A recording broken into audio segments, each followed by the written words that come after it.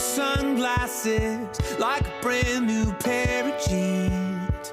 I feel like taking chances. I feel a lot like 17.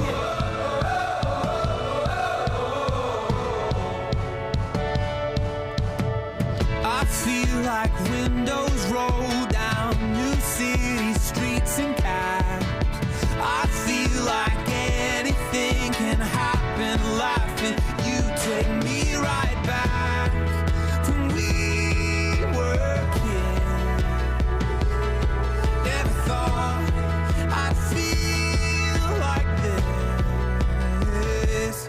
Like when I close my eyes and don't even care if anyone sees me dancing. Like I can fly and don't even think of touching the ground. Like a heartbeat skip, like an open page, like a one-way trip on an aeroplane. It's the way that I feel when I'm with you. Brand new.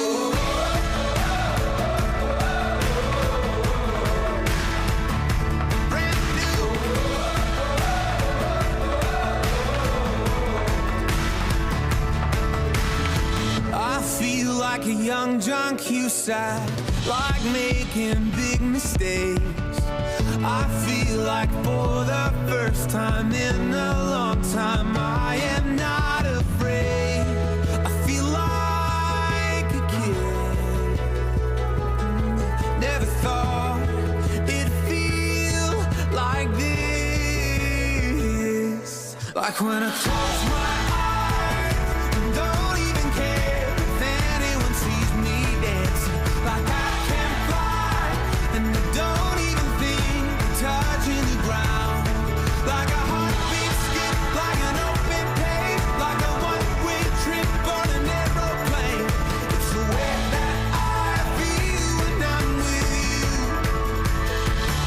brand new.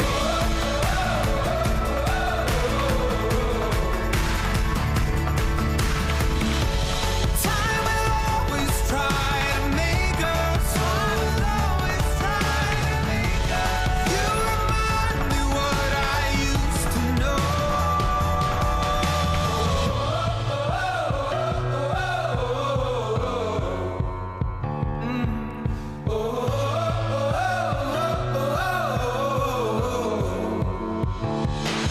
Like when I close my eyes and don't even care if anyone sees me dancing. Like I can fly and I don't even think of touching the ground. Yeah.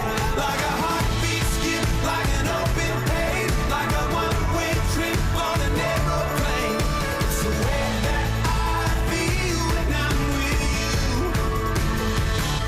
Brand new.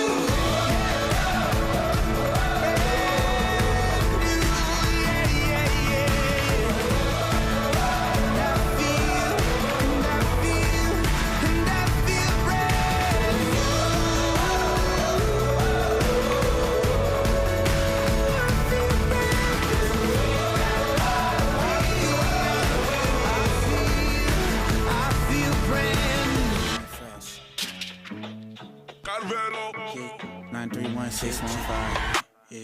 Lil Dilly from the bottom of the map. I ain't gotta have a strap, I still get 'em with the rap. Hating Dilly, man, you gotta be an idiot. In fact, took the monkey off, then I put the city on my back. Yeah. Country boy, but I hang around city slickers. This is well, I got it at the kitty litter. If my brother need $1, he gon' get a tenner. Yeshua of Nazareth was not a penny pincher. How you got it out the mud and never been mudding? Wise man know he don't really know nothing. Every night I got a demon saying post some. It's an everyday struggle, yeah. Joe, I said peace to the industry. I do it alone. I'm a beast. You a swisher sweet. You don't want the smoke. You a tweet. I'm reality. Paris in the cold. I know arrogance can feel like heroin inside a dome. It's imperative to get embarrassed when you hit a low. And the heritage that I inherited is all I know. I'm not American. My mama's surrogate. If you got heirs, you can hear it. Then when he appear again, I'm going home. Get jiggy with it. Get it jumping like I knew me. Miss Piggy with it. Make the family proud like it had penny in it. Bulletproof vest on the chest like 50 with it. Oh yeah, you tryna flex on me, don't be silly. Wild Wild West, yes, I'm Big Willie. Dressed like I came here fresh from West Philly. Who gon' protect your neck, inspect the deck? God made me do it, God made me fresh. When they tell me no, I hear maybe yes. Thought I'm playing checkers, man, I'm playing chess. My baby said let's have a baby, I said baby steps, look. Big Willie, Big Dilly, the Fresh Prince like I'm in Philly, said they shooters but they Ben Simmons, the pen silly. I talk like I got 10 milli in my pocket right now, you can't tell me nothing. Man, I'm doing what I want, it isn't for discussion. If it's number one spots, then you know I'm gunning for it. Independent artist gotta have a pocket and a stomach for it. I already know what you want, I don't wanna hear you rapping in your new song. Rather take a street food tour through Wuhan, cause y'all about a solid ass udon. Who want what? My jewels untucked, my mood unstuck. My barbershop ain't open, so I'm too uncut. I thank God with 2 arms up, I moved on up, but still ain't got nothing left to prove what's up. Hey. Get jiggy with it, get it jumping like I knew Miss Piggy with it. Make the family proud like it had penny in it. Bulletproof vest on the chest like 50 with it. Oh yeah, you tryna flex on me, don't be silly. Wild Wild West, yes, I'm Big Willie. Dressed like I came here fresh from West Philly. Who gon' protect your neck, inspect the deck?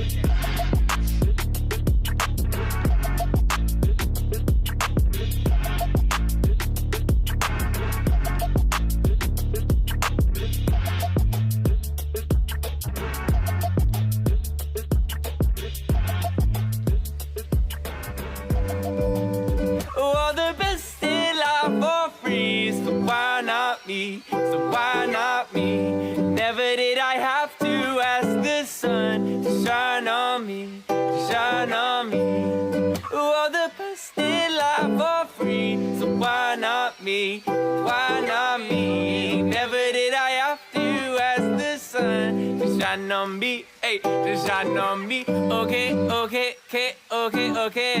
I've been stuck inside my head from November to May, but now I got these blue skies, palm trees, new eyes. Y'all can take the green stuff, I'll be on a view high, new vibe. And it feels just like the old me, back when I was younger, undercover, feeling so free. Ghost you, but you better never ghost me. I'm an introvert, but man, this weather's got me hosting. All the best in life for free, so why not me? So why not me?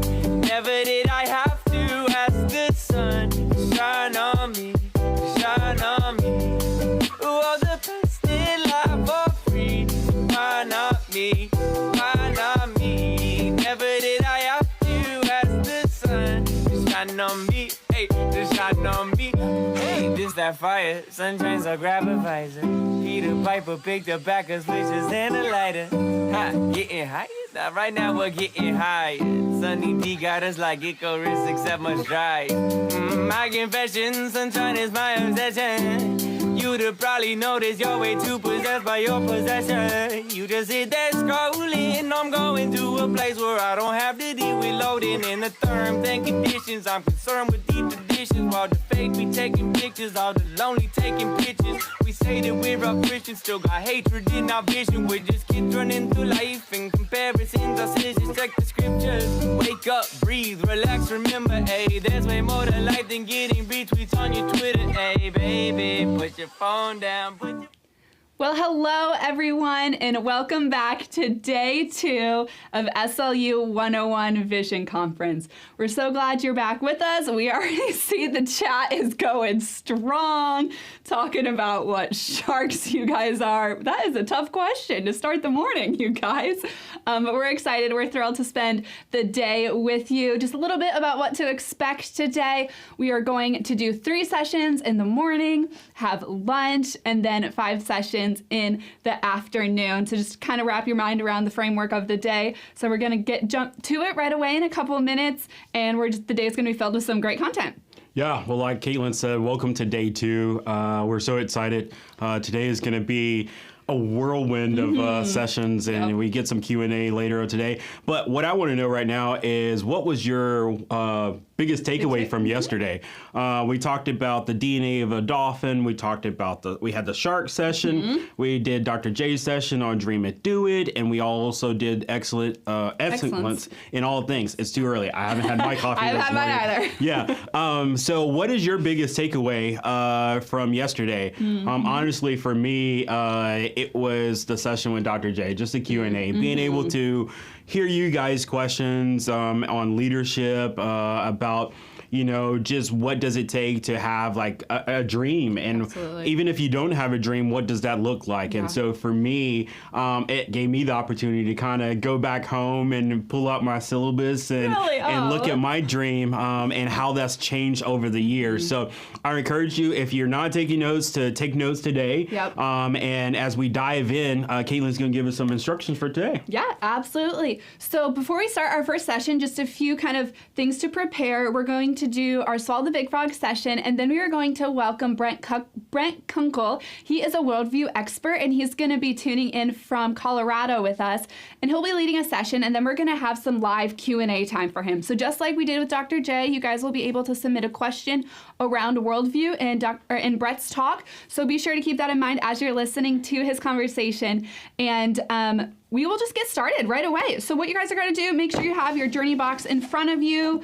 Go to page 41 in your syllabus for the Swallow the Big Frog session. This is an SLU staple. You may have no idea what it means. Hopefully you don't have a phobia of frogs, but we think you'll be okay. If you want, grab in your journey box the Swallow the Big Frog bag, but don't open it yet. In the video, you guys will be instructed on what to do with that. So grab your syllabus, grab a pen, paper, whatever you guys need to take notes, and please welcome Dr. Brent Crowe for the Swallow the Big Frog session.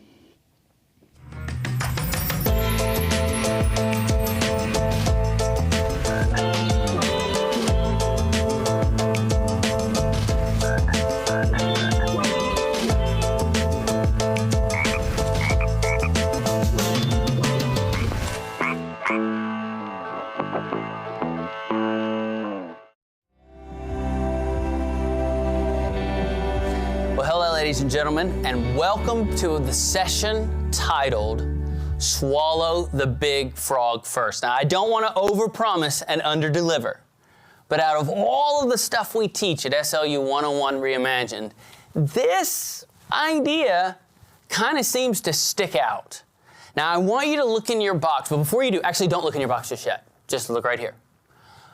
We have worked out a partnership with a cutting-edge company. I don't even know how you describe these people. And they have figured out a way to preserve a live frog so that it can be shipped all over the world in these SLU journey boxes. So I'm going to ask you, if you don't mind, just to get out your frog. If you'll reach in, you'll see he might start, you know, like moving around a little bit. This guy's starting to wake up just a little bit. And there is a real frog in your session. Now, real leaders are not afraid to reach in and pick that thing up. And so I'm going to ask that you would reach in and oh, he's just moving. Yeah, he's awake. Look at that. And so you have a frog inside your journey box. Now, for those of you that are in the back of the room running away, I was just kidding. There's not a real frog in your box. There's no such company, and if there was, I'm sure that PETA would have had them shut down a long time ago. I really do want you to reach in your box, and surprise, it's not alive. I want you to find the bag labeled Swallow the Big Frog First, and I want you to pull out, don't worry about this little guy. He's going to live happily ever after. He's going to be released in my backyard, which is where I found him, and he'll have families and multiply and be fruitful and, you know, whatever. So I want you to reach in and find the item labeled Swallow the Big Frog First. And I want you to get that out, and I want you to set that down in front of you for this session. And here's why. Because the visual of this session is this frog. It is this frog. And you're going to take this little non-real frog with you for the rest of your life. It's going to be your homework. And I'll explain what that means in just a moment. Before I teach you this session, there are 3 ground rules. I hate to use the word rules because I'm not real big on rules, but there are 3 kind of ideas, ground rules, that you and I kind of have to buy into for this session to make sense. Number 1, you've got to believe that procrastination is a sin. To put off until tomorrow what I should do today doesn't honor the Lord. So you've got to believe that putting something off, that procrastinating is not honoring to the Lord. Number 2, you've got to have a willingness to step inside a bizarre, crazy, twisted, weird case study, which I'm going to share with you in just a moment. And then you've got to have a commitment to keep your frog contained, which means don't play with it during the session. You can name it. It's gender neutral, so you get to decide that. Don't take that farther than it's meant to go, but you get to decide what it can be a little, whatever frog you want it to be. You get to name it, and it doesn't squeak, so don't try to play with it or figure out how to make it squeak. I just literally want you to contain it. Sit it down right there in front of you for this session as a constant reminder of one idea that I want to teach you, and that's this. Leaders are willing to do hard things. Leaders are willing to do the hard stuff. They're willing to do what others are not willing to do. They're willing to do hard things, and they're willing to do them in the present tense. Now here's the case study. Here's the bizarre case study that I told you you've got to be willing to step into. Imagine that you're in a room. Not the room you're in right now, but a different room. You're by yourself, and you're sitting at a table, and you're sitting down, and it's got a nice tablecloth on it, and you have one assignment, and your assignment is to eat whatever is set in front of you. The door opens the first time, and in comes a server, and he or she sets down a plate in front of you and pulls the cover off of that, and there sitting on that plate is just a little bitty frog, just a little bitty frog. It's kind of cute if you're into frogs. I'm not. Kind of cute if you're into frogs. And you've got to eat it. You don't have a choice. You have to eat whatever's placed in front of you. So you pick that frog up and you're looking at it. And then the frog starts to talk to you like, no, don't eat me. It's like a Chronicles of Narnia type frog. But you've got to eat this thing. And so you don't want to do it, but you force yourself to do it and you throw it in. Down the hatch it goes and no! WWJD, and there it dies, okay? And you go, thank God that's over. And then the door opens again. And in comes another server, and they set that plate down in front of you and take the top off, the cover off, and there is not a little bitty frog, but maybe kind of a medium-sized frog. Not cute like our guy, but a medium-sized frog, kind of ugly, right? It's got a few little warts. Maybe it's got a hair growing out of one of the warts. It's not, and it doesn't have this little squeaky voice like, no, don't eat me, I have a family. Nothing like that. You pick this guy up, and he's like, what are you doing? And he cusses at you. That's right, he's a PG-13 frog, not R, but PG-13 frog. And you're like, I'm sorry, but I gotta eat you. And he's like, your mama. And you gotta eat him, you don't have a choice. And so you look at it, it's not your case study, it's mine. And so then you bite his head off, and you bite 2 more times, and you get it down, and there's a little juice coming down the side of your face. It's the nastiest thing you've ever done in your life. But you wipe your face off, and you go, oh my gosh, thank goodness that's over. Then the door opens again. And the guy comes in carrying a plate, but this time there's no cover on it because the frog on top of it is so big, and sets it down there in front of you. And it's the largest frog in the world, the African bullfrog. And you've got to eat this thing.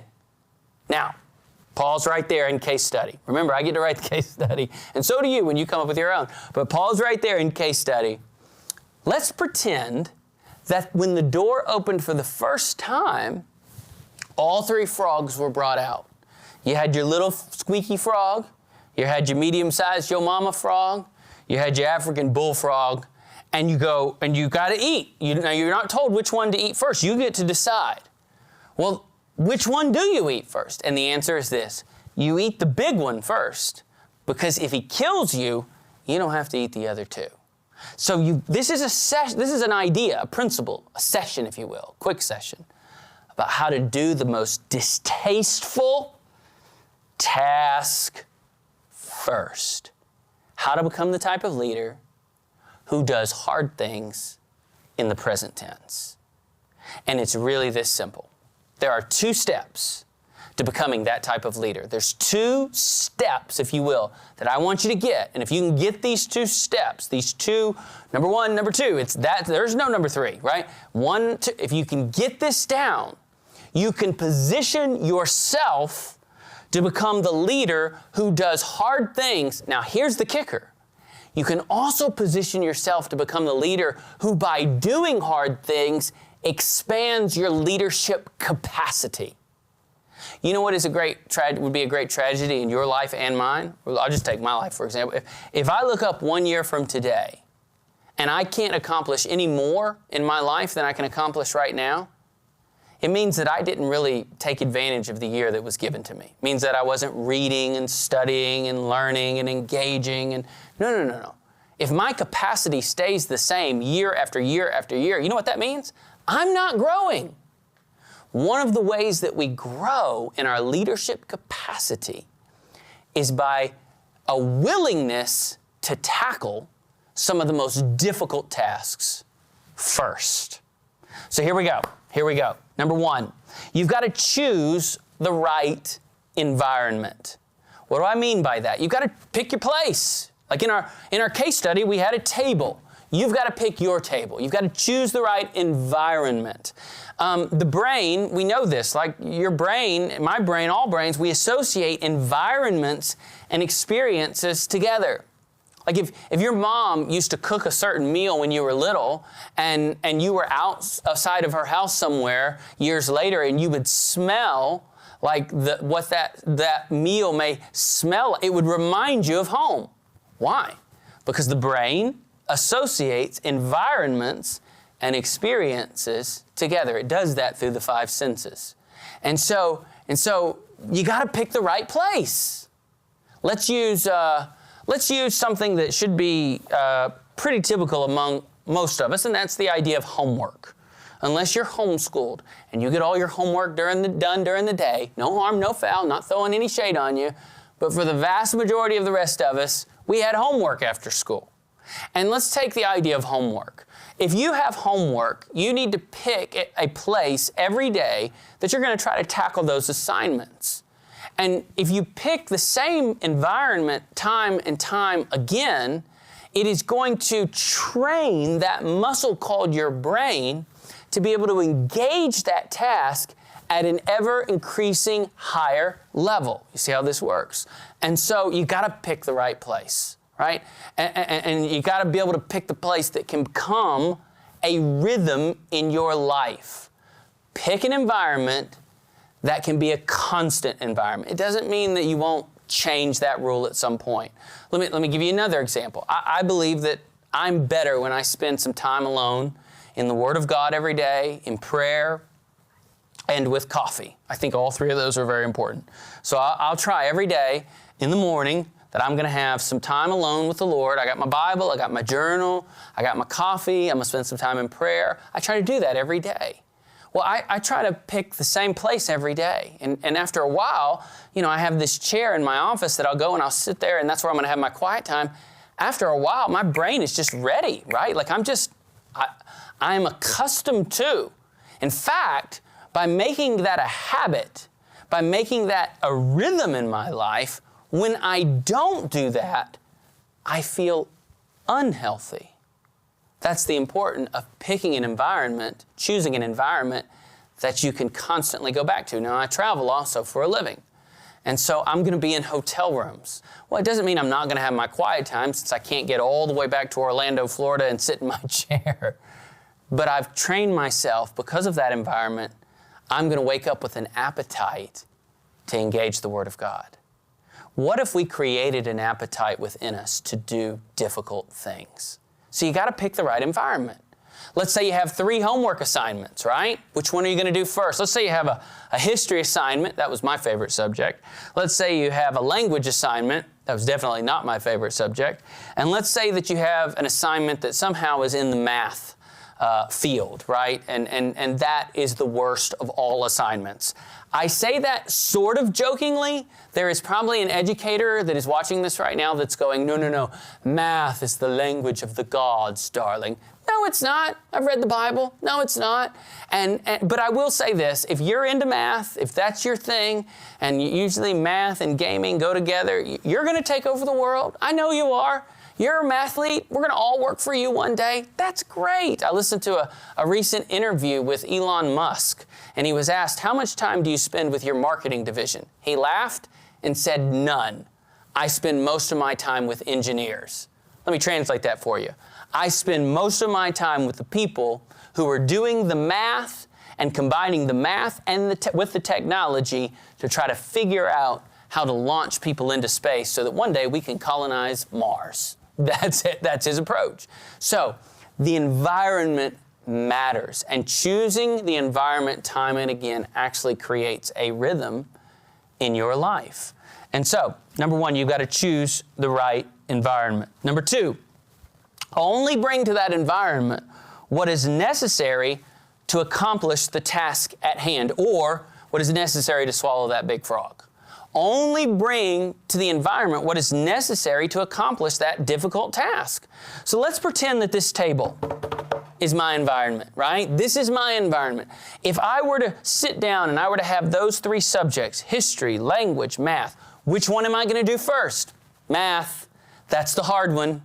My 5-year-old and I were sitting at dinner last night. I have 6 kids, and we were all sitting around the dinner table last night, all 8 of us, and it was broccoli night. Mom made broccoli.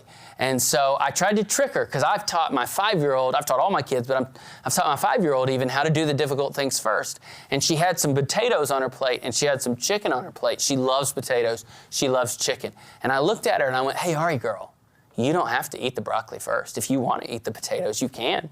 You think that would be a good idea? And she looked at me, she stabbed a piece of broccoli, held it up in the air, and said, no, I don't like this. I'm going to get it out of the way. And she took a bite of broccoli. That's what we're talking about. Doing the most difficult task first. So if she has a plate with potatoes, chicken, and broccoli, hers is, I'm going to stab the broccoli. For you, it might be, I'm going to stab the math assignment. For me, it would be the math assignment.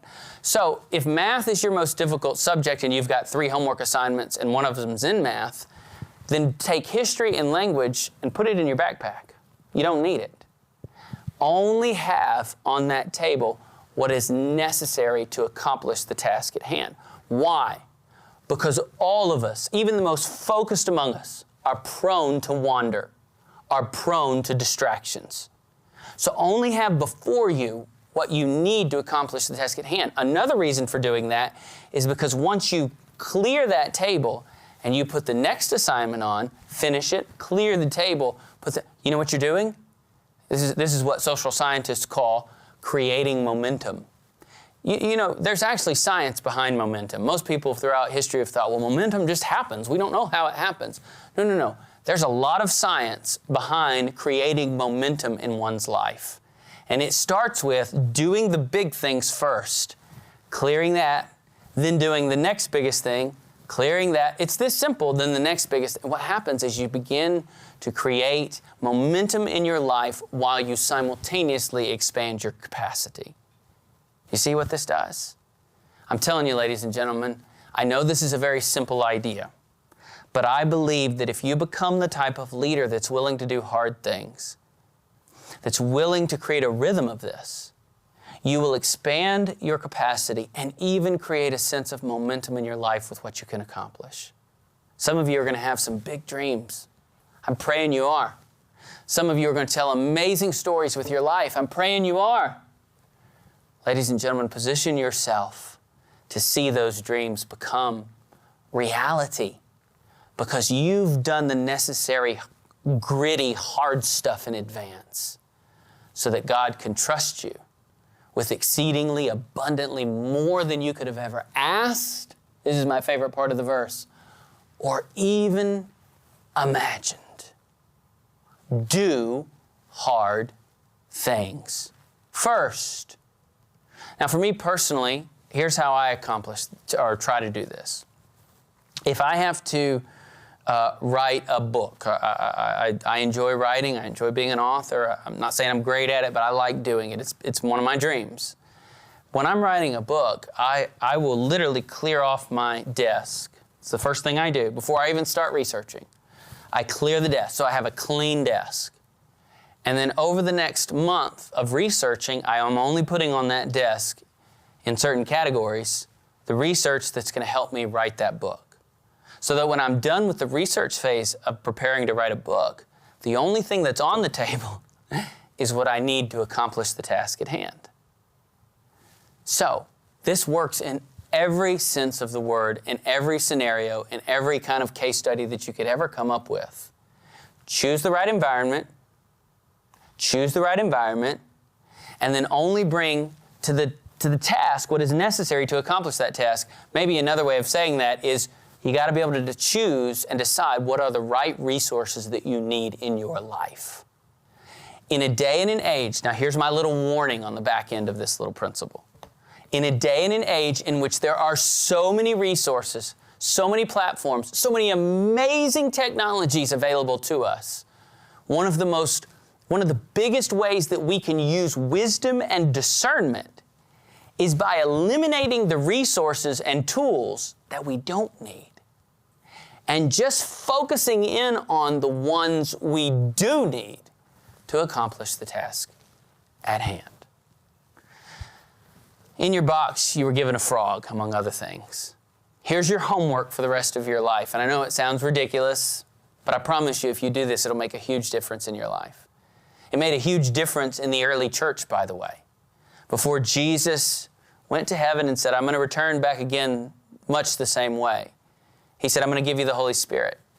You're going to be blessed with the... And guess what? You're going to be my witnesses. And then he named a few places. And just in your rooms, or if you're just doing this by yourself, think, what did Jesus say? That you shall be my witnesses. Don't look at your page. I know it's the Bible page, but he said in Jerusalem. Oh, Jerusalem. That was the city that was right next to them. Right?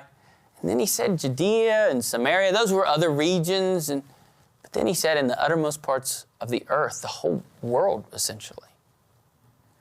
Why did Jesus say Jerusalem first? Now, it was true then, and it's true now. Jerusalem, at that point, was one of the most influential cities in the world. In this day and age, it's one of the most contested cities in the world. It is the only place on the planet, ladies and gentlemen, where the three largest monotheistic religions collide. You have Christianity, Islam, and Judaism. Do you think it was an accident 2,000 years ago that Jesus said, you know, you're going to have the Holy Spirit, that whole age of the church thing's about to happen. It's a short walk over to Jerusalem. Do that because it's easy. I don't think so. I've never met a scholar worth their salt that thought the followers of Jesus should go be a witness in Jerusalem because it was easy. He said, go to Jerusalem because it's hard. If you can be a witness in Jerusalem, you can definitely then be a witness in Judea and Samaria and the uttermost parts of the earth. Do you see that momentum? Do you see that capacity expanding? Jerusalem is relatively, but if you just look at square mileage, is relatively a small city. Judea and Samaria are not cities, they're regions. And then he goes to the uttermost parts of the earth. That's the whole world. We see capacity expand and momentum build. Everything that we've been studying, we see in Acts chapter 1 and verse 8. So here's my challenge to you. Do you want to live down here? Just want to be average and tackle tasks, if you want to tackle a task, but if it's just too hard or if it's something that you don't like doing, I'll put that off till tomorrow. Or do you want to live up here? And I don't mean up here in the sense that you're better than anybody else. No. I think an authentic leader is the most humble person on the planet. A leader who believes that leadership begins at the feet of Jesus never thinks too highly of themselves. But I do believe grace demands, more of us, not less. So how do we accomplish that? We've got to be willing to do the hard things, the difficult things. Dare we even say the uncomfortable things? So here's your homework. Take your little frog, whatever you named him or her, all right? And I want you to put this frog somewhere that you'll see it every day of your life. You know, we get a lot of ideas where people will post on social and give ideas. If you want to do that, please do so. Use the hashtag SLUlead or tag us at SLUlead, because we like to share those ideas with other people. People will put a little stone or a little rock or something to weight it down in the bottom of the frog, and they'll put it in their fish tank if they own a fish, because they feed their fish every morning. And it reminds me to swallow the big frog first. So many young ladies, and I'm not saying this in a negative way, I think it is kind of humorous, but not negative. So many young ladies have told me they put their frog in their closet, at the top of their closet. So the first thing they do is decide what they're going to wear that day. So when they open their closet door, they see that frog, and it makes them stop and think, what is the most difficult task that I have to do today? Some people just put it on their nightstand. Some people just take a picture of it and make it their home screen. However you want to use it, but make sure that you're reminding yourself to do the hard things every single day, and doing the hard things first every single day. Dr. J. Strack puts his frog, he puts his frog in his bathroom right next to his toothbrush, so that when he's brushing his teeth every morning, he sees his frog. I put mine in my office, right next to where I set my coffee mug down in the morning. I have a place where I set my coffee mug down, Are we sure and my frog is sitting right right there next to it. He's So not something else as I'm like drinking this. my coffee, I'm asking myself, what's the most difficult task that I have to do today? And I try to do that task first. Pick up the fork, stab the broccoli, and eat it first. Become the leader who can do the most difficult task first. And I make this commitment to you, ladies and gentlemen. You will become a leader that can be trusted with difficult tasks. You will become a leader that can be trusted with more responsibility. And you will become a leader that expands his or her capacity over time. And in turn, creates a sense of momentum in your own life. God bless you as you swallow the big frog first. 5, 4, 3, 2, 1. Well, that's always one of my favorite sessions. So good. Swallow the big frog first. What I want to know now is where are you going to put your frog and what you're going to name it? My frog may look different than yours. This is my frog. It's a pretty big frog. Yeah, it's a big frog. My frog's name is Sir Winston. And Sir Winston sits on my desk every day reminding me to do the challenging things first. And so I always take a look at him. So what are you going to name your frog? Caitlin, what's your frog's name? Oh, I don't have a name for my frog, but my frog is goodness. on my desk right next to my computer. If you want to recommend a name for my frog, let me know. But I love seeing where you guys are putting yours on your car, on your desk, in your dresser. Yeah, just some place that you guys can see it and remind you.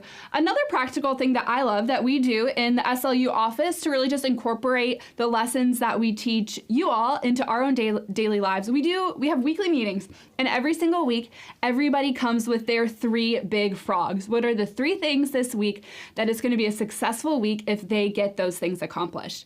I know myself, I like to just check things off lists. So I'm kind of tempted to do the easy things first to feel good about myself. You know, when Me there's too. 10 things on that list and you're like, I got 5 of them done. But you're like, those 5 things took like 2 minutes to do. Yeah. Sometimes I even like add things to my list after I do them to then just check them off, which is pointless, but you know, so I really do, as a leader, need to practice implementing swallowing the big frog first, doing the hardest thing. So as you think about that for you as students, that may be a class assignment that is 3 weeks out. You know it's going to take a lot of time, but you want to start it now. Maybe it's when we talk about dreams, maybe see if there's some big frogs that are incorporated into your dream that we talked about last night, what that may be. So as you guys are doing that, let's see what else you guys do. Your car. I love these names of the frogs. So good. Happy Gilmore. Definitely. Okay, so these are so good. Well, guys, we hope you enjoyed that. Just fun little whimsy reminder for you all of how to swallow your big frog first. So right now, as I said before, we are going to transition into our worldview session, and we are excited to welcome Brent Kunkle with us. He's going to be joining in to us live. He'll be zooming in from Colorado. But Brent is the founder and president of Maven Ministries. It's a movement equipping the next generation to know truth. And he has led this ministry for only over 25 years, experiencing and equipping students and parents to know God's truth, know biblical worldview, what you believe, why you believe it, and how it impacts your life. He's a husband and father to 5, and he lives in Southern California. So SLU 101 Vision please welcome Brent Kunkle. And as a reminder, listen in for some of the questions that you may have after we'll be doing a Q&A time. Okay, good morning. I don't know if I lost audio there. It cut out, but I'm going to jump right into this. Hopefully you can hear me. I am out here in the great state of Colorado, but I'm from Southern California. But I'm out here speaking at an event because I do a lot of speaking throughout the year. And I was at an event in upstate New York. A church had brought me out to do just a number of events speaking for them. And the last day of this little mini kind of speaking tour, I was at a college. It's called the College of St. Rose. Now, it's a Catholic school, but the church that I was working with had a Christian club. In fact, I have a picture of a slide of the sign that was out front of the school. And the sign has a Christian motto on it. It says, "In thy light, we shall see light." And so it's a Catholic school, but they had a Christian club to reach out to a lot of the students because most of the students at the school actually weren't Christians. So they had me come do this talk, kind of a hot topic talk. And so we got there early, set up with the students, and then probably about 45 minutes before our event started, I was talking to some of the student leaders outside of the building.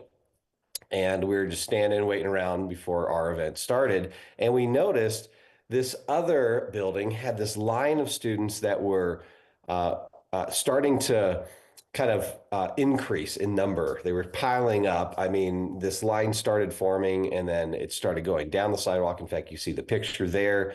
They're waiting to get into this other auditorium. So I told some of the students of this Christian club, hey, grab the flyers for our event and let's take those down and let's see if we can pick off some of those students and have them come to our event. Because there were hundreds of students that were waiting for this other event. So we go over there.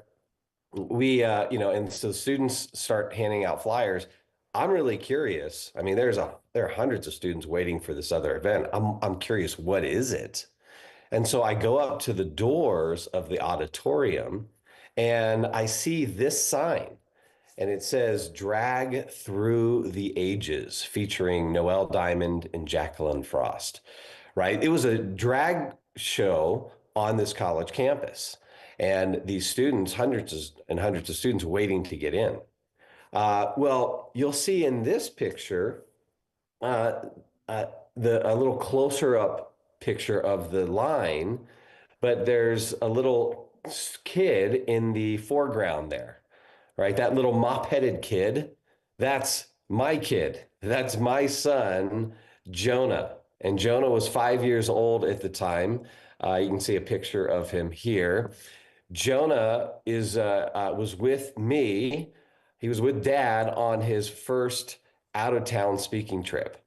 And I think we got a picture there of Jonah standing in his green little shirt. Jonah was on his first out-of-town trip with me. And so Jonah he's probably my most talkative kid, most inquisitive kid. And so 5-year-old little Jonah is here at this event. And so we get down over there, he sees all these kids and he starts asking me questions. He says, Dad, what's this event? What are all these students waiting for? And so I'm trying to keep it real general. I'm like, oh, Jonah, it's just a school-sponsored event and they're just waiting for it. Well, Dad, what kind of event is it? Like, what's going to happen? I'm like, all right, he's 5 years old. I mean, what do I say? Well, he doesn't know what a drag show is, so I just tell him, I go, okay, well, Jonah, it's called a drag show. And he says, Dad, what's a drag show? I'm like, oh, great. What do I say to my 5-year-old? Okay, well, Jonah, this is where, men dress up in women's clothes and they put on dresses and they wear women's makeup and do like a fashion show. And Jonah looks at me and goes, Dad, why would they do that? Right? And he's just puzzled by this. And here I am, in today's culture, having to explain to my 5-year-old what a drag show is. Now, here's the thing. When I give this illustration to students, the reaction from students is shrugging the shoulders, like, okay, so what? No big deal. Because for your generation, this is something that you've just grown up with, right? My son Jonah, he's just going to grow up with this kind of thing in our society, in our culture. So, maybe you've heard of Drag Queen Story Hour at the local library. Maybe you've been on Netflix and seen, the various different shows on a streaming platform like Netflix, like Drag Kids. You have access to this stuff all the time. And now here's what we know with your generation. If you look at that chart, and you look at LGBTQ identification by generation, you have at the very bottom what's called the silent generation. This is probably, your great grandparents. Only about 1% would identify as something on the acronym LGBTQ. Then you get the baby boomers, that's probably your grandparents, 2.3%. Gen Xers, that's probably a lot of your parents, 4.5%. It's a small minority in our culture that I would identify that way. But then you see the millennials jump, and for some of you, this might be the older millennials might be some of your parents, it's 10%. But your generation, Generation Z, notice the increase, 22%, right? Because you're growing up in a culture where this is more of the norm. And these ideas about whether it's about drag queens or whether it's about gender ideology or whether it's about our sexuality, these ideas in the culture have consequences for how we live our lives. And you've got to understand that ideas have consequences. But here's the flip side of that. Bad ideas have victims. That means if you embrace bad ideas, false ideas, those ideas will victimize you. They will have negative consequences. And that's what we're seeing in something like the ideas about gender in our modern culture. Because people embrace certain ideas, but they don't just think about those ideas. They don't just embrace them in their mind. They eventually live out those ideas. And so now you might have a young woman who thinks she is a man trapped in a woman's body, and then she will modify her body in radical ways, in irreversible ways, because of those ideas. Bad ideas have victims. Now, the gender stuff, the LGBTQ stuff, that's just one issue. Those are just some ideas floating around the culture. But think about all of the other issues in life that surround us. Our culture is constantly speaking to us about those things, but also about the good life, or about issues of race, or issues of wealth and money and materialism. There's all kinds of views about everything. We're surrounded in our culture by voices that are trying to pass along ideas to us. And if we as Christians aren't equipped to deal with all of those ideas coming at us, we're going to have a difficult time navigating this culture. Now, there was an important Christian thinker. His name was Francis Schaeffer. And Francis Schaeffer, who was a prominent Christian thinker, he was a theologian, he was a pastor, he was a writer. This is what he said, back in the early 1980s. He was looking at the culture. He was looking at Christians and how the Christians were responding to the culture. And he said back then, this is what he said. He said, the basic problem of the Christians in this country in the last 80 years or so, in regard to society and in regard to government, is that they have seen things in bits and pieces instead of totals. They have very gradually become disturbed over permissiveness, pornography, the public schools, the breakdown of the family, and finally, abortion. But they have not seen this as a totality, each thing being a part, a symptom of a much larger problem. They have failed to see that all of this has come about due to a shift in worldview. That is, through a fundamental change in the overall way people think and view the world and life as a whole. Okay, what is Francis Schaeffer saying? He's saying often when it comes to our engagement with the culture, he says Christians have seen these issues in bits and pieces instead of totals. He says the problem is that there is, whether it's the LGBTQ issues, whether it's abortion, whatever issue it is, this issue is a symptom, he says, of a much larger problem. And what is that problem? He says that larger problem is that in our culture, there has been a shift in worldview. And so when we think about something like drag queens, I mean, why now in our culture is it much more acceptable, right? Why is the LGBTQ issue much more acceptable? Because there's been a shift in worldview. And what Schaeffer encourages us to do is not to think in bits and pieces, but think in totals. And what he means is think worldviewishly. Now, let's define worldview. What is a worldview?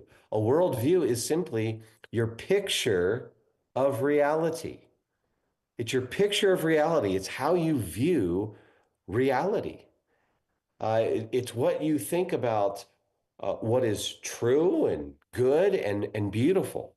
All right. And now let me give you an analogy because I think it's really important for us to understand what a worldview is and how it functions in our lives. So I want you to think about puzzle pieces. And I want you to imagine that if you were able to take all of your ideas, all of your thoughts, and kind of dump them out on the table, it would look like this. Each thought, each belief, each idea would be an individual puzzle piece, okay? Now, what good worldview thinking does is it tries to take those different pieces and then put them together and organize them into a coherent picture, a picture that makes sense of all those individual pieces, right? And so when you start putting these puzzle pieces together, eventually a picture starts to emerge that you can see, and then it helps you to make sense of all of those different pieces, all of those bits and pieces, right? If you just look at an individual puzzle piece, you don't know what the whole picture looks like. You don't even know what the picture is. And so what good worldview thinking does is it takes all of our ideas and beliefs, all of those different puzzle pieces in our mind, and it starts to organize them and to form a picture of the world that makes sense, that fits together. Now, think about the whole idea of making puzzles. What are a couple of things that could happen? If you're trying to do a puzzle, what are a couple of things that could happen that would throw off your puzzle making? Well, what if you had a missing piece, right? If you had missing pieces, you wouldn't be able to complete the puzzle. If you have enough missing pieces, you won't see important parts of that picture. You may not be able to make out the main aspects of what that picture is in that puzzle. And so if you have missing pieces, your puzzle is going to be incomplete. Your picture is going to be incomplete. In the same way, if we have missing pieces in our worldview, in our picture of reality, it's gonna be more difficult for us to see reality. But here's another thing that can happen.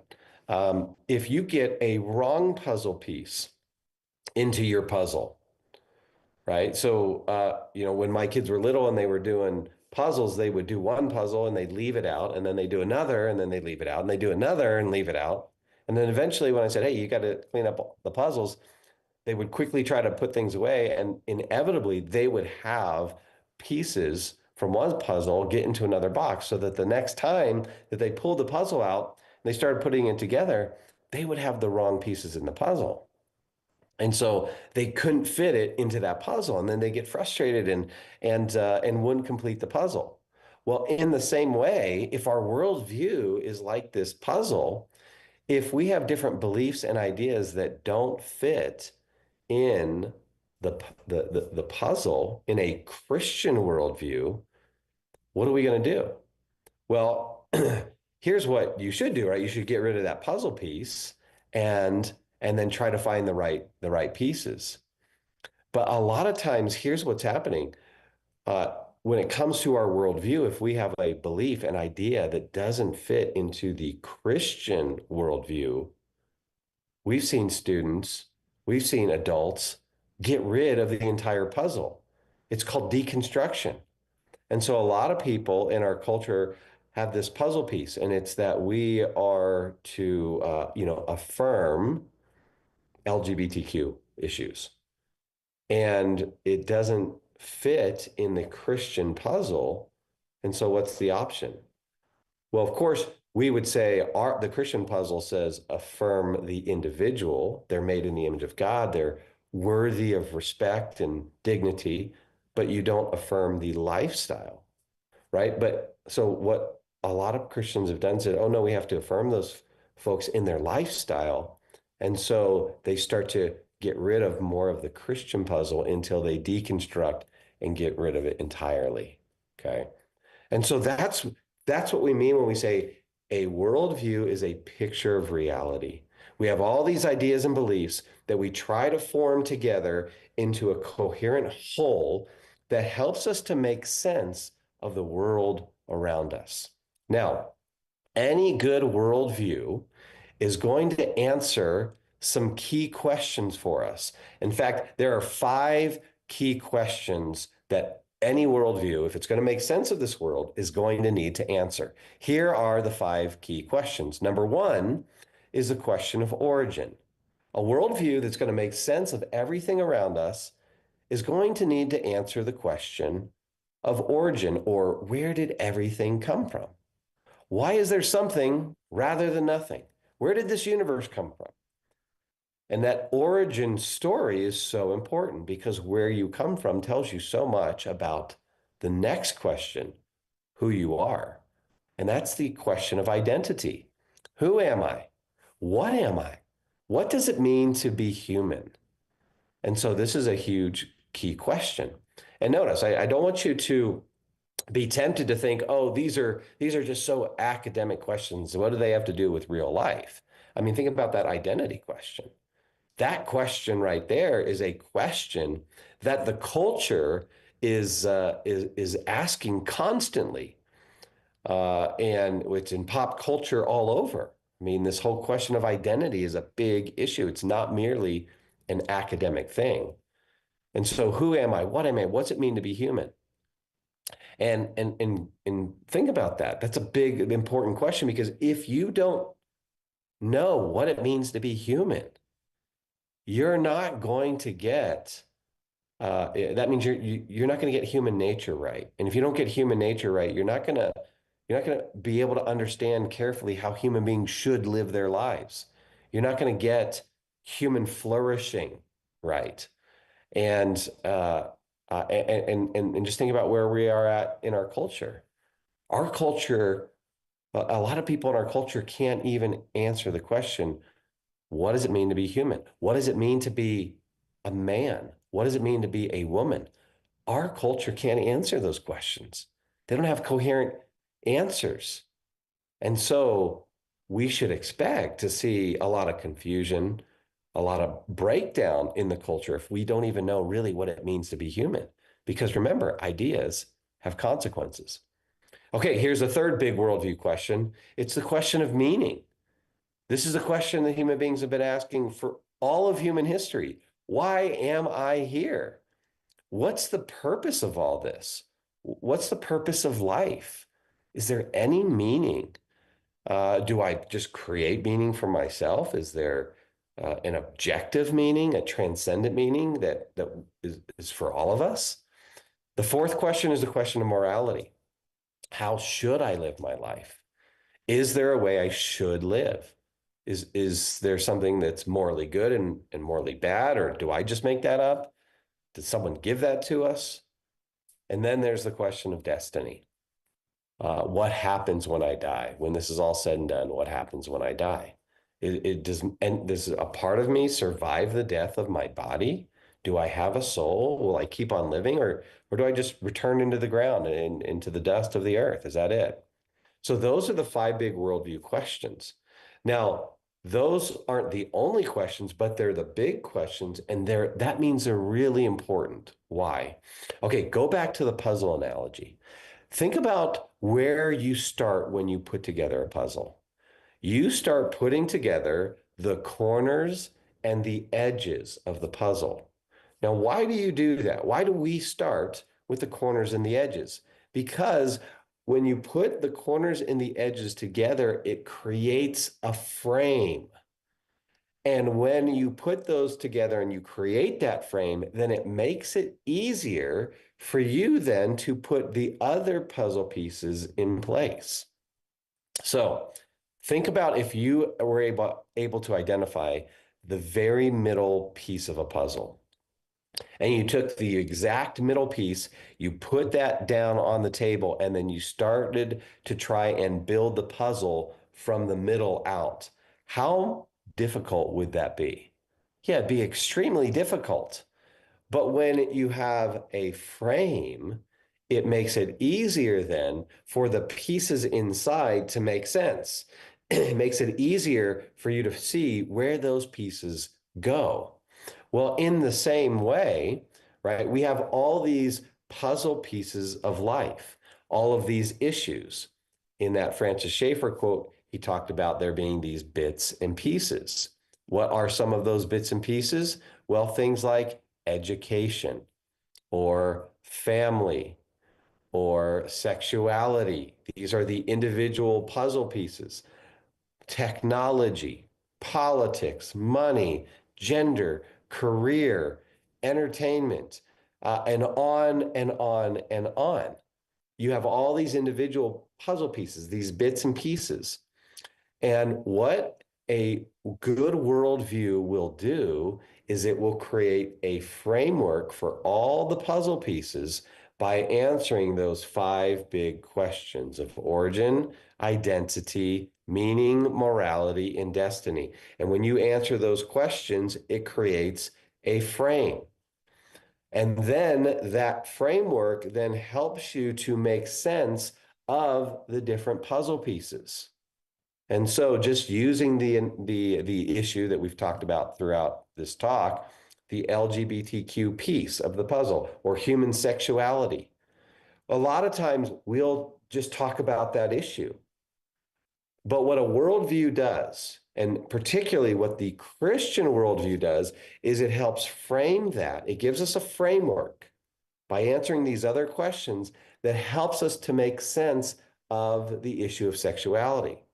Now, let me just do a quick review here of three major worldviews. Okay, here are the three major worldviews. This is a way to categorize them. There's different ways to categorize them, but you could say you've got theism, all right, as one major worldview. Theism is the view that God made everything. Okay, it's so now think about it. In a theistic worldview, you have various other kind of sub categories. So you would have theism, but under theism, you could you could have Islam, right? Islam is a version of theism, Judaism, and also Christianity. but they share this larger view that God made all. Now, who they think God is or what they think God is like, they differ. But they would fall under the category of theism. And this is a view that there's some kind of personal God who's made everything. Then there's the view called pantheism. Pantheism is the idea that God is all. So God is in everything. This is kind of the Star Wars view, right? The Force is all around us. And this is a view that God is in the rocks and the trees, and he's in you and me, and we're all part of the divine. And so that's pantheism. And then you've got another major worldview, that's atheism, theos, which would mean no God at all. And so these are three major worldviews. And those worldviews give us a framework to kind of interpret all of reality. And because they give us a different framework, they answer origin, identity, meaning, morality, and destiny. They answer those questions differently. Then when it comes to the individual issues of life, they will also give us different answers to human sexuality or to family or money or politics. Now, here is the most important question when it comes to worldviews. All right. The most important question is, what is true? What is true? Because there are all kinds of worldviews out there. There's all kinds of, you just take atheism and theism for a second. Theism says, hey, there's a personal creator of the universe who's made us. Atheism says there is no God, right? Well, those are two contradictory answers, and they obviously can't both be true at the same time. You can't say there's a God and there is no God at the same time. Those can't be true at the same time. And so which view is true? This is the most important question we can answer about a worldview. Because if we embrace a false worldview, like I said, ideas have consequences, and bad ideas or false ideas have victims. We will live our life in a way that is not true to reality. Remember, a worldview is your picture of reality. Now, here's our claim, and I'm going to I'm going to skip some slides here in my slide deck, but I want to say this, and then we can talk more about it in our Q&A. Christianity is the truth about reality. The Christian worldview is not just a worldview. We would argue it is the truth about reality. And where do we get the Christian worldview? The Christian worldview comes to us through two places: God's world and God's word. So we can look into the world, and Romans 1 tells us that we can gain knowledge of God. But then we can also look into God's word, the Bible, and it gives us knowledge of reality. And so when we talk about a worldview in particular, we want a biblical worldview. And the Bible will give us not just devotions, not just how we're to relate to God. It doesn't just talk to us about a relationship with God. No, the Bible's actually bigger than that. It gives us a factually accurate account of reality. A biblical worldview gives us a factually accurate account of reality. That means the Christian worldview that comes from the scriptures, what it says about reality is true. And so in Genesis 1, when it says God made the heavens and the earth, that's our answer to the origin question. That's the true answer, is that there's a personal, powerful creator, the God of the Bible, who has brought us into existence and made us. And then Genesis 1, 26 and 27 and 28, he made us in his image. So we go right from origin to identity and on and on and on. And a Christian worldview will help you put the different puzzle pieces of life together to make a coherent whole so that you know how to navigate the world around us. And let me close with this. This is a quote from a thinker, a Christian thinker, theologian. His name is Abraham Kuyper. He captures the idea of a Christian worldview beautifully when he says this. He says, there is not a square inch in the whole domain of our human existence over which Christ, who is sovereign over all, does not cry, mine. There's not a square inch of reality that doesn't belong to Christ, because he is the creator of all things. And that is why biblical worldview is so vital.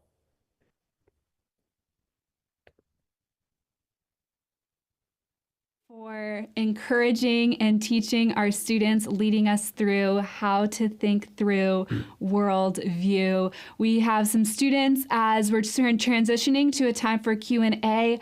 Students, as you had in your syllabus, you guys may have written down some questions, so feel free to put those in the chat, and we'll be just facilitating some time. Brett, I don't think you can see the chat, but they have just been encouraging, making great comments, really encouraging. I see fire emojis about what you are saying. So thank you for encouraging our students with truth. So I just wanted to start out with the first question asked by Zoe. And she says, how do I maintain a biblical worldview when working with people or collaborating with people who have the complete opposite? And also without making sure that she is conforming to their values and staying strong and true to the beliefs and biblical beliefs that she has? Yeah, that is such a good question, but it's a difficult question. And that is a question you'll be answering kind of all of your life, right? Because we live in a culture that embraces a lot of unbiblical views. But there are neighbors, there are family, there are coworkers. So we're going to be working with them side by side in a lot of different ways. So I'd say the first step is to make sure that you are well grounded in a Christian worldview. So you've got to know the Christian worldview well yourself. And that process never stops. I am still growing in my knowledge of the Christian worldview. The way C.S. Lewis put it was, Christianity is kind of always going farther up and further in. And in the same way, our God is an infinite God.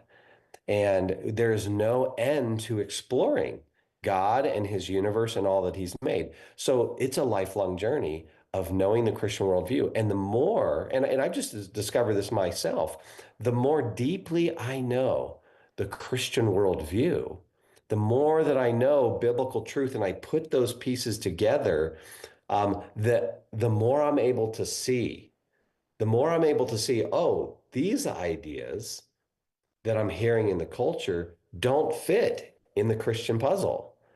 And so knowing what you believe, why you believe it is the first step, because it'll give you eyes to see.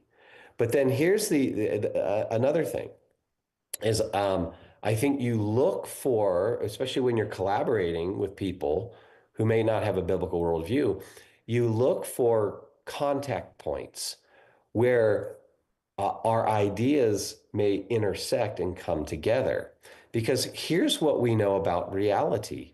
We know that every human being is made in God's image. And so they have this common human nature, that they have the ability to think, they have rationality. God has given all of us our five senses so that we can explore the world. So there are going to be points where even if someone isn't a Christian, there are going to be places where you find common ground just because you're human. And I think the Apostle Paul refers to this in Romans chapter 2, verses 14 and 15. He talks about this idea that God has written his law on every human heart. He says our conscience bearing witness.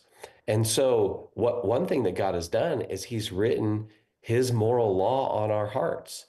Now, that doesn't mean that everybody recognizes it, but there are going to be points where you have some commonality People are going to agree that there are things that are just and unjust. They might disagree on what some of those particular, but that's where you might find some commonality that they agree that, hey, there are just and unjust things. So you look then for some of those points of agreement, because if my atheist buddy shares my views on, let's say, a hot topic like abortion, I can make common cause with him in the culture. We can work together and fight against the injustice of abortion. And so you look for those commonalities. And then I would also say, when you interact with people who have different worldviews, sometimes there's going to be clashes. And you've got to be prepared for that. You got to be prepared for people to disagree with you, and that's okay. But one of the best ways that we can engage them is by learning to ask them good questions. Oh, hey, so you see this issue a little bit differently? Hey, tell me why. Hey, what's your view on this? And try to engage thoughtfully by starting with questions. And so I'd say those are a couple of things that we need to do. Yeah, absolutely. And as students, I think some of Brett's answer also answered some of the questions that we see coming in. So there's a lot coming in. So I'm going to try to filter through and try to combine a few of them. So kind of two ideas kind of combined are, how do I know that I have a biblical worldview that is accurate? And then how do I become confident and comfortable sharing that biblical worldview? Okay, two really good questions. How do you know you have a biblical worldview that's accurate? Number one, you've got to know this book. So that means that we have got to be readers. Because think about it. God has primarily revealed to us himself in the scriptures, in the Bible. And that's no accident. I mean, God could have waited a couple of thousand years and put it, in a video, but he didn't. He did it in a book, because reading actually is a very important tool for our intellectual growth. Leaders are readers. You will not grow. I mean, I think this is just a guarantee based upon all of human history, but you will not grow to the levels that you can grow to intellectually in your mind without reading. And loving God with our minds is part of the great commandment that Jesus lays out in Matthew 22. You are to love the Lord your God with all your heart, soul, and mind.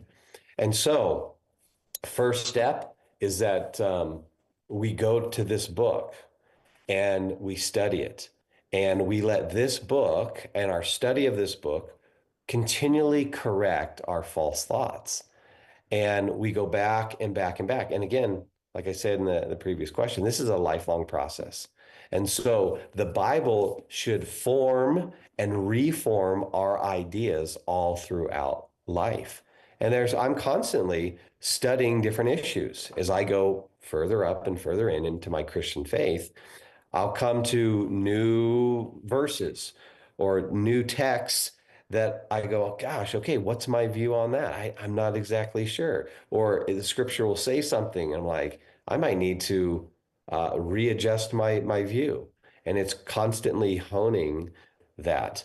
Now, I think the bigger issues are they're a little more straightforward. And so you have the big issues like origin, meaning, identity, morality, destiny. Those are pretty straightforward. Those big key questions are pretty straightforward.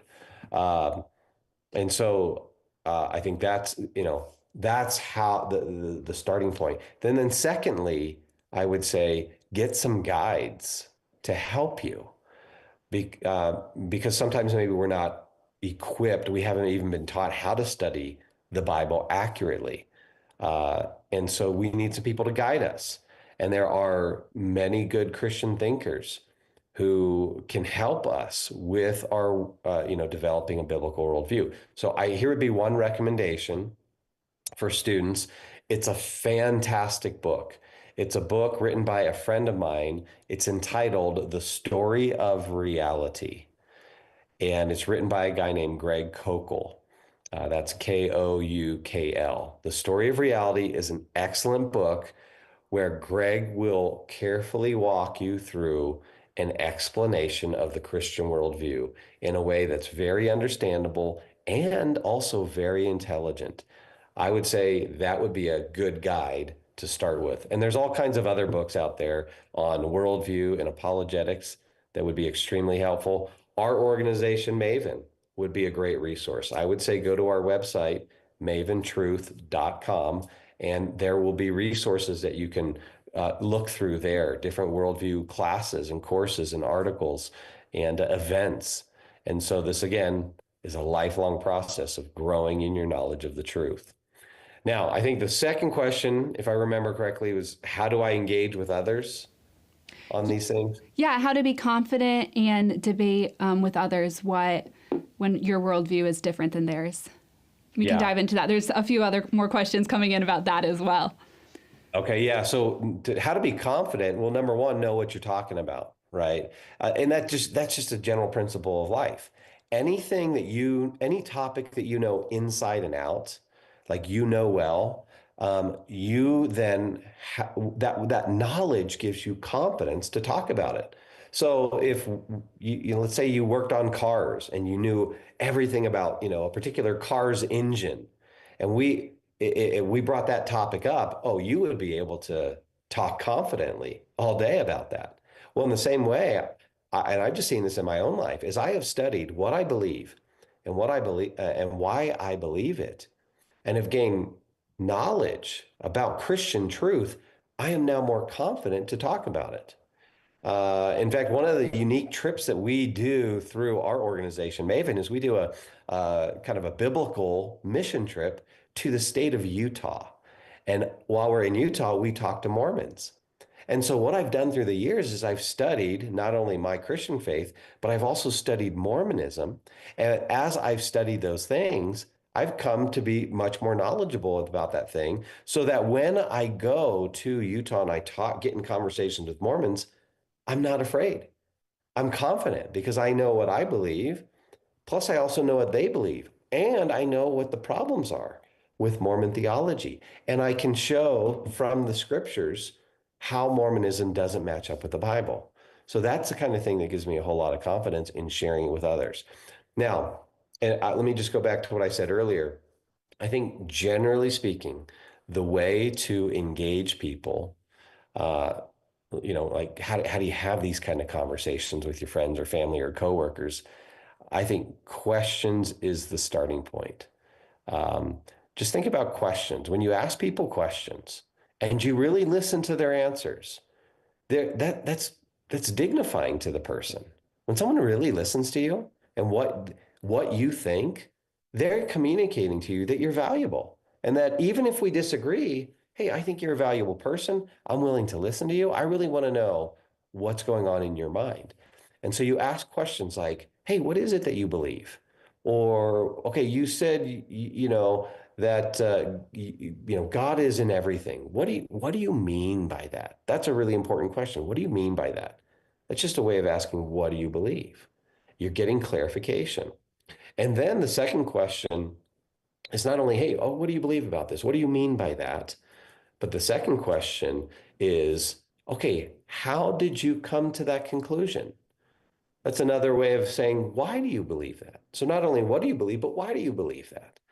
And everyone has beliefs, and we can gently push them to have good reasons for their beliefs. It's not just Christians who need good reasons for their beliefs. And so let me give you another good resource on this. It comes from the same guy, Greg Kunkle. He wrote a really good book called Street Smarts. And Street Smarts, he teaches these questions and how to engage with people who don't believe what we believe. It's a fantastic book. Amazing. Well, thank you. Such good insights, Brett. Questions are still coming in, so we're going to keep going for about 10 more minutes. So we have one from Jackson. He said, is it beneficial to debate on a denominational or secondary level about worldview? Okay, if I understand the question correctly, it's do we debate the secondary issues kind of amongst the denominations? All of the little puzzle pieces in the middle. Where do we debate that? Well, It depends. It depends. So I think you have our engagement with the non-Christian world out there, unbelievers. When it comes to our engagement with unbelievers, I think what we want to do is we want to focus on what C.S. Lewis called mere Christianity. These are the essentials of the Christian faith, because not everything that Christians believe are essential to salvation. So look, different Christian denominations have different views on, let's say, an issue like women in ministry, or they have different issues on eschatology, end times, or they have, different views on these other kind of, you could call them secondary issues. They're not essential issues. And so I would say in our engagement with an unbelieving world, we want to focus on the core of Christianity.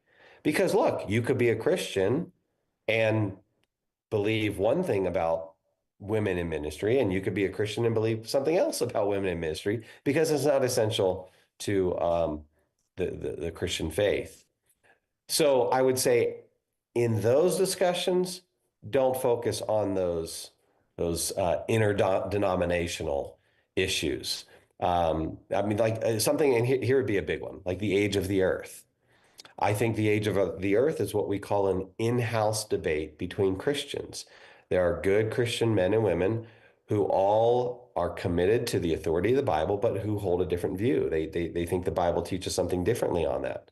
So when I talk to my atheist friend, I don't make that an issue, because that's, it's not important how long it took for God to create. What's more important is that God did create. He doesn't even believe that. So I'm going to focus on those issues. Now, when it comes to Christians, yeah, we do actually need to have those conversations. And that's why we have denominations, because we hold to different views about some of the less clear things in Scripture. And that's okay. I think actually denominations is a good thing, because it allows those who hold different views to practice what they think is right. And denominations isn't a bad thing. Obviously, if you think that women can be pastors, or you think that women can't be pastors in the church, you're going to practice in the church differently than one another. And denominations allow people to practice the faith according to their conscience. And so the in-house debates, we keep in-house. That's so good. I just love your picture of the puzzle. I think students, as you guys are having conversations, just having that imagery in mind as you're talking, is this a border type of conversation, or is this a little piece conversation? And knowing that and what that question is at the beginning will help your framework as to how you answer the question and how you approach it. So great questions, you guys, still coming in. We have time for a couple more. I love this question. How do I stay sensitive to the heart of God in this culture? Basically saying, how do we become not okay with what culture says while also maintaining a biblical worldview? Yeah, that's an important question, because, you look at the example of Jesus. He looks out into the world, and in the Gospels, it says he's moved with compassion, because he sees the lost people of Israel, and he sees they're like a sheep without a shepherd, right? And so as we view the world, and actually, so I think the Christian worldview helps us with this, because, right, that second big worldview question is identity. Well, that identity is human identity, made in God's image. That's true of everyone. And what that does is that gives us a basis for human value, in contrast to the world. So the world says, hey, there's some characteristic that makes you valuable. Your looks, your athletic ability, how good looking you are, how intelligent you are, how much wealth you have, right? These different attributes. Well, anything that the world says that points to for your value is going to actually create a system where people aren't equal. There's no equal value because we don't share any of those things equally, like good looks or athletic ability or wealth. Do we have that equally? Of course not. So if that's the basis for human value, no one's going to be equal. However, if everybody equally shares being made in the image of God, now we have a basis for everyone being equal. And it also helps us to understand this creature, this human being made in God's image, now has what we call intrinsic worth, inherent worth. They're valuable not because of what they do or what they say, but because of what they are. And so the Christian worldview gives us a basis right away for how to treat people with love and compassion. But then here's the other thing that I found. You will, as you grow in your knowledge of the Christian worldview, and then you engage with other people, then God's Spirit has a way of working through that to break our hearts. And I've just seen it all the time. So at Maven, we have these unique worldview and biblical mission trips that we do for Christian schools or youth groups or college groups. And we take students to different places to engage with unbelievers.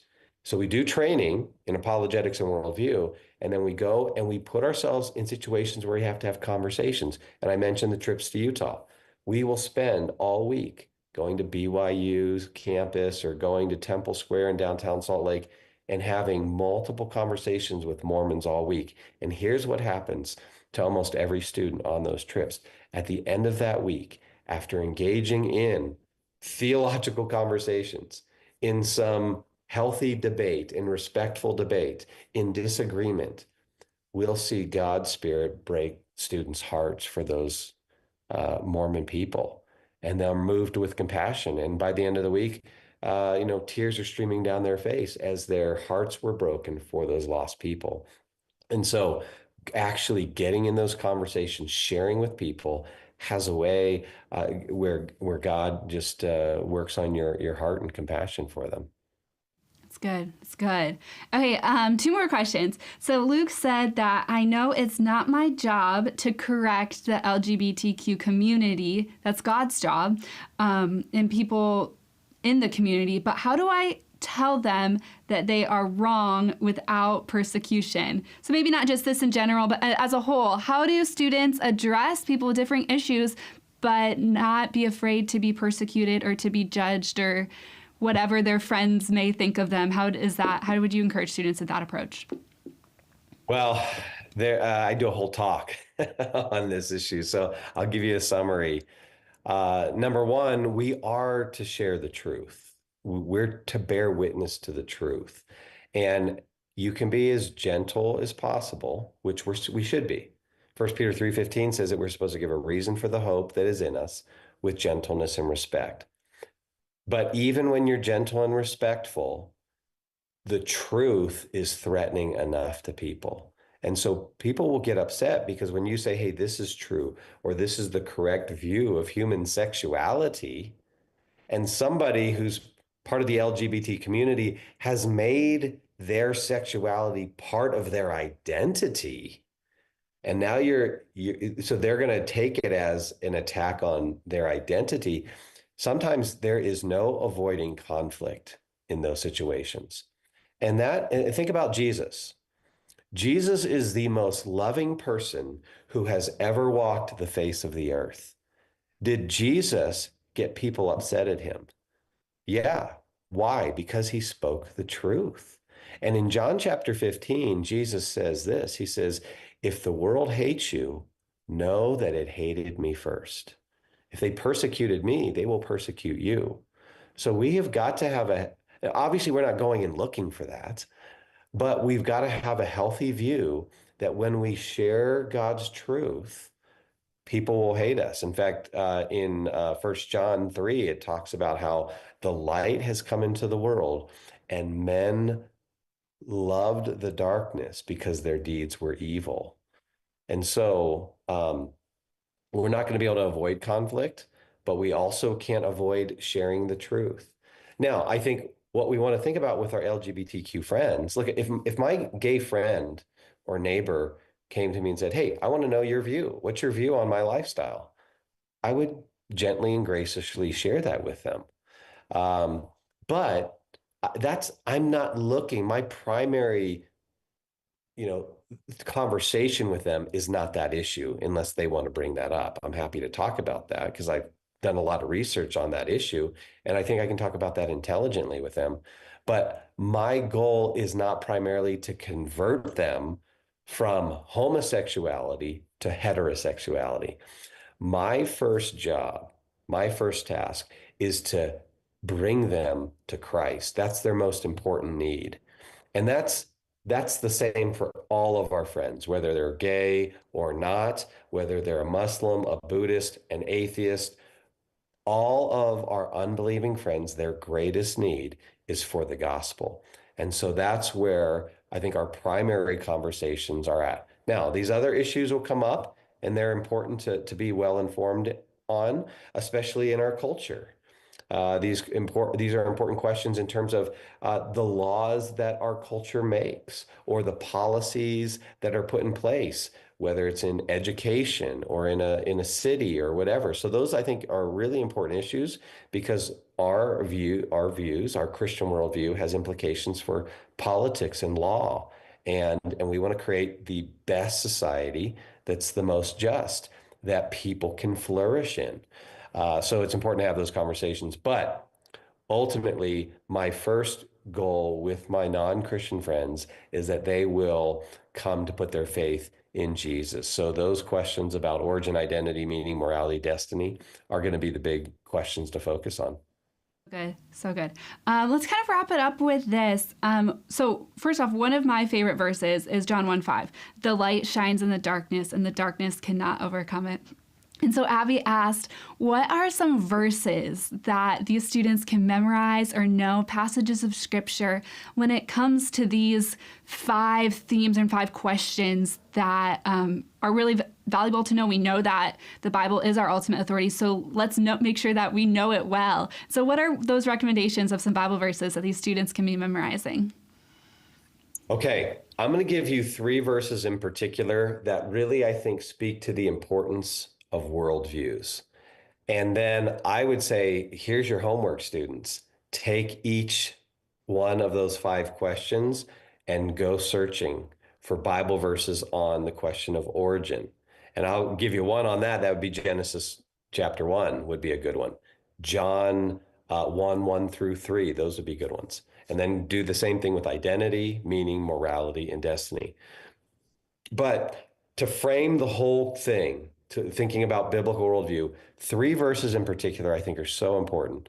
And they all come from the Apostle Paul in his epistles. The first one is Colossians chapter 2:8. And what Paul says in Colossians 2:8 is he says, do not be taken captive by the false philosophies of this world. He says, rather be taken captive by the truth of Christ. That's a summary of Colossians 2:8. Do not be taken captive. But he focuses on the ideas. And this is why worldview is so important, because it's dealing with the realm of ideas, and ideas have the power to take us captive. And Paul warns us, don't be taken captive by false ideas. Here's the second passage of scripture. It would be 2 Corinthians chapter 10, verses 3 through 5. And what Paul says there is, he says, we're in a war. We're in a warfare. And the primary nature of that warfare is ideas. And so he says, what we have to do is we have to demolish strongholds. And what does he mean? He says it in the next verse. We demolish arguments and every pretension or every claim that sets itself up against the knowledge of God. And we take captive every thought and make it obedient to Christ. And so 2 Corinthians 10, 3 through 5 is another important passage. It tells us we are to tear down false ideas and take our thoughts and make them obedient, take them captive for Christ. And then here is the last passage. It's Romans chapter 12, verse 2. And Paul says there, right, do not be conformed to the pattern of this world, but be transformed by what? by the renewing of your minds. And so one of the ways that God transforms us is by renewing our minds with his truth. And that is key to our spiritual transformation. And again, this is where we want to connect ideas with how we live. We will live at the mercy of our ideas. Our worldview can transform us. And that's what Paul says. Be transformed by the renewing of your minds. And that will hopefully help motivate us. Those scriptures will help motivate us to know what it is we believe and why we believe it.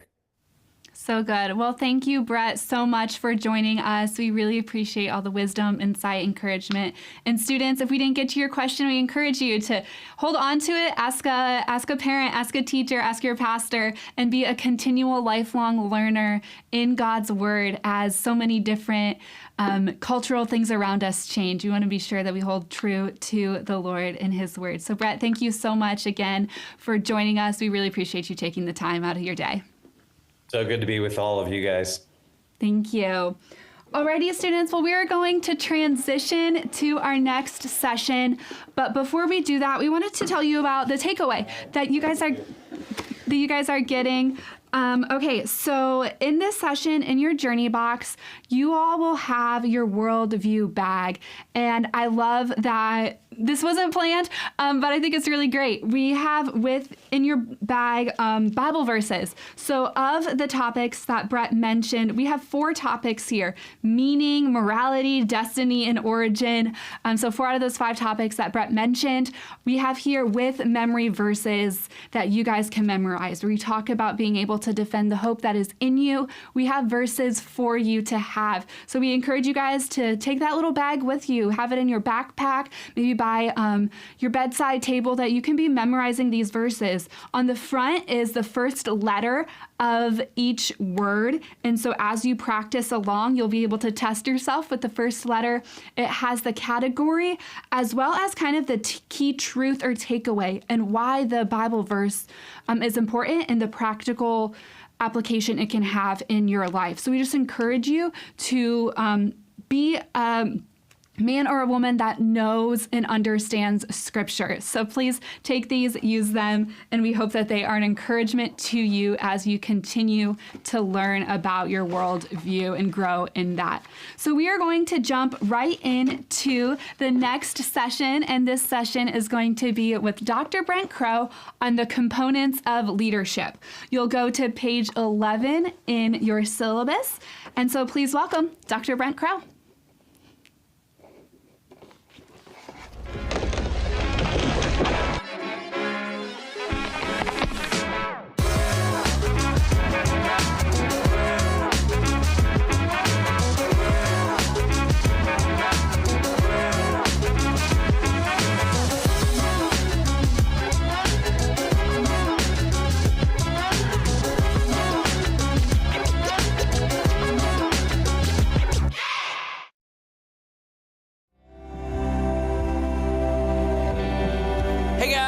Well, as you heard, my name is Brent, and I'm so excited to be here with you at SLU 101 Reimagined. I won't repeat anything that Dr. J or anybody else has said thus far.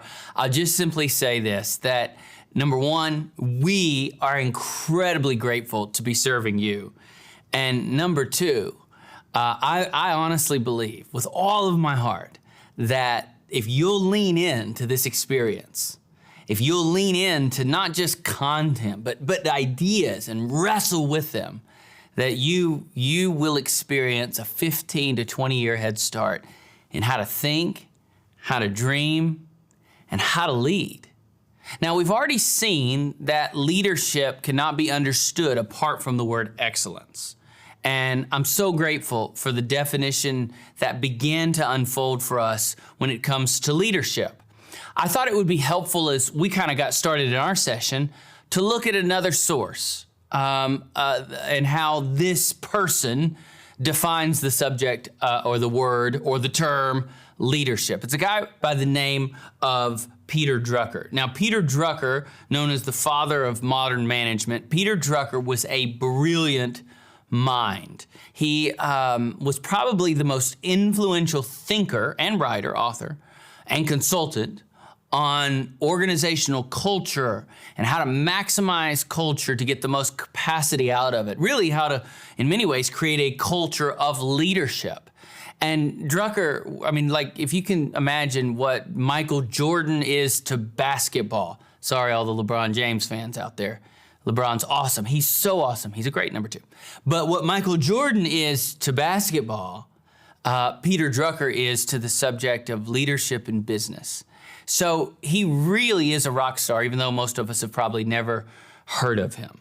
And here's how Drucker defined leadership. We have it there on your page, but he said that leadership is first not about, personality or qualities or, right? It's not about, okay, if I score this on the Enneagram, then I'm more prone to be a leader than if I score this. No. And later on, we're going to go through what's called the DISC personality profile. The reason we go through the DISC profile is because it's the most scientifically grounded personality profile that has stood the test of time. There's more science behind this one than virtually any other tests you could take. And so what you're going to discover is that there's different personalities. As a matter of fact, most of us in this room are going to have different personalities. But just because you're one personality versus another doesn't mean that you're disqualified for leadership. Drucker says, leadership is not reserved for a certain type of personality. And then he says also, it's not about charisma. This is important. This is really important in the day and age in which we live. Because we live in a time in which the person who shouts the loudest, who argues the hardest, who is the most bullish and right, that person is the one who everybody listens to. The person who draws the most attention to themselves. And yet, if we understand Drucker correctly, he's going, you don't have to be the loudest person in the room to be a leader. You don't have to be the class clown to be a leader. You don't have to be the most, bombastic voice in the room to be a leader. Leadership is not about charisma. He did say that there are 3 characteristics to every leader. Number 1, leadership is work. You see that there. It's work. And when I get dirt underneath your fingernails work. I mean work, hard work. The people who change things in this world are usually the ones who work the hardest and have strategic hustle. So it's about work. Number 2, leadership is about responsibility as opposed to positions and titles. So many people care about titles, and I think they're important. So many people care about that name that goes with their position, and that's important. I'm not disregarding any of that. But leadership is more about responsibility. It's more about the responsibility that you shoulder as opposed to the title that you carry. Let me say that again. Leadership is more about the responsibility that you shoulder than it is about the title that you carry with you. And so he's going, it's responsibility. It's not about positions and titles and all that stuff. And then he goes, effective leadership, finally, his third ingredient is to earn trust. To earn trust. It's amazing to me. You don't have to like a leader. You don't have to agree with a leader in order to follow that leader, but you do have to trust them. And there are going to be moments in your leadership journey. I know we're just getting started here, folks, but there are going to be moments in your leadership journey when somebody's not going to like your decision or agree with your decision, or they may not even like you. But if they trust you, they'll follow you. So according to Drucker, one of the greatest minds that's ever written on this subject, leadership is work, it is responsibility, and it is the ability and willingness to earn trust. With that in mind, I want us to dive into our conversation about leadership. And I want us to do a session titled The Components of the Leadership Journey. I want to begin this session with an idea. I believe, and we believe at SLU, that leadership begins at the feet of Jesus. If you've not written that statement down, even if it's printed for you in your syllabus 10 times, I still at some point want you to write this statement down, so why not write it down now? Leadership begins at the feet of Jesus. When I say leadership begins at the feet of Jesus, what I mean by that is this, that a lot of people go, well, leadership and discipleship, those are two separate things. Or some people go, no, leadership and discipleship, those are kind of the same things. We're just using different words. No. What we believe at SLU is that disciple and making disciples is a really big category, right? There's a lot that goes under this giant category of making disciples. Cultivating one's influence, leadership development. Cultivating one's influence for the glory of God is just one part of disciple making. So for us, leadership development or leadership in general is not synonymous with nor separate from discipleship, but rather it falls under the umbrella, under the banner, that broad category of discipleship. That's why I say leadership begins at the feet of Jesus. It's something that has to be devotional for you before it is ever practical. It's something that has to matter with how God has created you before you ever take action or try to do something with it. So leadership begins at the feet of Jesus. I want to read to you a text of Scripture. The Apostle Paul wrote this in Colossians chapter 2, verses 6 through 7. It's already printed for you in your syllabus. He writes this, "And now, just as you accepted Christ Jesus, your Lord, you must continue to follow him." Now, here's the two images that he uses. Number one, let your roots grow down into him, so deep roots. And then number two, and let your lives be built on him. Then your faith will grow strong in the truth you were taught. So strong faith is a combination of deep roots, going deeper in your faith, and being built up in your faith. So in one sense, you go deeper with your roots. The deeper the roots go, the taller the tree can grow, right? And so he says, and you will grow strong in your faith and the truth you were taught, and you will overflow with thankfulness. Now, a lot of scholars and historians believe that when Paul was writing about deep roots, he was talking about a palm tree. Now, there's hundreds of different kinds of palm trees in this world. They're one of the most adaptable trees on the planet. But he was talking about most likely a palm. Here's why that's important, because the palm tree teaches us something about being grounded. Here in the state of Florida, we have palm trees, but we also have pine trees, and we also have oak trees. These are just little saplings, if you will. But we have pines and we have oaks as well, along with also having palm trees. We also have hurricanes and strong storms here in the state of Florida. Let's pretend that just a Cat 1 hurricane blows through. Not unusual for that to happen in our state. Sadly, when that does happen, you'll see the pine trees, they oftentimes will just snap. Like when the winds get to a certain strength, those pine trees will literally snap like a toothpick. The oak tree doesn't snap so much as it just gets completely uprooted. It's very sad to see for me because, a lot of times those oak trees can be very, very old, but a storm, those winds come through, doesn't necessarily snap halfway up the trunk or the base of the tree, but literally the whole root system comes out and it just kind of falls over. But you hardly ever see, after any storm, you hardly ever see what we call a palm tree that has in any way fallen over. And here's why. There's three reasons for that. One has to do with the feathery leaves. The palm tree has feathery leaves that literally are created for strong winds. And then the base or the trunk of the tree can bend over half of the height of the tree. So if the tree is 10 feet high, it can bend over 5 feet. So the palm tree, and it's crazy to see some of those really, really towering tall palm trees, but they can bend, significant amounts in the winds. But the most important characteristic about the palm tree, the characteristic that keeps this guy standing through category 4 strength winds, and sometimes even Cat 5 winds, has to do with its root system. The root system of a palm tree is very interesting.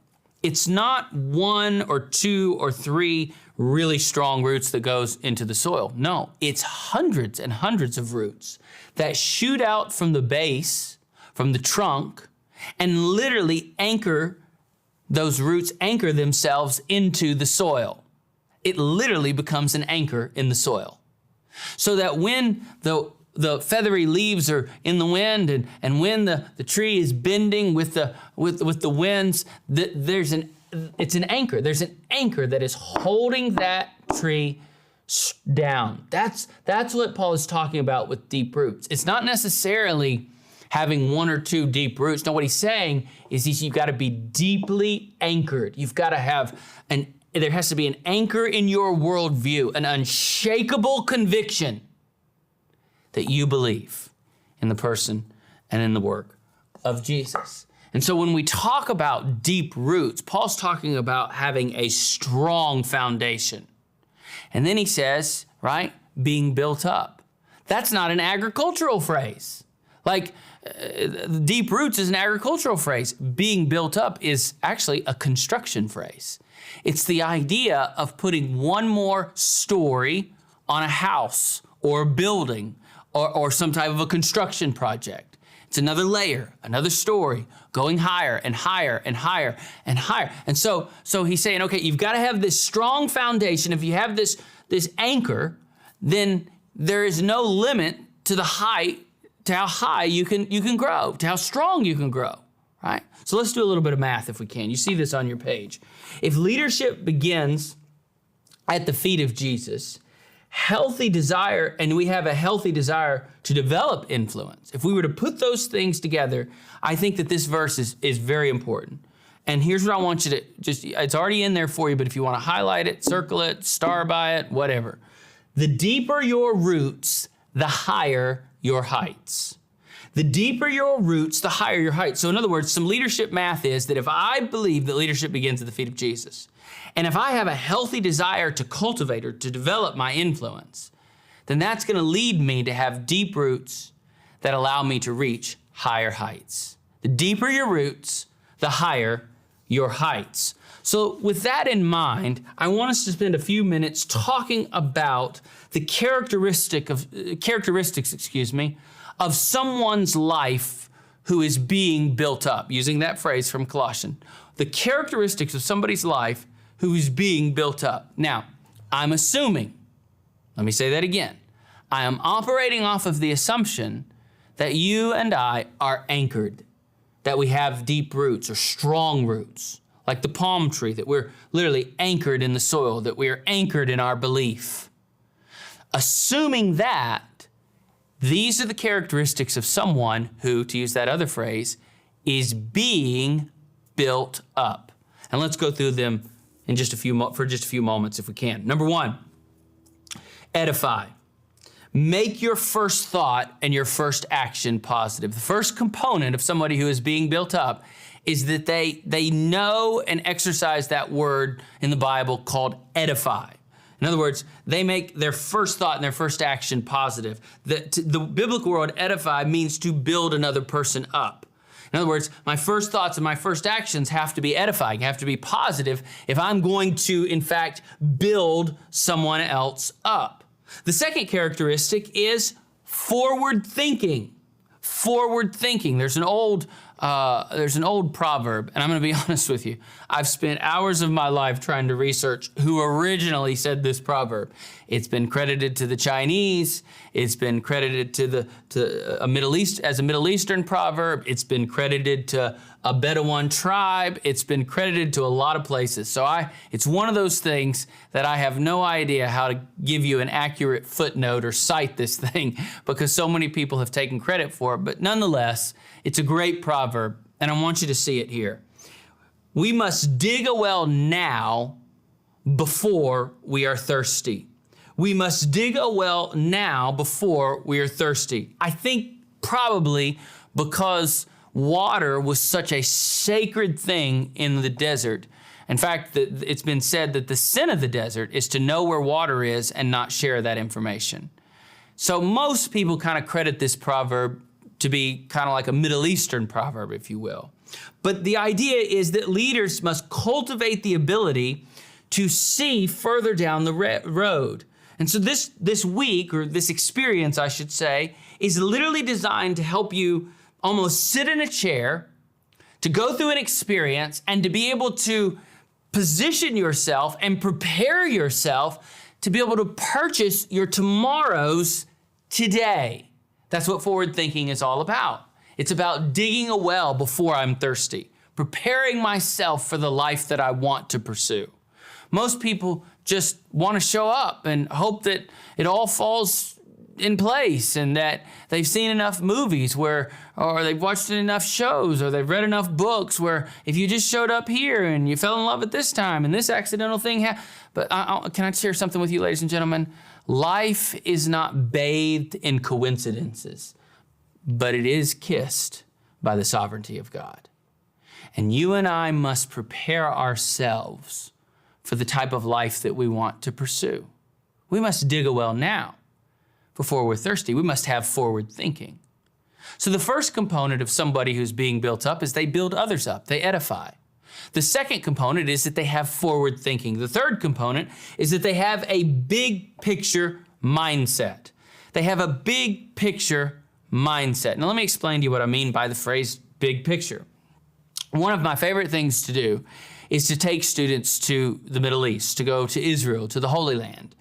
And every year, a couple times a year, I get the privilege of being over on the other side of the world and being in the Holy Land. And I've taken a lot of students, and Dr. J's taken a lot of students. And if you continue on this journey, this is SLU 101 Reimagined, but then we have SLU 201 and 301. 201 happens in Washington, D.C. 301 happens in London, Oxford, Paris, and Normandy. But 401 happens in the Holy Land.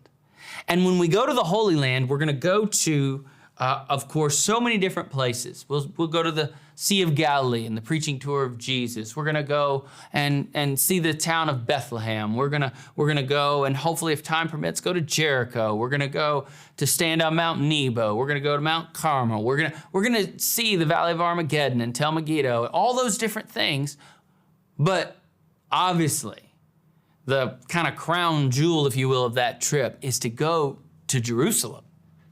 And when you go to Jerusalem, on the very first, like when we first arrive in Jerusalem, we don't just drive down into the streets and go, we're here. We pull up to a place called Mount Scopus, or in the Bible, it was known as the Mount of Olives. And the reason we go to that vantage point is because this is probably how Jesus, in the book of Luke, approached Jerusalem the last week of his life. The book of Luke teaches us that Jesus wept over the city of Jerusalem. The only place he could have done that from would have been the Mount of Olives, today known as Mount Scopus. And so we go to Mount Scopus. We want you to be able to see the entire city landscape before we go down and explore the city.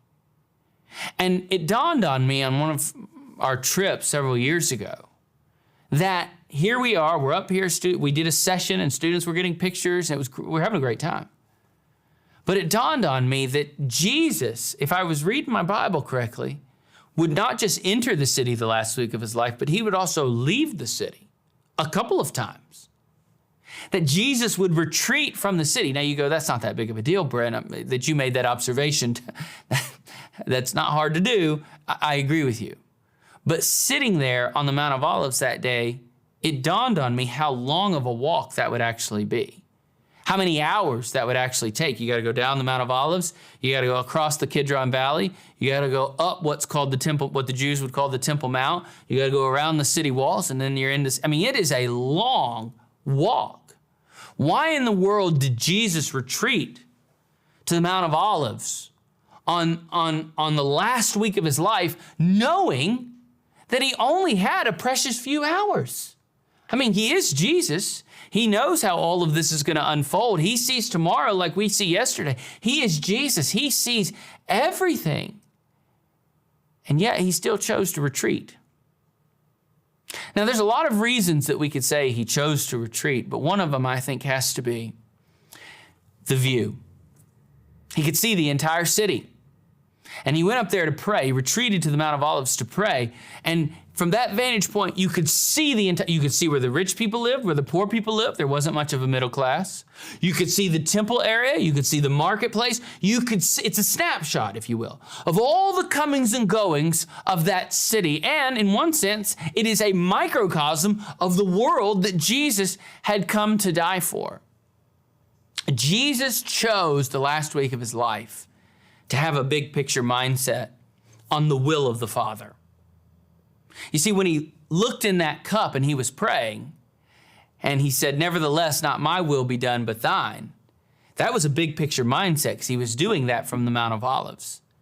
The whole city was in his background. He could see the entire panorama landscape view of the city of Jerusalem. So here's what it means for you and I to see the big picture. Please write this down, students. It means that I see the entire city and not just one house. It means that I see the entire city and not just one house. I know this is going to be a crude way of saying it, but it means that I don't have a segregated vision.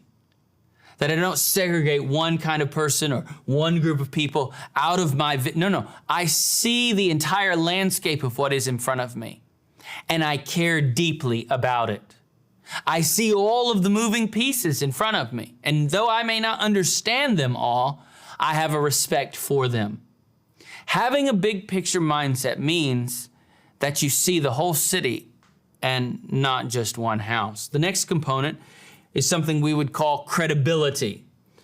I would like to, some people have a hard time with what I'm about to say, but I intentionally want this in your syllabus. And I know that this is going to sound so crazy, awkward, and like, why would you even say that, Brent?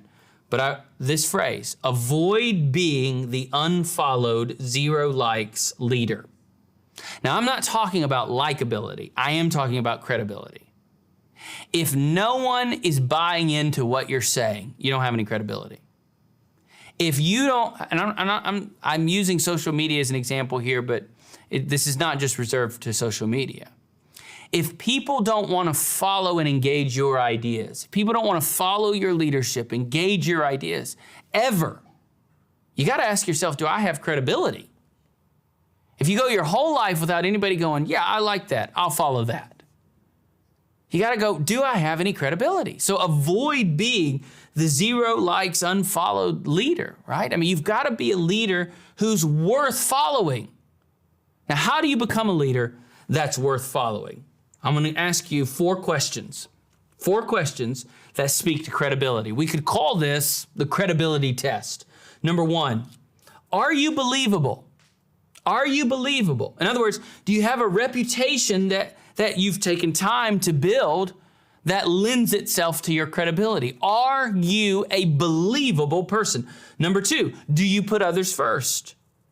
Number 3, do you have a plan? Number 4, do you have stability? Are you believable? Do you put others first? Do you have a plan? And do you have personal stability? These are the 4 questions that will help you understand the amount of credibility you have or maybe don't have. But we should all pursue. I'm not a big believer in pursuing a brand. I think organizations and companies should pursue a brand. I think the leader should not worry about his or her brand as much as they are so consumed with the mission of God. If you'll just be consumed with what matters to Jesus, Jesus will take care of your brand. Don't worry about your brand. But I think we should strive to be credible. We should strive to be believable, to be dependable, to have stability, to put others first, to have a plan. I mean, we should strive for the things that build up a reputation for being credible. The next component is competence. Competence. The rights, if you will, of a true influencer is what I want to talk about now. When I say competence, I mean, I don't mean this in a crude way. You got to be somewhat good at what you're trying to do in life. Competence matters. You've got to be somewhat good at that which you're trying to accomplish. Ladies and gentlemen, I'm a nobody from the backside of nowhere, right? Nobody, I mean, like, I've bet on me more than anybody else has bet on me. And I'm not saying that I'm a big deal. I'm not. I'm not the best communicator. I'm not the best thinker. I'm not the best author. That's not me putting myself down. Hear me on this. My job is not to be the best, but my job is to be the best version of me that I can be. So my question is not, am I better than somebody else? The question I have to ask myself is, am I being the best version of myself that I can be? That's what a competent leader looks like. But what are the rights of true influence? The reason I use the word rights is because the word right is in every one of these characteristics. The characteristics of somebody who is competent, the rights of true influence. Number one, they have the right look. Now, immediately, some of you are going, what the heck are you talking about, man? I don't want to look like him or look like her. I want to dress the way I would dress and have my own sense of style and be me. I'm not talking about your sense of style. I'm not talking about trying to be a copycat of somebody else. I'm not saying that you should imitate somebody else as far as their style goes. When I say you have the right look, what I mean is this, that your identity in Christ determines how you project yourself to the world. In fact, it goes even more fundamental than that. The fact that you're made in the image of God should demand a sense of intentionality about how you and I present ourselves. You got to have the right look if you're going to be a leader. And I'm not saying there's one look all leaders have. When I say you have the right look, I mean you're intentional about your look because you're made in the image of God. Maybe another way of saying it is this. When you walk into a room, the way you appear makes a statement before you and I ever open our mouths. That's true of all of us. When I walk into a room, when we walk into a room, our appearance makes our first statement. And so why not be intentional with that first statement? You got to have the right look. The second right, the rights of a true influence, the second right of somebody who is a competent leader is they have the right daily actions. In other words, they make small decisions well. Right daily actions. They're trusted with making big decisions because they have a reputation for being able to make small decisions well. Just like David had to fight the lion and the bear, and then he fought the giant. If you're trusted with a little, you can be trusted with a lot, is what Jesus taught. And so it's the ability to make small daily decisions well. The third right, we're talking about the rights of true influence, being a competent leader, is right focus. Right focus. The ability to drown out the noise of what doesn't matter. The discipline of divorcing yourself from the chatter that doesn't matter is a strategic part of leadership and being a competent leader. I'm talking about the ability to focus. The biggest part of focus is not just going, okay, I'm just going to think about that one thing. Focus involves two things, being consumed with one idea and making sure that distractions don't get in your view. Those are the two ingredients to focus. Consumed with one idea and blocking out the ones that don't matter, right? And so you got to be able to have the right focus. And then finally, you got to have the right talent. If you're going to be a competent leader, you got to have the right talent. In other words, you got to be, like we said at the beginning, you got to be somewhat good at what you're trying to do. Some of us, it's funny to me, all these years of doing different events and different things, there's always somebody that wants to sing at an event. And sometimes you'll get there and there's somebody who wants to sing and nobody had the heart to tell them that they couldn't sing and they let them sing. Or if you've ever watched some of these competitions that happen, and there's so many that have happened, but American Idol years and years ago was I guess you could call it a reality show, singing competition show that kind of gave birth to all the other competition shows that, like The Voice and America's Got Talent and all the other rest that have become such a craze in our culture that we like to watch that type of stuff.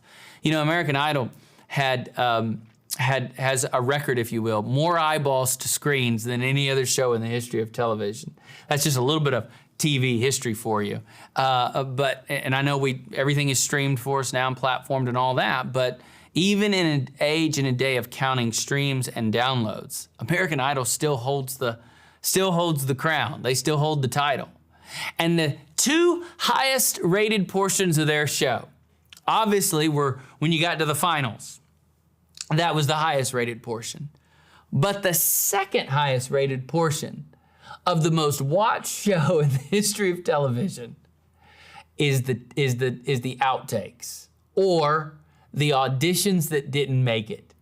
The ridiculously funny, awkward, sometimes bizarre auditions that we all enjoyed watching. I mean, we would watch America and the rest of the world. We would go, oh yeah, this is real entertainment. This guy that can't sing, that's dressed in a chicken suit, and he's up there singing some Madonna song. I mean, this is funny. This is humor, and so people became infamous because of that show, and that only lasts for about 15 minutes. Now, all of these years later, I remember the individual who won the very first season of American Idol. It's a lady known as Kelly Clarkson. She's had a pretty amazing career, and memory serves me correct, her career is still thriving. But the young man who became infamous because of his bizarre audition, we all laughed and watched for a few minutes, but most people have forgotten his name. What's the difference between the two? Talent. Talent. If you want to be seen as a competent leader, you gotta have the right talent. So, competence. The sixth characteristic of somebody who is being built up, the sixth component, if you will, the leadership journey, is that person inspires. All of my kids have loved the Pixar Cars movie. I love the line from Lightning McQueen when he says, "I create feelings in others that they themselves don't even understand." A little bit of an exaggeration, but leaders are inspiring. Leaders inspire because they have a vision.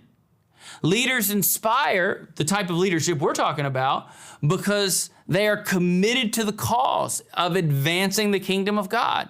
Leaders inspire because of their radical obedience.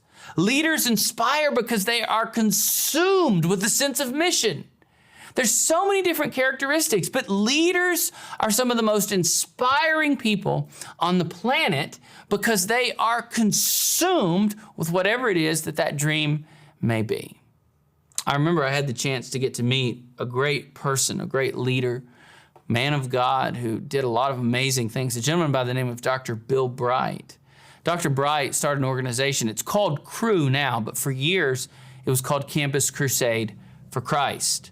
Most historians believe that Dr. Bright's ministry, him and Miss Vonette Bright, they co-founded it together, he and his wife, but that their ministry saw more people come to Christ than almost any other ministry in the history of the world, with the exception of the Apostle Paul and maybe Billy Graham. And I had the chance to get to know this guy, to meet him and actually get to know him. And I remember sitting in his condominium in Orlando, Florida years ago for hours, asking question after question after question, to the point where they finally said, all right, we're done with questions. He's got to rest now, because he was very old at this point, and he had a disease in which his lung capacity was deteriorating rapidly. And so everybody around him knew that there was a limited amount of time that Dr. Bright had left on this planet. And I left that meeting, and I asked one last question. I said, Doc, what are you doing right now with your time? I would never ask the question this way. Hey, you're going to die soon. That's what the doctors say. So knowing that you're going to die soon, what are you doing? I asked him this question. What are you doing with your time? What does a day in the day of Dr. Bill Bright look like? And he looked and laughed at me. He had his oxygen in his nose. He laughed at me, and over the sound of the oxygen tank, he goes, "You mean, what am I going to do before I die?" And I just went, Doc, I would never ask it that way. He goes, well, it's an important question, isn't it? Because it says a lot about a person, I think. And he goes, well, I'll tell you what I'm going to do. He leaned over and he picked up 2 book manuscripts. He said, I'm writing 2 books. He's writing 2 books. He knows he's going to die. He's writing 2 books at the same time. One of those books would be titled Going Home. He would never see the final edits for it, and it was about dying and going home to see Jesus. He leaned over, set those 2 manuscripts down, leaned over, and he picked up other books that he was reading. And then he set those books down, and then he said, and then this morning I had this meeting, and I had this meeting, and I talked about how organization could be involved in church planning and how we could spend money over here to evangelize this people group. And he just started going through this list of just stuff, ministry activity about how he wanted to change the world. And I left that day very inspired, but also a little confused. If you know you're going to be in heaven soon, why not gather your family around and look at old photographs and memories? They did some of that. But Dr. Bright was on mission to the very end. In fact, he made a commitment to me that day. He said, you know what, I want to write a little endorsement for your ministry if that would help. The next day, his health dropped. He would recover from this, but his health dropped. He had to be taken by ambulance to the hospital. As he was on a stretcher being wheeled out of his condominium, he pulled his assistant over and said, I need you to write this down real quick. And on his way to the hospital, wrote an endorsement for a 21-year-old kid's ministry. This was a guy that lived on mission. But when I left that day, I was confused. Why would you read all these books, write 2 books, go to meetings, and all this? He would make a phone call to Dr. J. Strack sometime later, and I would receive my answer. I was close by when the phone call happened, and Jay has shared with me the details and given me permission to share them with you. Dr. Bright called Jay, and Jay goes, how you feeling today, Dr. Bright? He goes, I'm feeling great. You'll never guess who called me. President of the United States called me. This is during several administrations ago. George W. Bush was our president then. And he said, the president called me to let me know that he was praying for me. And Dr. J, like you or I mean, no shade to Dr. J, I would have done the same thing, kept going, well, tell me more about what the president said. And in a moment of impatience, Bill Bright said, Jay, I don't want to talk about the president anymore. And this is what Jay said, why not? And Dr. Bright said into the phone, Jay, I'm about to die. And when you're about to see who I'm about to see, the president fails in comparison. I just want to talk about him. I want to talk about Jesus. And I got my answer. Bill Bright was trying to exhaust his life to advance the mission of God because he knew that one day he would see God. Martin Luther said it this way, the great reformer, Protestant Reformation. There are only 2 days that matter. This day, meaning this day right here, right now, and that day, meaning the day that I will see Jesus. And what Bill Bright was trying to do was to live unto that day on this day. Now listen to me. That's the most inspiring way a human being could ever live. Leaders inspire others because of the way that they live their lives and tell their stories. The final component I would tell you is just simply hustle. We've talked about this and we'll continue to talk about this as we go throughout SLU 101 Reimagine. Leaders hustle. They're willing to do what others are not willing to do. Those who work the hardest, those who have the most strategic hustle. It's not just about working hard. It's about working hard strategically. Strategic hustle usually wins the day. I'm not in the business of being a prophet or trying to predict the future. But it does seem to me that throughout history, God smiles on those who have strategic hustle, who are willing to work hard, who are willing to work smart towards a dream that fulfills something about God's desired will in this broken, messed up world that we live in. I hope and I pray that you'll embrace every one of these components of the leadership journey, remembering the deeper your roots, the higher your heights. God bless.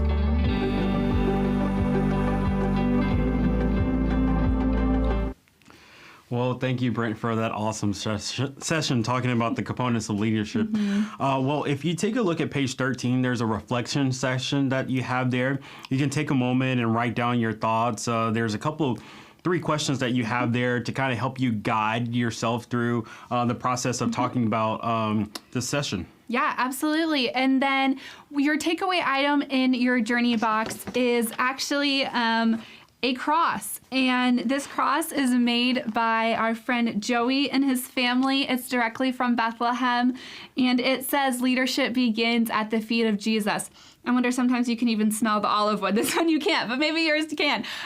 So this is just a special item to remind you, no matter all of those components of leadership that Brent talked about, those aren't important if you haven't started with the first one, that leadership begins at the feet of Jesus.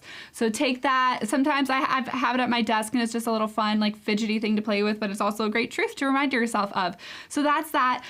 Before we head to lunch, we changed because wardrobe change. We have some cool merch. Kenneth, tell us about our SLU merch. So our SLU merch is now available for you. If you head over to SLUlead.com. You can pick up this wonderful, cool Rise Above. This is my favorite shirt. That's I use it as a sick workout design. shirt, but it's also good to kind of go out, just out and about. My favorite is, so I call this a trucker hat, Okay, sure. but my daughter calls it a dad hat. What do you think? You are dad. I mean, I so am a feel like it dad, fits. but you can pick up this cool trucker dad hat. Dad That's hat, also I am repping our Here's to the Dreamer shirt on the front, and on the back it has a fun Dreamer design on it. We have a couple other fun t-shirts, sweatshirts, different things like that. We've also got books. Yeah. Lots of great resources. Let's see what we have here. We have got The Power of One. This is a book written by Dr. J. Strack and Pat Williams, who you all are going to hear later on. Then a couple books by Brent, Sacred Intent and Moments Till Midnight. This is a really good book. It's a reflection on Paul and how Paul would spend the last 24 hours of his life potentially as he lived and journeyed through life, being a testimony to a lot of different people. I highly recommend you get this book. If you don't get any other stuff that we mentioned, like this book, Moments to Midnight, is really, really good. I think I've read it 3 times now, and it's one of my Really? favorites, so definitely would pick this That's up. awesome. Yep. If you're not a reader necessarily, which you should become one, but I believe this one I know is available via audiobook. Yeah. Because I love audiobooks when I travel, so I've listened to this one by Brent via audiobook. And then we have a Bible study on Philippians.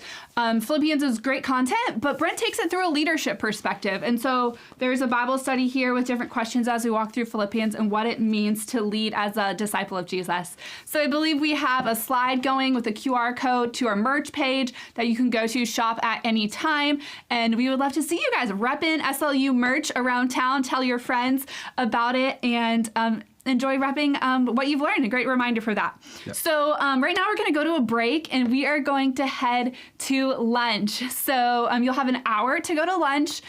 We will be back here at 12:20. And if you... Sorry, 1:20. It's 12:20 right now. Thank you. We'll be back here at 1:20. And if you haven't completed your DISC personality test already, this is your last chance to do it. I don't have mine with me, but that's okay. If you haven't completed that, it's in your syllabus. Be sure you do that. We'll explain everything when you get to that session, but this will be your last time to complete your DISC personality profile. And with that, you guys enjoy your lunch. We'll see you back here at 1:20.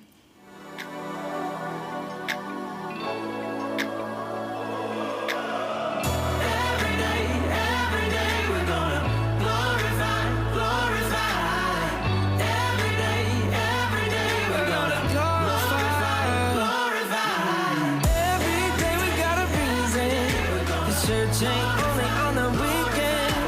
Yeah, when I get the kind of feeling, oh, I gotta sing.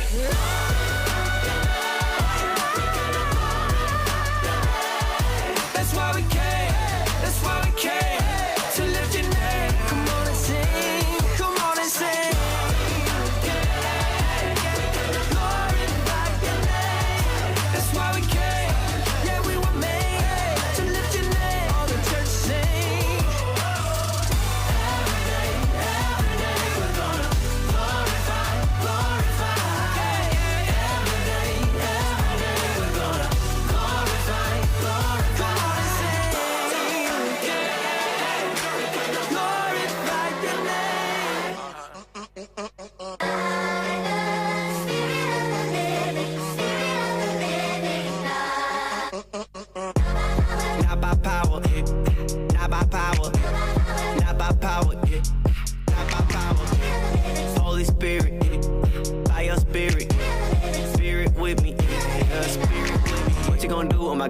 through. My squad go through, then we all go through. See we gon' fall, but they can't come true. Put our faith in the one, make the rain come through. I was broken gracefully until he elevated me. Took the wheel from A to Z. He doing things I can't believe. God put me on, don't hate on me. Jesus Christ said wait on me. I waited patiently, but he was never late on me. Down bad, had him balancing me. Came back, got that Lazarus in me. About to take a trip to Maverick City. Got the clicker bringing Kylie with me, yeah.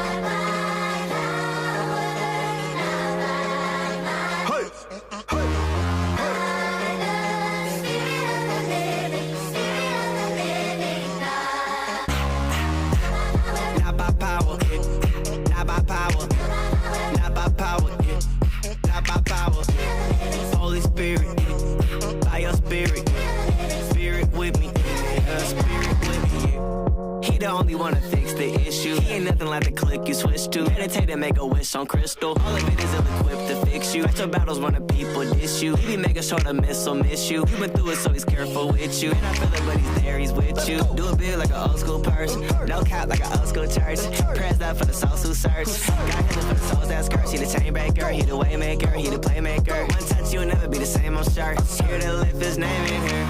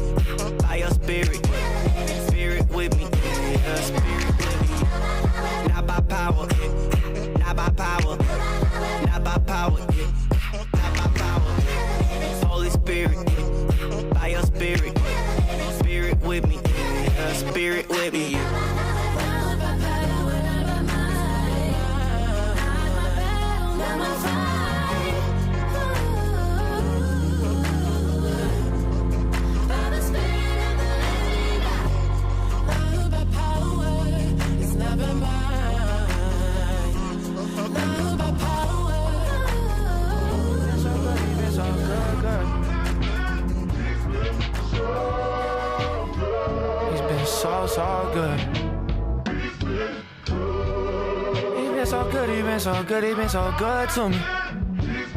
He been so good. Oh, you are so beautiful. Here in your holiness, Lord, I wanna be less. So I let my heart confess. You are so beautiful. Before your majesty, you showed me love when all I felt was tragedy, and that's why I'm glad to sing. You are so beautiful. Everything you do is so unusual. You snatched me straight out that funeral. Ooh. I can't wait to see your eyes one day. I've been thinking about it, and it's a blessing just to think that I can think about it. I know some people been searching and so they drink about it, but for the cup I drink from will never run. It's what my life on. Asked for a life vest, he said, son, this is lifelong. Holy Spirit driven, had to learn to keep the brights on. Putting God in a box like seeing Strack with some tights on. Boy, I been loosened by the grip of the python. I shed skin, new hymns, I got Christ on. Here is your holiness, Lord, I wanna be less. So I let my heart confess. You are so beautiful. Before your majesty, you showed me love when all I felt was tragedy, and that's why I'm glad to sing. As I'm sitting on this plane, could be my last breath, but I ain't scared of death, cause I got my God in me. And if I die today, I know he did his job with me, and I still lift up your name, cause you are so beautiful. Here in your holiness, Lord, I wanna be less. So I let my heart confess. You are so beautiful. Before your majesty, you showed me love when all I felt was tragedy, and that's why I'm glad to sing. Here in your holiness, Lord, I wanna be less. So I let my heart confess. You are so beautiful. Before your majesty, you showed me love when all I felt was tragedy, and that's why I'm glad to sing.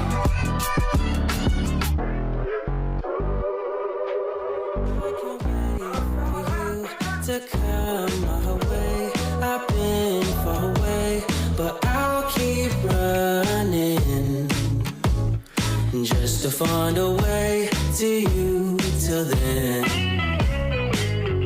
I've been running from it, tired of running from it, scared of feeling something now, stuck and trying to get up out of this hole. I tried to be strong, I tried to make it work, but I've been feeling too numb. Skies are bleeding on me, why'd you leave me lonely? Feeling witty, stony, now stuck and wonder where I ever went wrong. How could I be strong? I'm fighting for your love. I can't wait for you to come my way. I've been far away, but I'll keep running just to find a way to you till then. I don't see light in your love anymore. There ain't no reason to pull the floor. I don't like feelings and feeling like running for something and feeling so out of control. I know that the feelings are gone. I'm spending so much time alone. I'm hoping you pick up the phone and ring me when you wanna stay overnight. My shoulder's right, my baby is all that I want. And my plays and all of my favorite songs. That lady is my favorite one.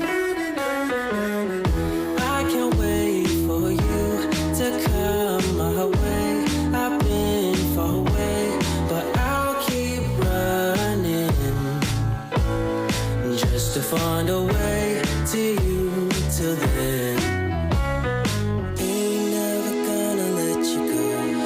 Got my heart, NASCAR racing, shining, never fading. He just left you hanging, feeling for your love, all worth it for the waiting.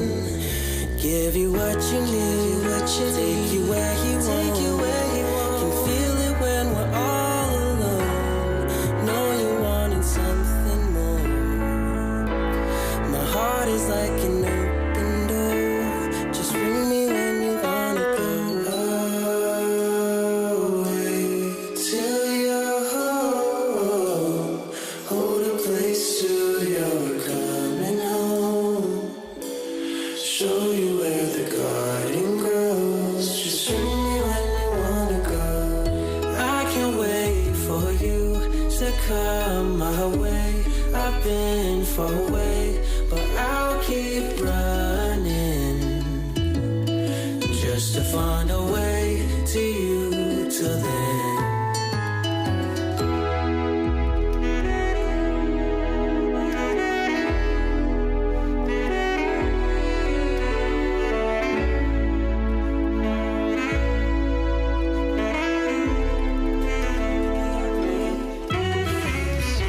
Ordinary, looking for a place where we fit in. And people like me, we lie awake and worry. We're gonna miss a moment when life kicks in. Oh, oh, oh, oh, it's nice to know I'm not alone. Oh, oh, oh, 'cause this is what gives me hope. You're the God who goes before. You're the God who goes behind. You're the God who dreams big dreams with the perfect plan at the perfect time. I can only see what is. You see what will be. I believe you change the world through people like me. Through people like me. People like me. Through people like me.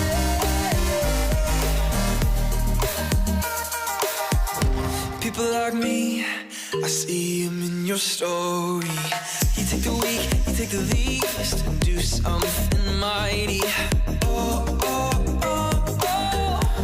Even when we fail, we know. Oh, oh, oh. There's grace to turn the page. You're the God who goes before. You're the God who goes behind. You're the God who dreams big dreams with the perfect plan at the perfect time. I can only see what is. 'cause you see what will be. I believe you change the world through people like me. Oh, through people like me. Yeah, through people like me. Yeah, through people like me. I'm trusting you, you to do what only you can do. I'm trusting you, you to do what only you can do. I'm trusting you, you to do what only you can do. You can do, you can do. You're the God who goes before. You're the God who comes behind. You're the God who dreams big dreams with the perfect plan at the perfect time. I can only see what is, you see what will be. I believe you change the world through people like me.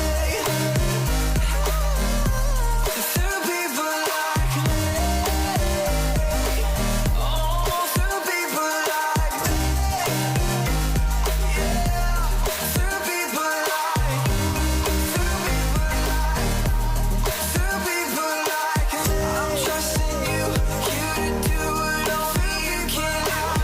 I'm trusting you, you to do what only you can do. I'm trusting you, you to do what only you can do. You can do, you can do. I'm focused. God has a plan for me. No weapon shall prosper. I'm more than a conqueror. God's got his hand on me. I know who I am. Yeah, I know who I am. I know who I am. Yeah, I know who I am. See, yeah. I been putting in that work since I was a jit. I told them that I'd be legit. Only way to lose is if you quit. No regrets for the time I spent. God forgive me, I repent for all the times I ain't followed the plan. But you said that I ain't too far gone. You remind me who I am. Blessed and I'm chosen, I'm prepped and I'm focused. And God's got a plan for me. Yeah. No weapon shall prosper. I'm more than a conqueror. And God's got his hand on me. And I know who I am. They don't want it like I want it. Yeah, I promise I'ma go get mine regardless. If I lost it all tomorrow, I get up and get restarted. People try to turn you heartless, so I always keep my guard up. Show the world how Jesus walks. Like I just dropped out of college. He keep giving me connects. Be authentic for respect. They keep giving me free press. It's too hard for me to rest. I'm a king and this is chess, so I need to find a queen. I refuse to be a pawn. Like it's night the way I dream. 343, no Master Chief. Yeah, they love me like I'm Keith. Last name Erickson, like Leaf. She gon' play this on repeat. Set the table with my enemies, and now it's time to eat. And eat, and eat, and I never taste defeat. Bringing light to where the darkness is and hope to where the heartless live. I put my calling over feeling, so that means I never quit. I'm on a different frequency. I put in hours frequently. Make sure my dogs can eat with me, be Jesus. Yeah, I'm blessed and I'm chosen, I'm prepped and I'm focused. And God's got a plan for me. Yeah. No weapon shall prosper. I'm more than a conqueror. And God's got his hand on me. And I know who I am. Now I know. Yeah, I know who I am. Now I know. I know who I am. Now I know. Yeah, I know who I am. Now I know. Yeah. In the valley of the shadow, I got a feeling it's season that'll make me grow. I'm still breathing, I got praise in my lungs, in a choir in my soul, can't steal my joy.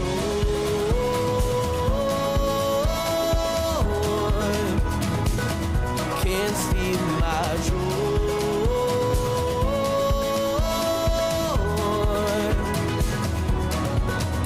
What the world couldn't give, no, it can't take away. Sorrow may come, but it can't steal my joy.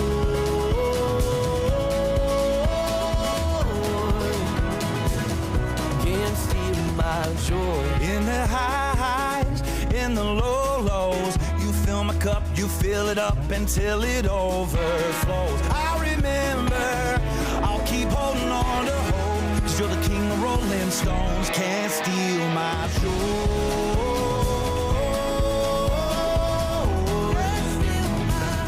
Can't steal my joy. No, no, no, no. What the world couldn't give, no, we can't take away.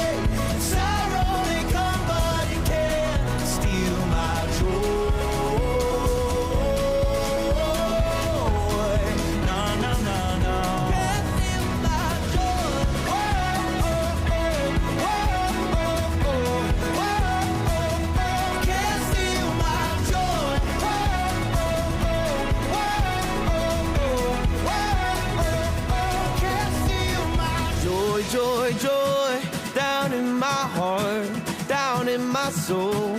Deep in my bones, I got the joy, joy, joy.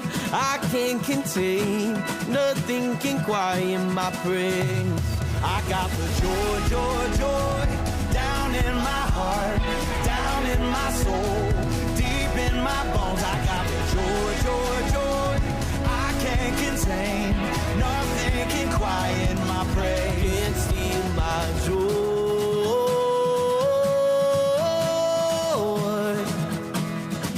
Can't steal my joy.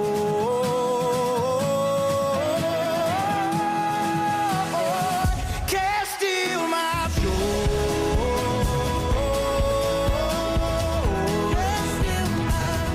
Can't steal my joy. No, no, no, no. What the world couldn't give, no, it can't take away.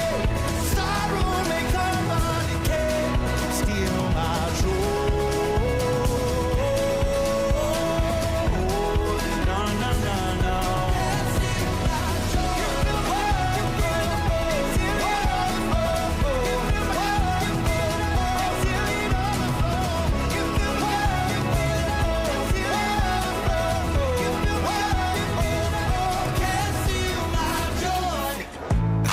Okay, it's 5:30 a.m. Alarm telling me to get up, make friends. My mom telling me to not trust Satan. He'll give you the world, but you still feel vacant. Say I'm strong, but I lie, cause I still feel weak. Play pretend with my eyes, cause I cannot speak. Who am I to disguise how I feel is deep, deep, deep.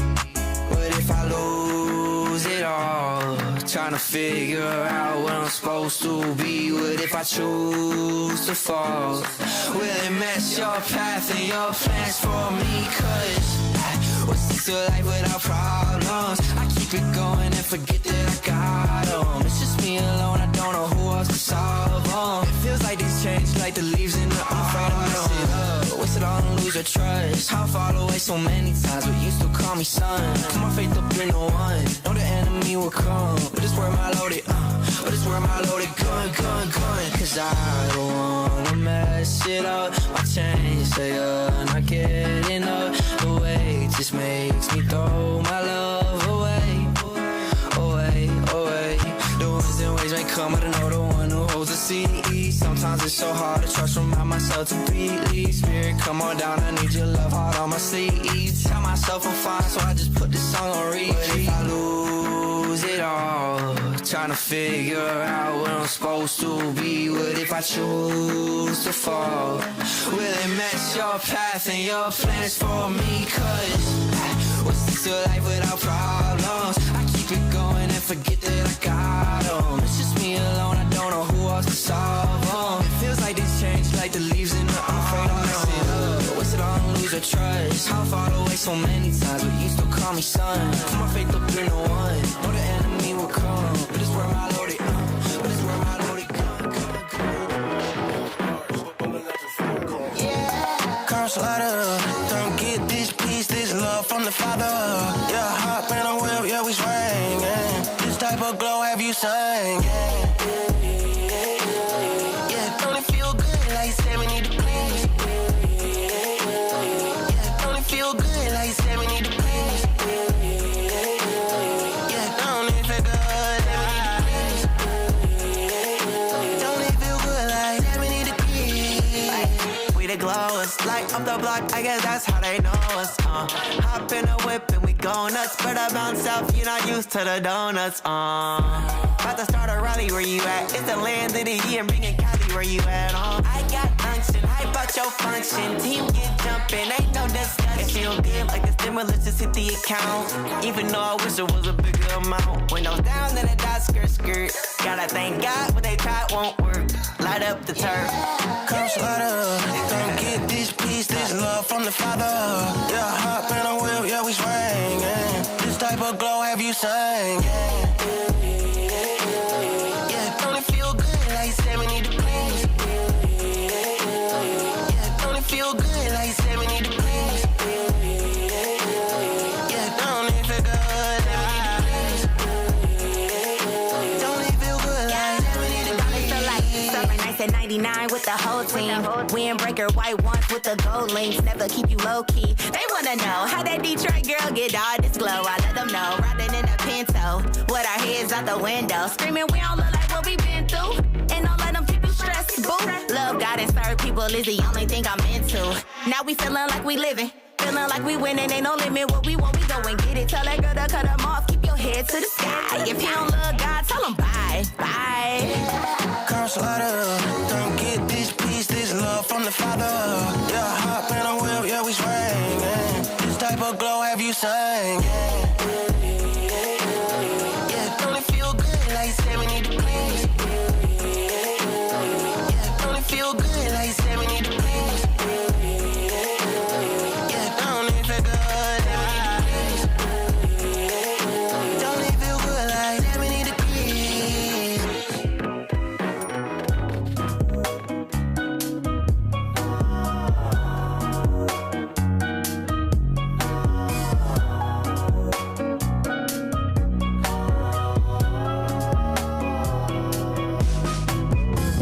All of our time outside all day, doing whatever we like our way. Didn't need a wall to build a new space. Every moment just came together like 2 feet hanging in the water. A few trees stood a little taller. New breeze feels so good. Can't help but remind me that it was a good day. Yeah, not much to do but just stay around. Yeah, it was a good day. I'm so glad the sun stayed around. Yeah, it was a good day. Not much to do but just stay around. Yeah, it was a good day. I'm so glad the sun stayed around. No more school, no more rules, no more room to feel these blues. You and views all afternoon. Look at all the time we don't have to give up. Everything we're giving is enough. Moments fit together like a glove. All my questions answered by this. It was a good day. Yeah, not much to do but just stay around. Yeah, it was a good day. I'm so glad the sun stayed around. Yeah, it was a good day. Not much to do but just stay around. Yeah, it was a good day. I'm so glad the sun stayed around.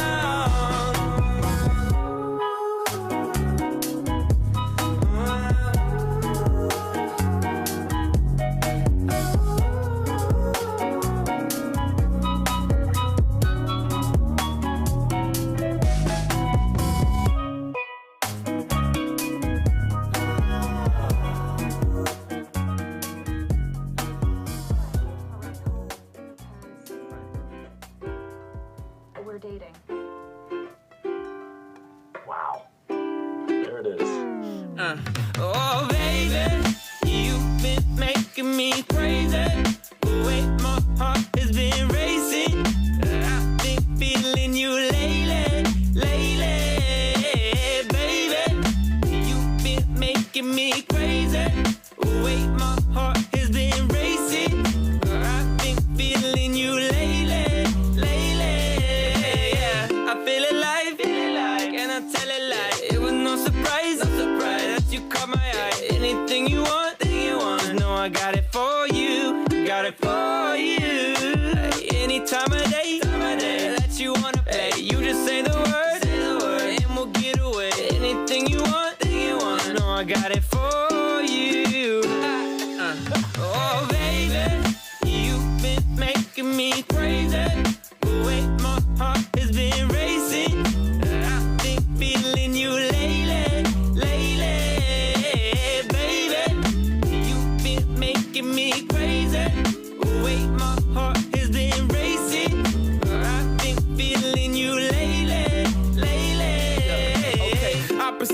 talented, magnetic, and irreplaceable. Picture perfect, photogenic, doubts diminish. Yes, I'm finished acting like nobody has my back. Girl, you told me that I'ma keep you steady on your path, so I'm knowing that you down. Keeping it simple around you, I can't believe that I found you. You were the piece I was missing, no reason for living. You're picking me up from the ground. Oh, I'm thankful that you're mine. I'm so blessed you're by my side. Yeah, yeah. Baby, you've been making me crazy.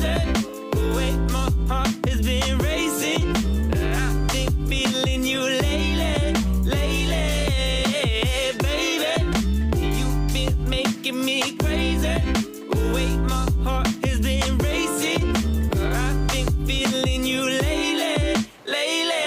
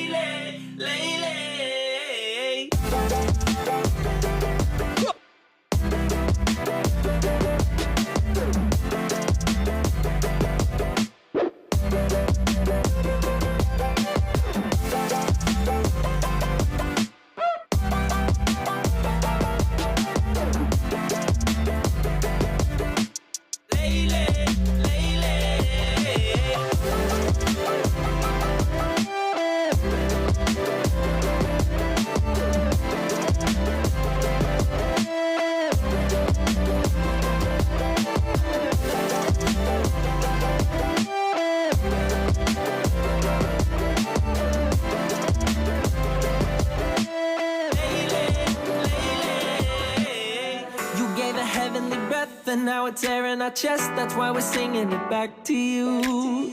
For every battle you've won, for everything that you've done, and everything that you're gonna do. Seen too much to ever doubt it.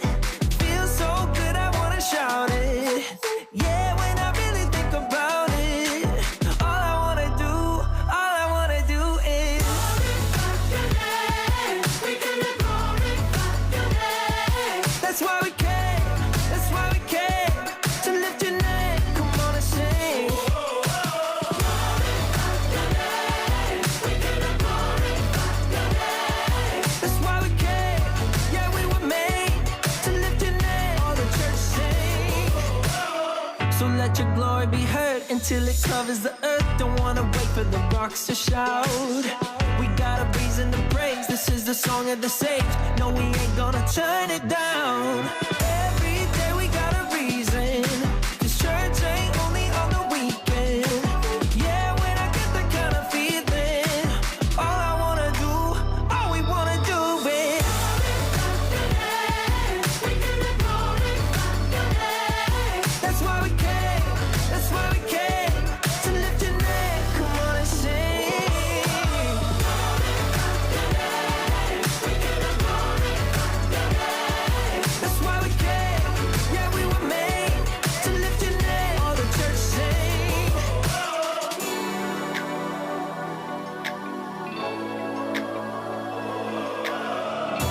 Every day we're gonna glorify, glorify. Every day we're gonna glorify, glorify. Every day we got a reason. The church ain't only on the weekend. Yeah, when I get the kind of feeling, oh, I gotta sing.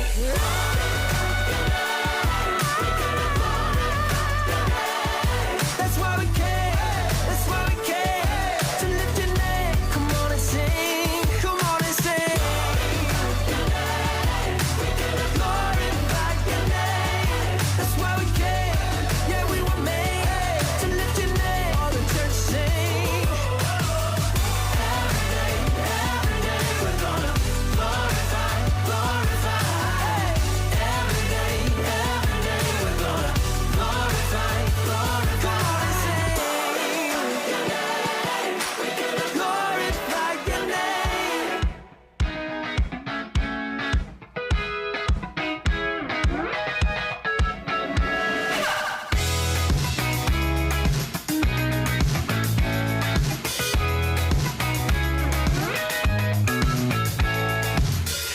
caffeine. Small talk, weight up the plastic weather.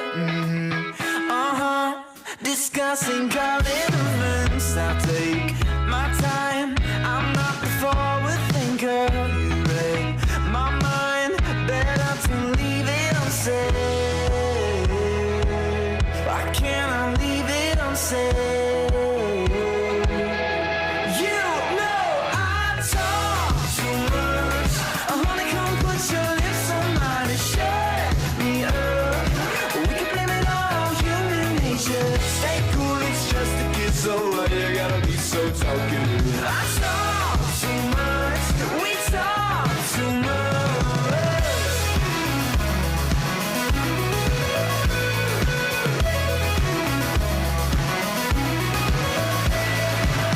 You know my type up across the table.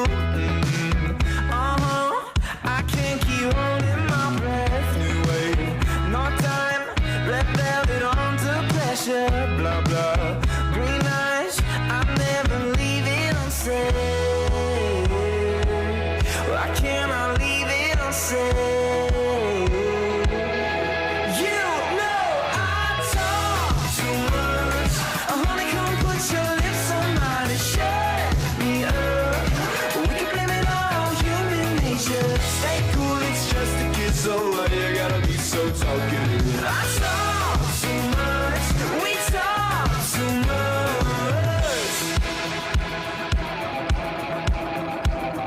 Silence is golden, and you got my hopes up. We talk too much. No hesitation, what are we waiting for? We talk too much.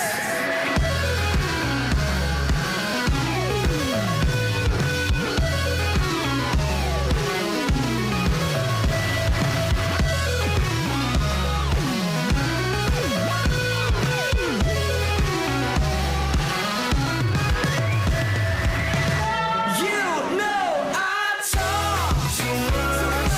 Honey, come put your lips on mine and shut me up.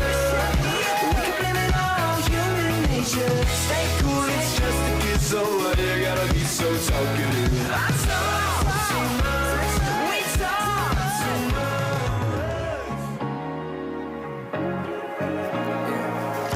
Where am I supposed to be? Washed up, pushed out, or on my feet? Tell me, is this a dream, or am I stuck in a movie scene? Lately, I'm spinning away so crazy. So baby, just take me. I think I'm caught up in the way I feel about you. I don't know how I can be so drawn into you. I think I'm falling into you. I think I'm caught up in the wave of you. Oh, upside down, I'm tiptoeing on the sea. Lost and found, I hide in the memory. Crossing lines, am I gonna make it to the other side? Or do I have to chase it?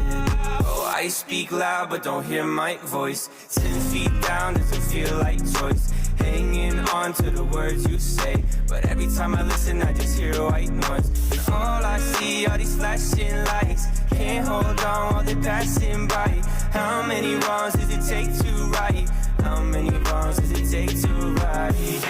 Daily, lately, I'm spinning around so crazy. So baby, just take me. I think I'm caught up in the way I feel about you. I don't know how I can be so drawn into you. I think I'm falling into you.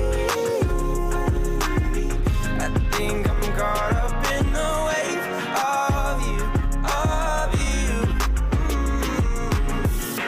Daily, lately, I'm spinning around so crazy. So baby, just take me. Daily, lately, I'm spinning around so crazy. crazy. So baby, just take me. I think I'm caught up in the way I feel about you. I don't know how I can be so drawn into you. I think I'm falling into you. I think I'm caught up in the wave of you, of you.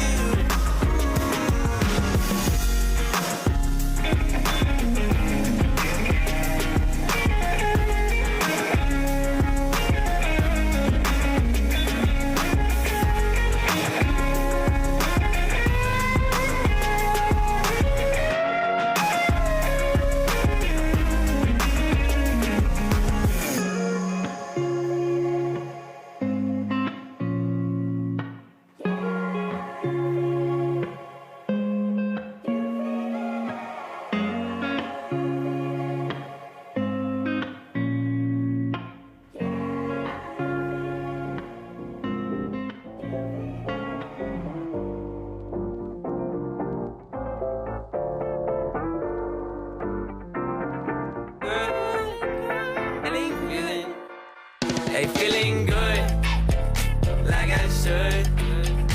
When in dark, I walk around the neighborhood. Feeling blessed, never stressed. Got that sunshine on my Sunday best. Yeah.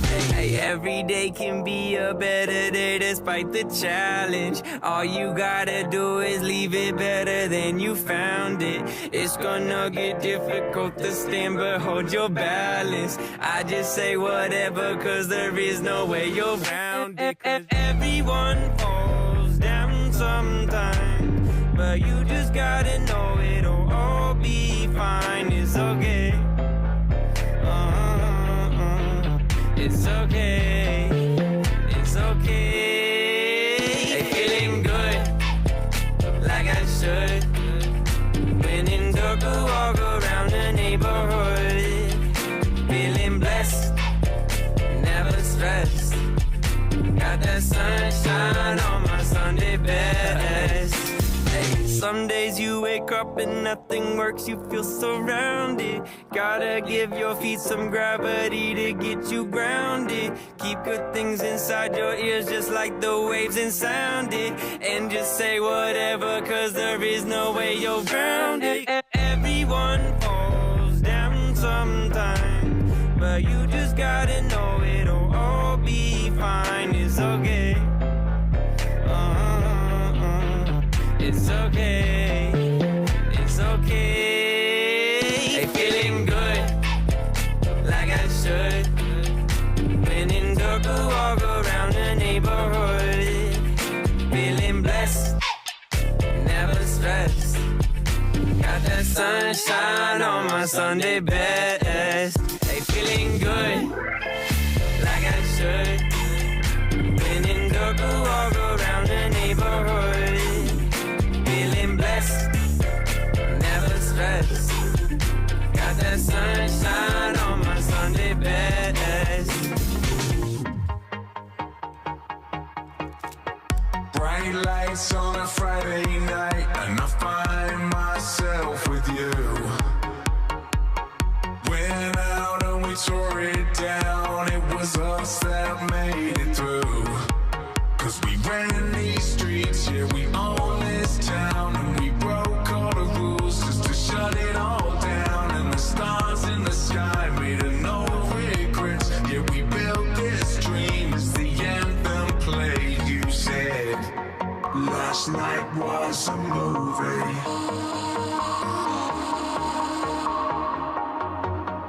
Last night was a movie. Last night was a movie. Last night was a movie. Last night was a movie. Last night was a movie. Last night was a movie.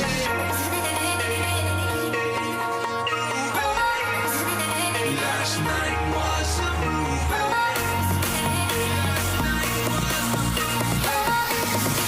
Last night was a movie.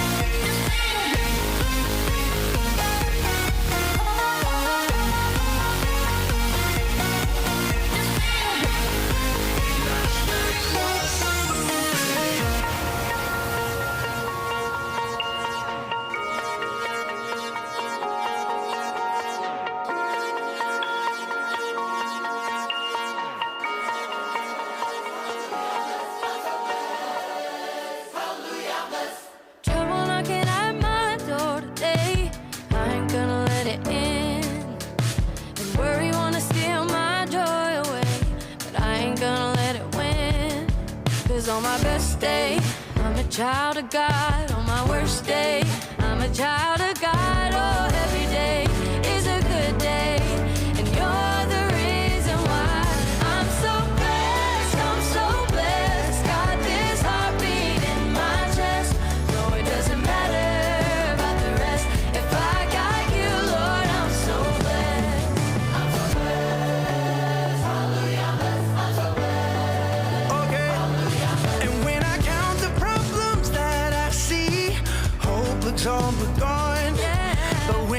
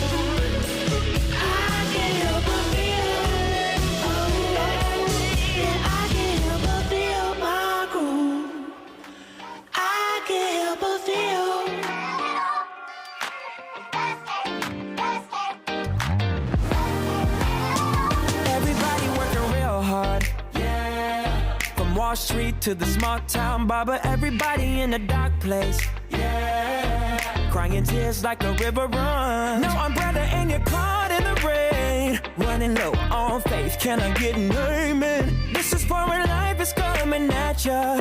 Hands up, here's your anthem. If you're having a hard day, ain't no way you're giving up. If you're dealing with heartbreak, ain't no way you're giving up. Keep your head high, keep on fighting, 'cause the pressure makes a diamond. Tomorrow's a new day, yeah. Ain't no way you're giving up.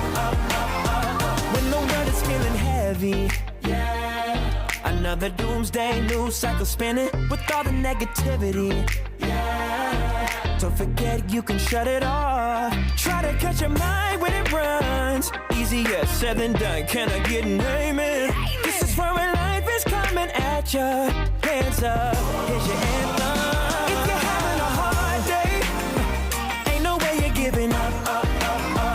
If you're dealing with heartbreak, ain't no way you're giving up. Keep your head high, keep on fighting, 'cause the pressure makes a diamond. Tomorrow's a new day, yeah. Ain't no way you're giving up. Tomorrow's a new day. Ain't no way you're giving up. Hey.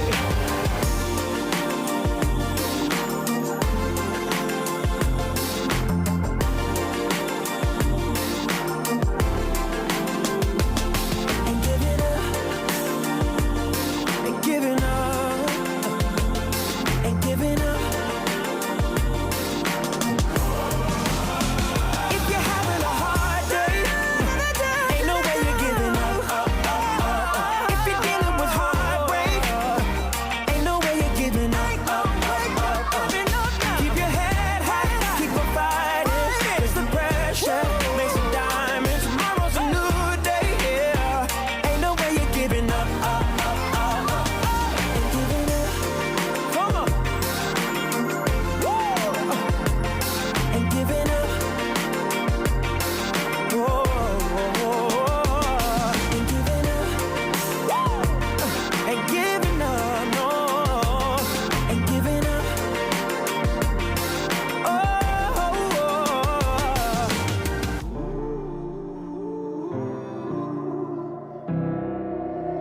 White lies and desperation, hard times and conversations. No one should ever love me like you do. Sometimes my bad decisions define my false suspicions. No one should ever love me like you do. While I'm on this road, you take my hand. Somehow you really love who I really am. I push you away, still you won't let go. You grow your roses on my barren soul. Who am I? To be loved by you. Who am I? To be loved by you. To be loved by you.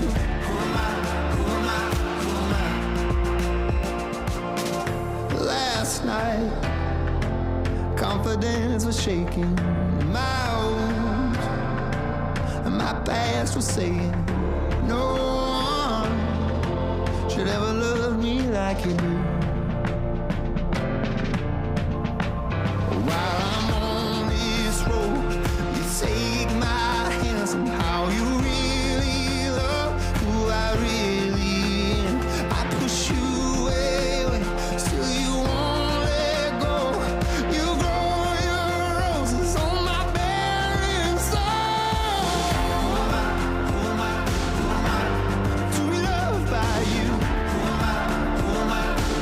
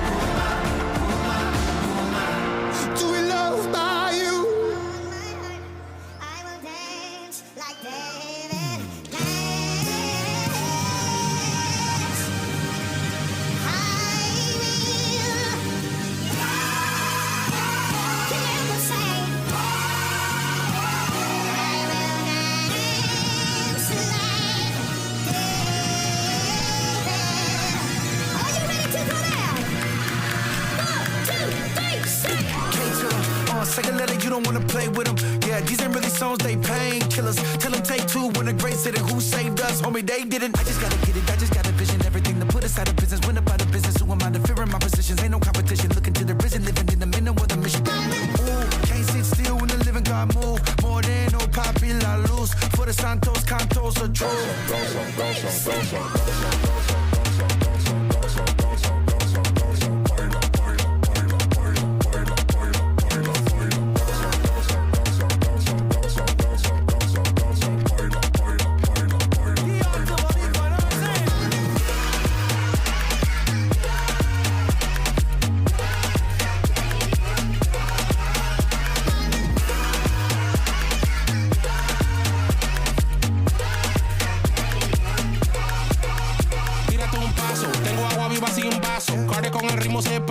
¿Y por qué danzo? Es porque estamos coronados, mi hermanazo. Tengo demasiadas bendiciones para quejarme y todavía tiene mucho más que quiere darme. Ahora soy free como el pelo sin bane. Pray and go get it every time that I want it, I got joy. Y no es solo por hoy, es que Dios keep blessing your boy.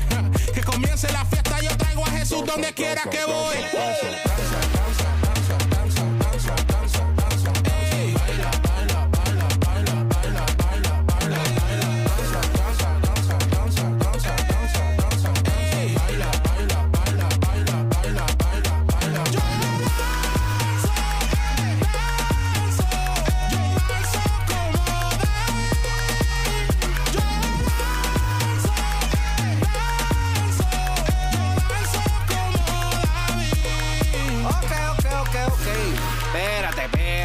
Yo sé que allá en los Estados Unidos ustedes le dicen KB, pero no, papi, es un loco. Ese moreno, papi, loco. ¿Me entiendes lo que te quiero decir? ¡Vamos allá!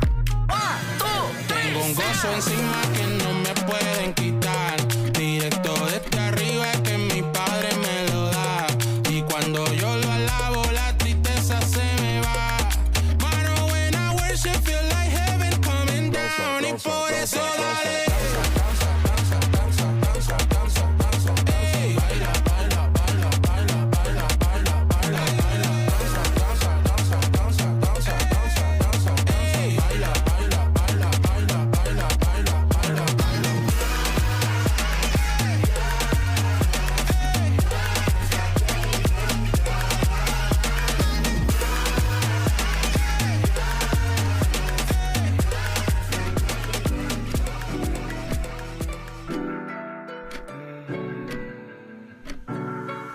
I've been working all night. Angels all around me, God is on my side, yeah, yeah. We gon' be alright, be alright. I say 1, 2, 3, blessings on me. 4, 5, 6, y'all do this. 1, 2, 3, blessings on me. 4, 5, 6, y'all know what it is. What it is.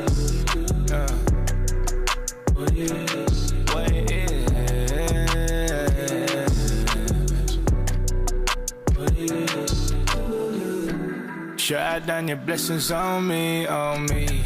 All life finesse and lonely, lonely. Life ain't sweet lies I can code it. You gon' hear my testimony, money. I heard you can do the impossible. Keep a double edge in my arsenal. I've been living alright, you know. Now you're in my life, can't let you go. I've been working all night. Angels all around me, God is on my side, yeah, yeah. We gon' be alright, be alright. I say 1, 2, 3, blessings on me. 4, 5, 6, y'all do this. 1, 2, 3, blessings on me. 4, 5, 6, y'all know what it is. What it is. What it is. What it is. What it is. Shower down your blessings on me, on me. Just my head above the water, so deep, so deep. Hadn't seen a lot that you done for me. I got 4 years in the bag and I'm still holy. Alrighty, hello everybody. Welcome back from lunch. Let us know, some of you have already, what you guys ate for lunch. I had some homemade burger bites, trying to eat a little healthier. I don't know if they were or not, but they were good. We had a fun time just relaxing. Hopefully y'all did as well, taking a break from everything that we're learning, just taking some time to also process all of the lessons that we have learned yesterday and this morning. Hasn't it been a great time so far? We're so grateful for all of our speakers, all of the incredible insights and leadership wisdom that they have been able to provide us along the way. So as we get started, I have a little trivia question for you. So you can put your answer in the comments. Can you name 3 consecutive days without using Wednesday, Friday, or Sunday? Anyone want to give it a shot? I asked the team around here and no one could figure it out. So maybe you guys can see if you guys get it right. I'll ask it again. Can you name 3 consecutive days without using the days Wednesday, Friday, or Sunday? Anybody got it? We'll give you a couple more seconds as the chat loads to see if you can figure it. Alrighty, okay, Abigail, you got it right away. Yesterday, today, and tomorrow. Good job. That one stumped some of us here at SLU, so way to go. And that leads into our topic in next session. So we are going to be talking about time and time management. So if you would like, please turn to page 26 in your syllabus and welcome SLU 101 Vision Conference. Please welcome our friend Ryan McDermott, to teach time management.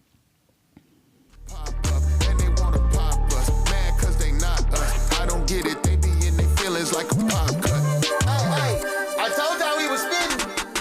I got politics in LA, I got Usos in the tight.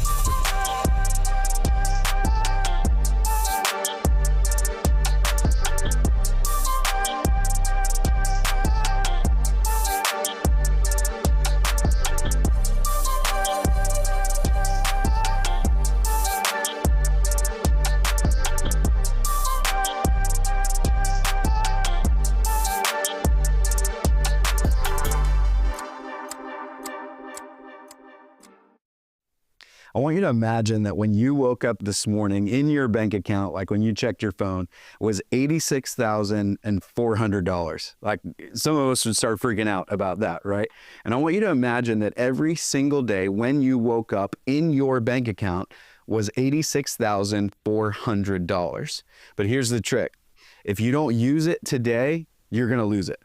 Like, you can't roll it over. You can't save it up. Like anything that you don't spend in that day is going to be taken away from you. How would you live today? How would you spend that $86,400? The reality is that we actually all have that account. It's called time. Every single day when you wake up in your time account, you will find that you've been credited with 86,400 seconds. You can't save them. You can't, hold on to them for tomorrow. What you have to do is you have to learn how to wisely spend every second that God has given you. And so what I want to do for about the next 30 minutes or so is I want to help you make the most of every second that God has given to you. Harvey Mackay said this. He said, time may be free, but it is actually priceless. You can't own it, but you can use it. You can't keep it, but you can spend it. And once you've lost it, you can never get it back. Make no mistake about it, ladies and gentlemen, the most valuable resource in all of our lives is our time. That's the most valuable resource that we have. And if that is true, then you and I are responsible to learn how to steward this precious gift that God has given to us. And here's the truth. We will never make the most of our leadership. We'll never make the most of our lives until we learn to make the most of our time. Now, Scripture actually gives us clear instruction around this. In Ephesians chapter 5, it says this, "Pay attention then to how you walk, not as unwise, but as wise. And then it says this, making the most of the time because the days are evil. One translation of this verse actually says, redeem the time. That's our task, that you and I would be able to learn how to redeem the time that God has given to us, to walk wisely in it. And so what I want to do is I want to offer you 4 tactics that are going to help you make the most of your time, T-I-M-E, right? That's the question. How do we make the most of our time, T-I-M-E? The first tactic is this, T. It stands for treasure your time. If we're ever going to make the most of the time that God has given us, then we need to learn to treasure our time. We need to learn how valuable and precious it really is. The psalmist says it this way. He says, teach us to number our days carefully so that we may develop wisdom in our hearts. That's Psalm 90, verse 12. Now, this scripture implies a few things. The first thing it implies is that life is short. It's fleeting. It's here today, it's gone tomorrow, it's not promised to us. Life is short. And we know this. Like, think about the way that people talk about time. People say things like, it seems like only yesterday, right? Or they talk about how time literally flies. Like, what are we saying? We actually understand that time is short. Life is short. And so we need to understand how precious and valuable it really is. I love this quote. Pastor Billy Graham once said, only fools and the devil assert that there is plenty of time. Only fools and the devil assert that there is plenty of time. Why? Because wisdom would tell us that life is short. And if we want our days to count, then we have to learn to count our days. The second thing that Psalm 90 verse 12 implies is that you and I, we don't always have wisdom in the way that we use our time, right? Can I get an amen? Is there anybody in the chat right now who would say, I don't always have wisdom when I use my time, right? We could use our time better. In fact, most of us are really good, if we're honest, at wasting time. Are you good at wasting time? I know I am, right? And in reality, sometimes we call it different things. We might call it like rest or relaxation or vegging out or self-care or unwinding or any of those things. Like, the reality is that most of us are really good at wasting time. Now, Americans on average, studies would tell us, spend at least 5 hours a day on their phone, right? And if you're watching this right now, to be honest, for you, it's probably a little bit higher than that, right? So we've got to understand that we're really good at wasting time. In fact, I want you, wherever you are right now, go ahead and pull out your phone, right? It's probably an iPhone. If it's an Android, I'm sorry, I'll pray for you. But pull out your iPhone, and I want you to literally just take a second and open up right now your screen time app, okay? Never has there been a more convicting app than this one on our phone, right? I want you to look at, I'm going to show you mine real briefly because I'm scared of what it says. I want you to look at real quickly just your average weekly use, your average daily use of your screen, right? We are really good at wasting time. Like, it's called TikTok for a reason, because the seconds just seem to slip by. Like, how many of us end up, if we're honest, just kind of mindlessly scrolling for who knows how long? But in reality, those seconds are being stolen from us. And we have to learn how to redeem the time. Now, I'm not here to hate on technology. I love my phone. I love social media. I love all these things. But in reality, this is a symptom. It's a symptom. It's not the source. The reality is that we all need to share in this conviction. Here it is. If time is a gift from God, then wasting it is surely a sin. If time is in fact a gift from God, and I believe it is, then wasting time is surely a sin. And I wonder how we would live differently. I wonder how we would spend our time differently if I lived with that conviction. I wonder how different my days would be. A.W. Tozer once said that when you kill time, it has no resurrection. You can't actually get it back. But Psalm 90, verse 12, this verse that we read, it actually gives us hope because it implies that we have a God who can help us understand how to use the little time that we have wisely. That's good news today, that we serve a God who can help us understand how to use the little time that we have wisely. That verse that I read to you, Psalm 90, verse 12 in the New Living Translation, it says it this way. It says, teach us to realize the brevity of life. How quick it really goes by, right? The Message paraphrase of that same verse, it simply says, teach us to live well. And I love that because I don't know about you, but at the end of the day, I want it to be said of me that I lived well. I want that to be said of me. And if that is true, if that's a desire or a goal of mine, then I must learn to treasure my time. The second tactic I want to give you today is invest your time. Invest your time. Do not think, ladies and gentlemen, of time as something that you spend.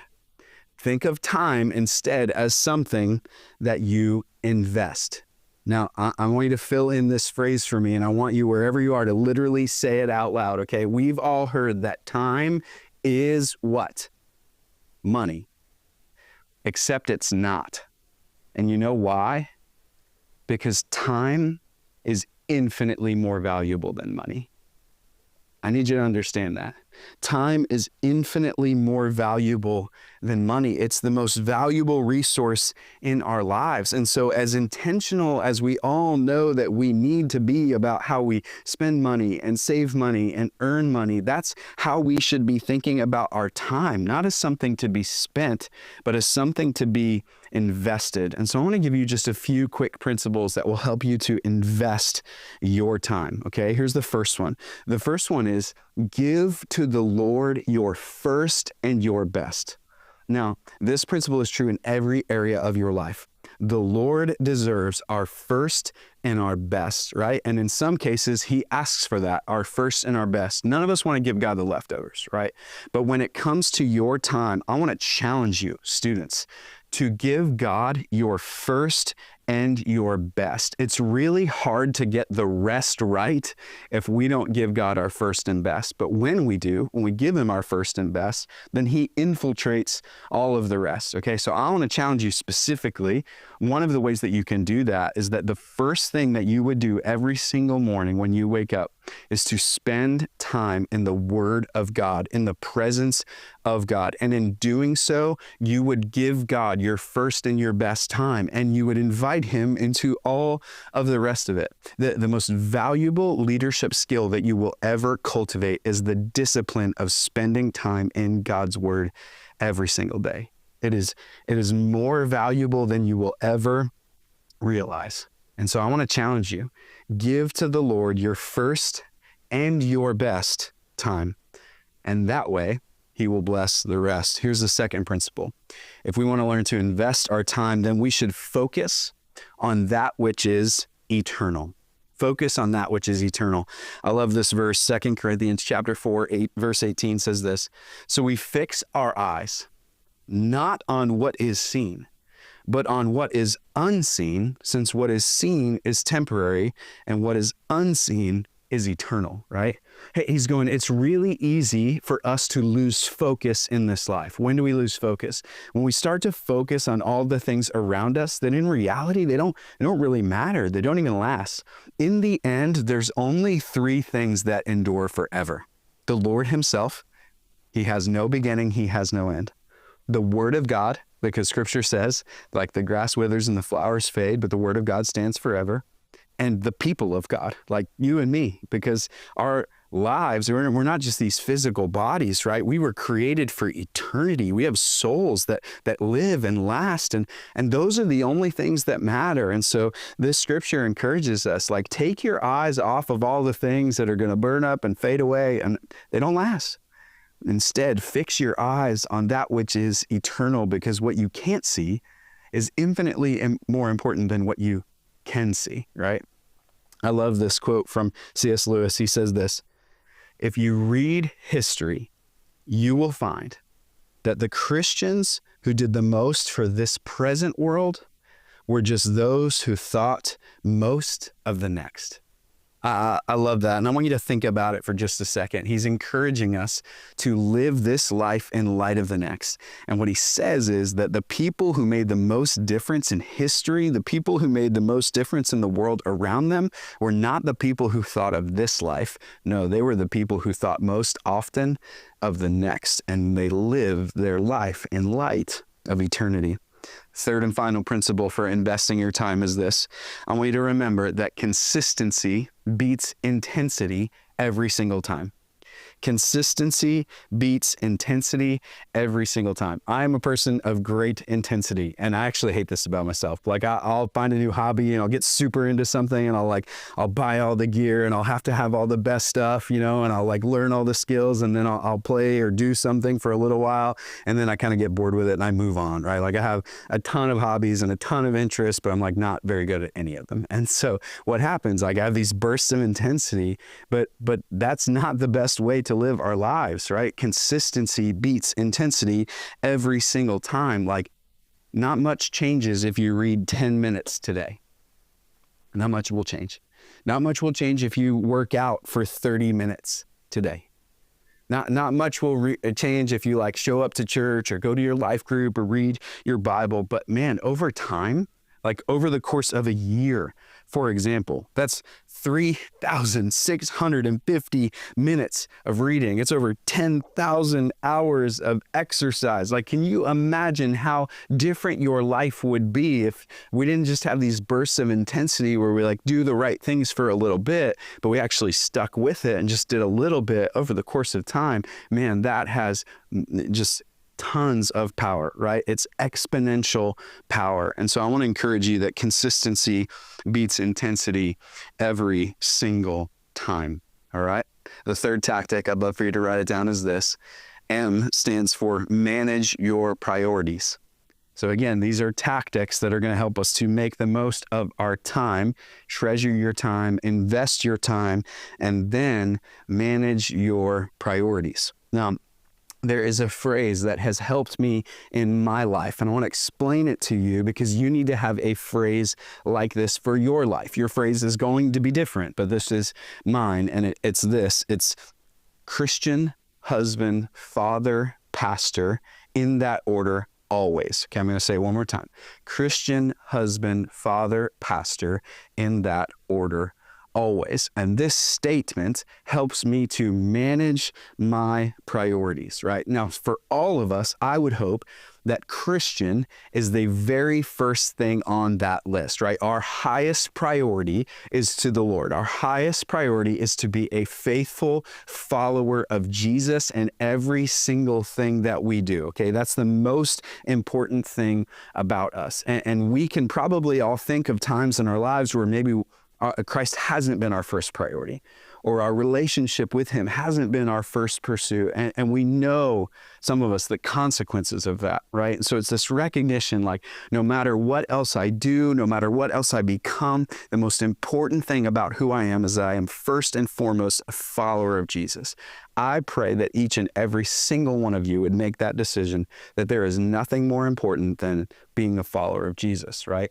But then after that, I've got to determine my priorities, and I have priorities. My next priority is that I'm a husband to my wife, Christine, now of almost 17 years, right? With that is the most important relationship in my life outside of my relationship with Jesus, right? After my wife comes my two kids. We've got two kids at home, Declan and Kinley, and they are wonderful. But the moment I put them above my wife, or the moment I put them above my Lord and Savior Jesus, man, my priorities are all out of whack, right? And then after that, what God has called me to do, and God may call you to this, he may call you to something different. God's called me to be a pastor. So you can put in that line, whatever God's calling you to do. I have no doubt that some people watching this right now are going to be incredible, doctors, scientists, lawyers, teachers, incredible stay-at-home moms, the hardest job in the world, right? Whatever it is that God calls you to do sort of vocationally, man, at best, that's a lower priority in your life, right? And so I'm just going to be honest with you. I'm worried sometimes that I'll kind of do all the right things and I'll do them in the wrong order. I think God really cares about our priorities. And so we have to learn how to make decisions in light of the priorities that God has given us. Because here's the reality. There's really only two ways that you can live in this life, but you have a choice. You can either live by design or you can live by default. I'm going to think about those two phrases. You can live by design or you can live by default. To live by design means that you're intentional, you're proactive, like you're working on it. You're deciding how to orchestrate the details of your life. You can decide how to use your time. Like when you come home from school, just as one example, right? And the first thing that you want to do is like kick off your shoes, throw down your backpack. You don't want to think about homework. Like those couple of moments are either going to be by design. No, I've made a choice that this is how I'm going to grab a hold of those minutes and I'm going to use them for all that I need to accomplish, or by default, which is like, I don't feel like doing anything.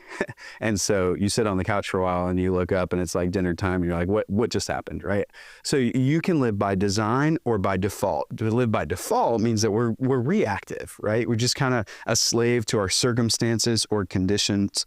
And so the reality is if we don't learn to manage our time, then someone else will manage it for us. And so managing our priorities is actually not about like getting things done. It's about getting things right. And so we want to help you learn how to manage your priorities. There's a tool that we have available to you. That's not ours, but it's incredibly helpful. And it's called the Eisenhower matrix, right? This is actually just a grid, essentially 4 quadrants where you can put some of the things that you have to accomplish in life. And they can be smaller things like I need to do my homework or, or they can be really big things like goals that you kind of put in this.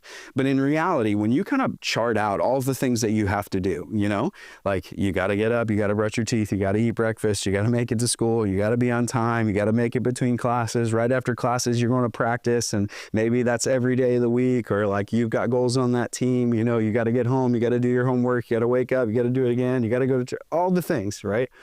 The reality is if we're not careful, if we live by default, then what we do is we give all of our time to things that are urgent, like they have to happen right now, but in reality, they're not important. Like as an example, a goal, or a dream. So when we do the dream session and you think about what would I do for the glory of God if I knew I would not fail? Chances are it's not urgent. Dreams don't have to happen right away. They need to be figured out right now. But you know what they are? They're important. And so our best work is not done like urgent, our best work is going like this actually, it's not urgent, but it's very important. And so you can kind of use that chart to plot out some things on your life and go, man, my most valuable time is spent here. And I have to actually fight to get there, to do it, because I got to live by design. Another step that you can take as you learn to manage your priorities is you can set SMART goals. Set SMART goals. And SMART is actually an acronym, right? It stands for specific, measurable, attainable, reachable, and timely, right? So we actually can take a goal or a dream and plot it out like, well, let's make it as specific as we possibly can. And when are we going to do that by, right? And who do I need to help me with that? All of those steps. It's not just going like, man, God's put a dream in my heart, or I have a goal to get into this college, or I have a goal to get a full ride, or I have a goal to be a team captain. Well, there's about 10 or 12 steps that you can take to get there. And so when we use this framework of SMART goals, then it actually helps us to progress and to move forward. So I want to encourage you to set SMART goals. And we've actually got a lot of material that you can work through to use that tool and identify your own SMART goals. But I also want to encourage you to work within God's rhythm. If you're going to learn to manage your priorities, you have to learn to work within God's rhythm. You know, I remember so many times in my life where I had so much work to do, and I would like maybe get a school project as an example, and I'd get it like 3 or 4 weeks ahead of time, you know, and I could have broken it up, and I could have worked on it for 30 minutes a day over the course of 3 or 4 weeks, but of course I didn't. Anybody ever done this before? You know, it's like the night before it's due, and you're like, Mom, we need to go to Walmart. Can you help me right now? You know, like we stay up super late, or we pull that all-nighter. Like at the end of the day, like maybe you get it across the finish line and you turn it in, it's the best work you've ever done. That's not what happened to me. What I did was like, I didn't work within God's rhythm. God actually has a rhythm that we need to work in if we're going to be effective, if we're going to make the most of our time. And sleep is a big part of that rhythm. You know, you can't actually be nocturnal, even though some of you are, like, especially if you started taking college classes or doing different things, you stay up really late and then you sleep most of the day away. That doesn't work. It's not God's rhythm. You know, what God actually designs as his rhythm is like, oh, Sunday is the first day of the week, not Monday. Like, why do we go to church on Sunday? It's partly because it's the first day of the week. We give to God our first, and we give to him our best, right? And even in scripture, like we see, like in God's mind, the day does not begin when the sun comes up, even though that's how we think about it. Like your alarm clock goes off before school at 6 a.m. or whatever it is, and you think that's the start of the day. It isn't. In God's mind, the day starts when the sun goes down. So when the sun goes down the night before, that's actually when the day begins, because in that time we're preparing for everything that God has for us the next day. And so these are important things to consider, because if we want to make the most of our time, it can't be on our schedule. It can't be working within our rhythm. We actually have to work within God's rhythm, right? So if you're going to manage your priorities, I encourage you, set SMART goals and work within God's rhythm. I want to give you one more tactic. So we talked about treasure your time, invest your time, manage your priorities. And the last one is E, which stands for entrust all to him. Entrust all to him. If you're going to make the most of your time, T-I-M-E, treasure your time, invest your time, manage your priorities, and entrust all to him. Now, when you go to scripture, if you read in the New Testament, there are actually 2 different Greek words that are translated into our English word, which is time, obviously. We've got one word for it. But the New Testament has 2 different words for it. And it's important that we understand the difference. So one Greek word in the New Testament for time is the word chronos. Chronos. Now that word might sound familiar a little bit. It refers to like quantitative time, okay? So it refers to like the time that is measured by seconds and minutes and hours and days and months and years and decades, right? That's chronos time. It's quantitative time. Now that word, interestingly, is used 54 times in the New Testament to refer to a specific amount of time or a block of time like we have right now. But the second word that's used in the New Testament is the Greek word kairos. And kairos is a totally different kind of time. Kairos is not quantitative time. Kairos is qualitative time, right? It's different because it's not the type of time that's measured by like seconds or minutes or hours or days or weeks or months or years or decades. No. This refers to specific moments or even seasons in which we experience the type of time in which we are kind of lost in some way. It's like, man, if you've ever just encountered the presence of God and the Holy Spirit of God, and it's just, there's something about that time that's different. You know, I've heard somebody say like, God can do in seconds what men can only do in centuries. What is that? Kairos time, right? It's just different. It's qualitative time. Now, what's interesting is that Kairos time is the time, don't miss this, in which God dwells. Kairos time is his time. Let's think about it. If you go all the way back to the book of Genesis, right?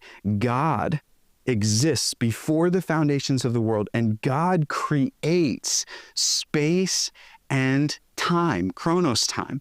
And so he actually exists outside of those things, outside of space, outside of time, because those are things that he created. And so kairos is the time in which God dwells. He lives outside of chronological time. And so kairos is the place, don't miss this, where eternity invades history. Like it's the place where God's time and space enters into our time and space, and it makes it different, right? So none of us can add to our lives chronos time. You can't add to your lives seconds and hours and days. But do you know what you can add to your life? You can add kairos time, because we can create space for eternity to invade history. And the more we open ourselves up to the presence of God and the Word of God and the leading of God, then God can infiltrate all of our seconds and hours and days, and he can change them into something entirely different. This is beautiful, because maybe you feel like you've wasted time. We serve a God who can redeem everything that has been stolen from you. Maybe you feel like the seconds or the minutes or the hours are slipping away.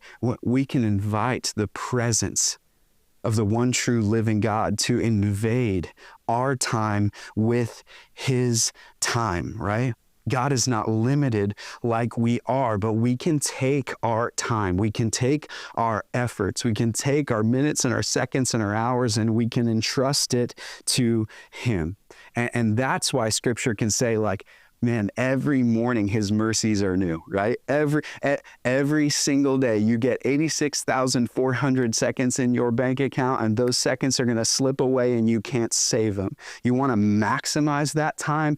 Invite all of God into all of your time, right? Because then kairos time invades chronos time. And so as we aim to learn to make the most of our time, we must also trust that we serve a God who can redeem the time, even the time that we've wasted, as we surrender the time that we have left to him. Ladies and gentlemen, I want you to understand that time is running out. The seconds are slipping away, and there's just one question that I have for you today. What will you do with the time that you have left?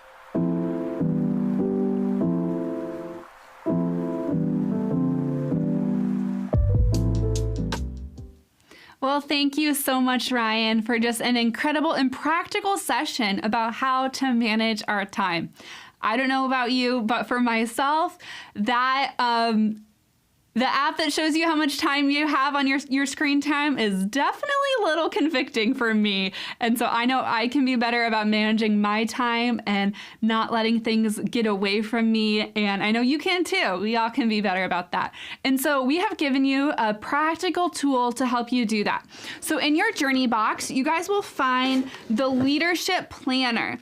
If you all have not received your journey box, or you registered after February 14th, you're going to have a different resource called the Big Frog Notepad, which will help with that. But for those of you guys that have your leadership planner, I want to just spend some time walking through it for a minute to make sure that you guys get the most out of this resource. So this is just a 3-month planner to get you all started on how to manage your time, incorporating some of the practical tips that Ryan talked about in his session. So on the first couple pages, it'll tell you a little bit of info about how to utilize this resource to make it most efficient for you, how to maximize it. And then we have some SLU isms, kind of, that we have different sayings or practical tools that are incorporated throughout. And so we have you're going to see big frogs throughout. You're going to see times of self-reflection, monthly check-ins. One of Dr. J's favorite phrases is that you aren't going to be different aside from the people you meet, the places you go, the books you read. So we've included people to meet, places to go, books to read, and then we've added scripture to memorize. On each page in the weekly breakdown, down, you are going to see the Eisenhower matrix, and you can see how to use that in your own life. And if you don't have the planner, or if you have another planner that you already like and use, we encourage you to take some of these elements and try to utilize them in your time planning and in your leadership journey as you continue throughout school, throughout the summer, and to your class schedule. And if you didn't receive that leadership planner, that's okay. We're going to put an email in the chat that you guys can email us with, and you'll be able to reach out to us if you want to get a digital version of that planner sent to you.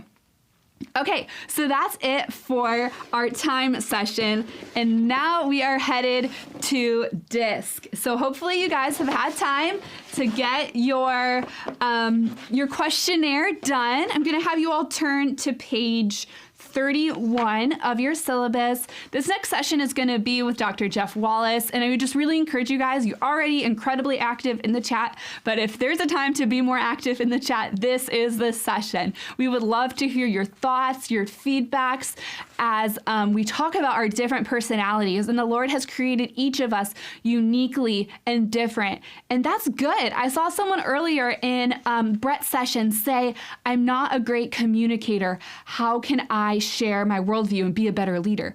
And we all want to be good communicators, but maybe you're not necessarily more as extroverted as another. That's not a skill that you love to do. That's okay.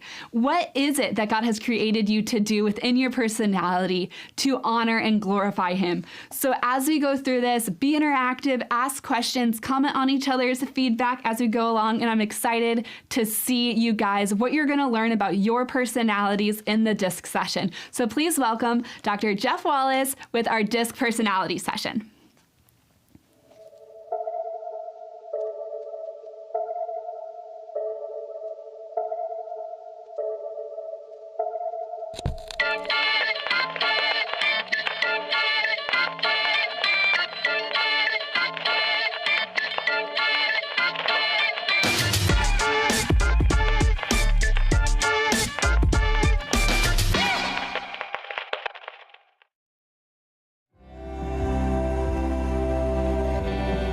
Hey, what's going on, SLU 101 Reimagined? Okay, now, I gotta be honest with you. This session is one of my all-time favorites, and I believe it's gonna be, for many of you, your favorite session. Why?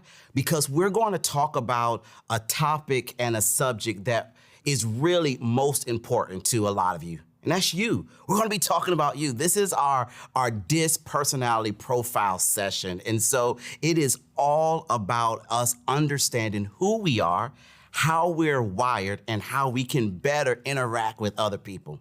Have you ever just kind of wondered to yourself, why does my friend act this way?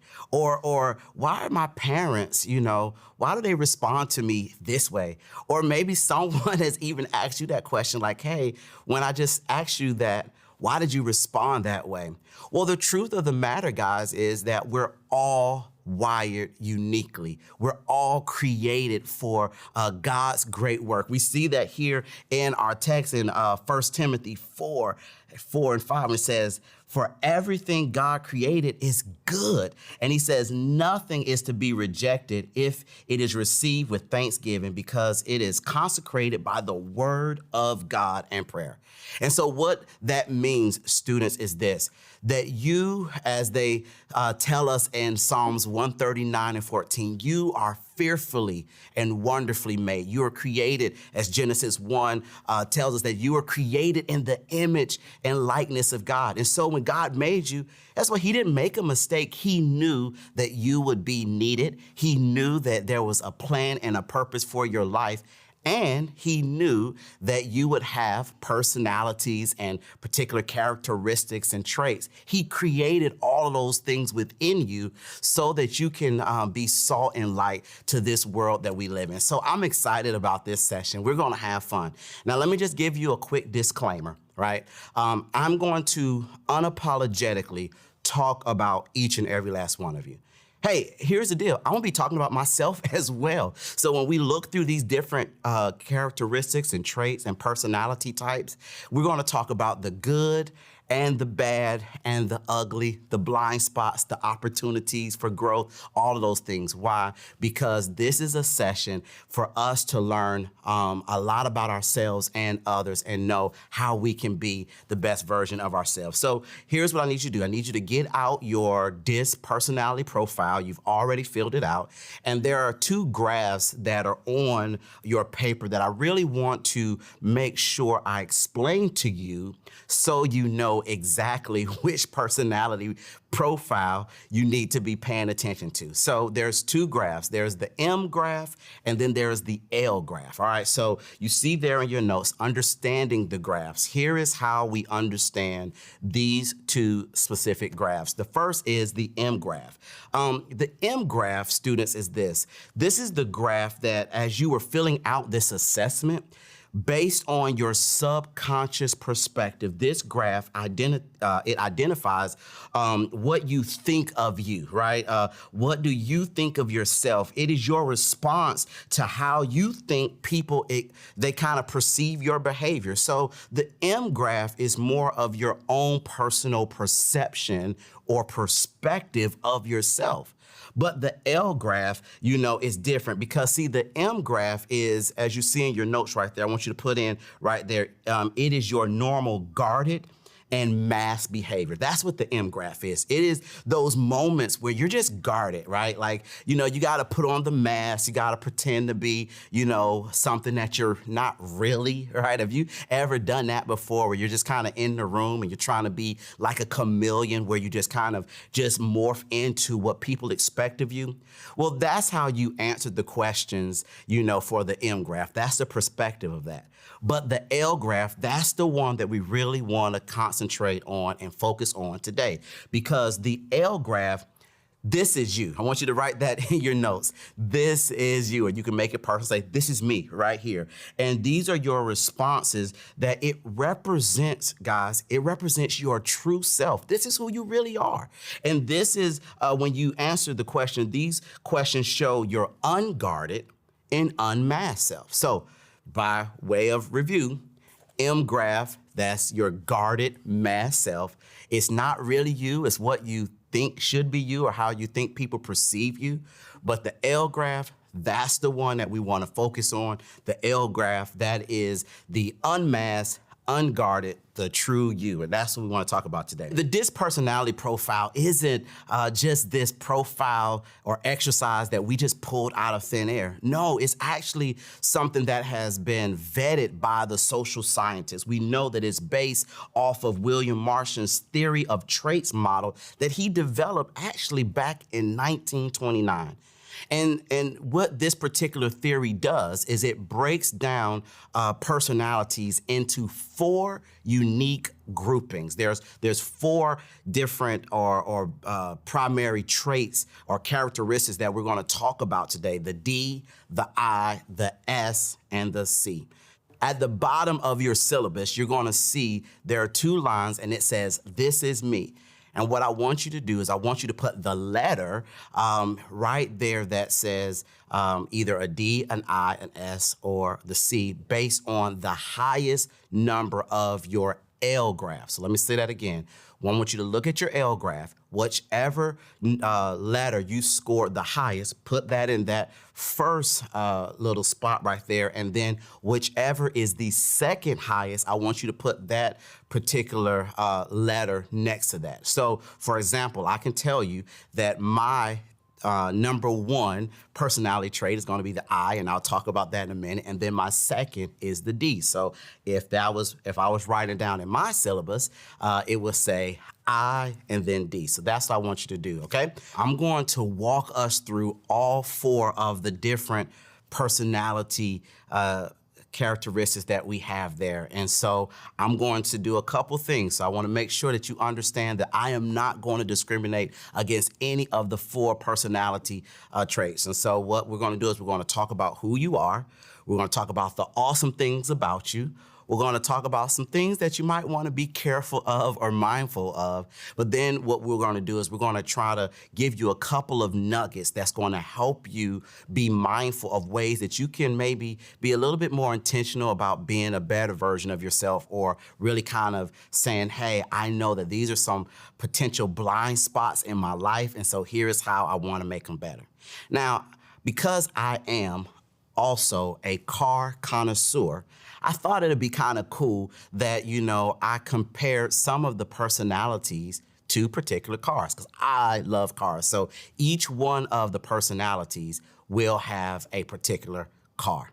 Are you ready? All right, here we go. So, to all of my D personality individuals. So the D stands for dominant. That is the dominant personality, the dominant characteristic. You have the dominant trait. Now, I reckon a D personality to what I call the muscle car, like the Mustang, right? If you ever seen a Mustang, on the highway, chances are you've heard the Mustang before you actually saw the Mustang, because you hear that engine kind of roaring and it just kind of zips past you real fast. And that really is what the D personality is all about. We'll call these individuals the conductor.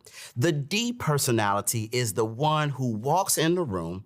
They see all of the chairs that need to be set up because it's an empty room. They see tables folded up against the wall, and they see chairs folded up against the wall, and they know that we have 15 minutes to get this room set up. And what the D personality will do, they don't ask any questions. They don't even want to know who's in the room and what their role is. They just know that 15 minutes, we got to get this room set up. So what they do is they say, hey, you grab those chairs over there. Hey, you grab that table over there. I want you to put 4 tables right here, and I want you to put 4 chairs around each table. I need you to get it done. Come on, people. I don't have time to talk to you. I don't want to care. I care about your feelings, but don't want to hear it right now because we got to get it done, right? That's the D personality. The D, because they're so dominant, they're the get it done type of people. Now, here are some characteristics that we see. We see that they're directing, they're dominant, they're driving, they're demanding, they're actually doers.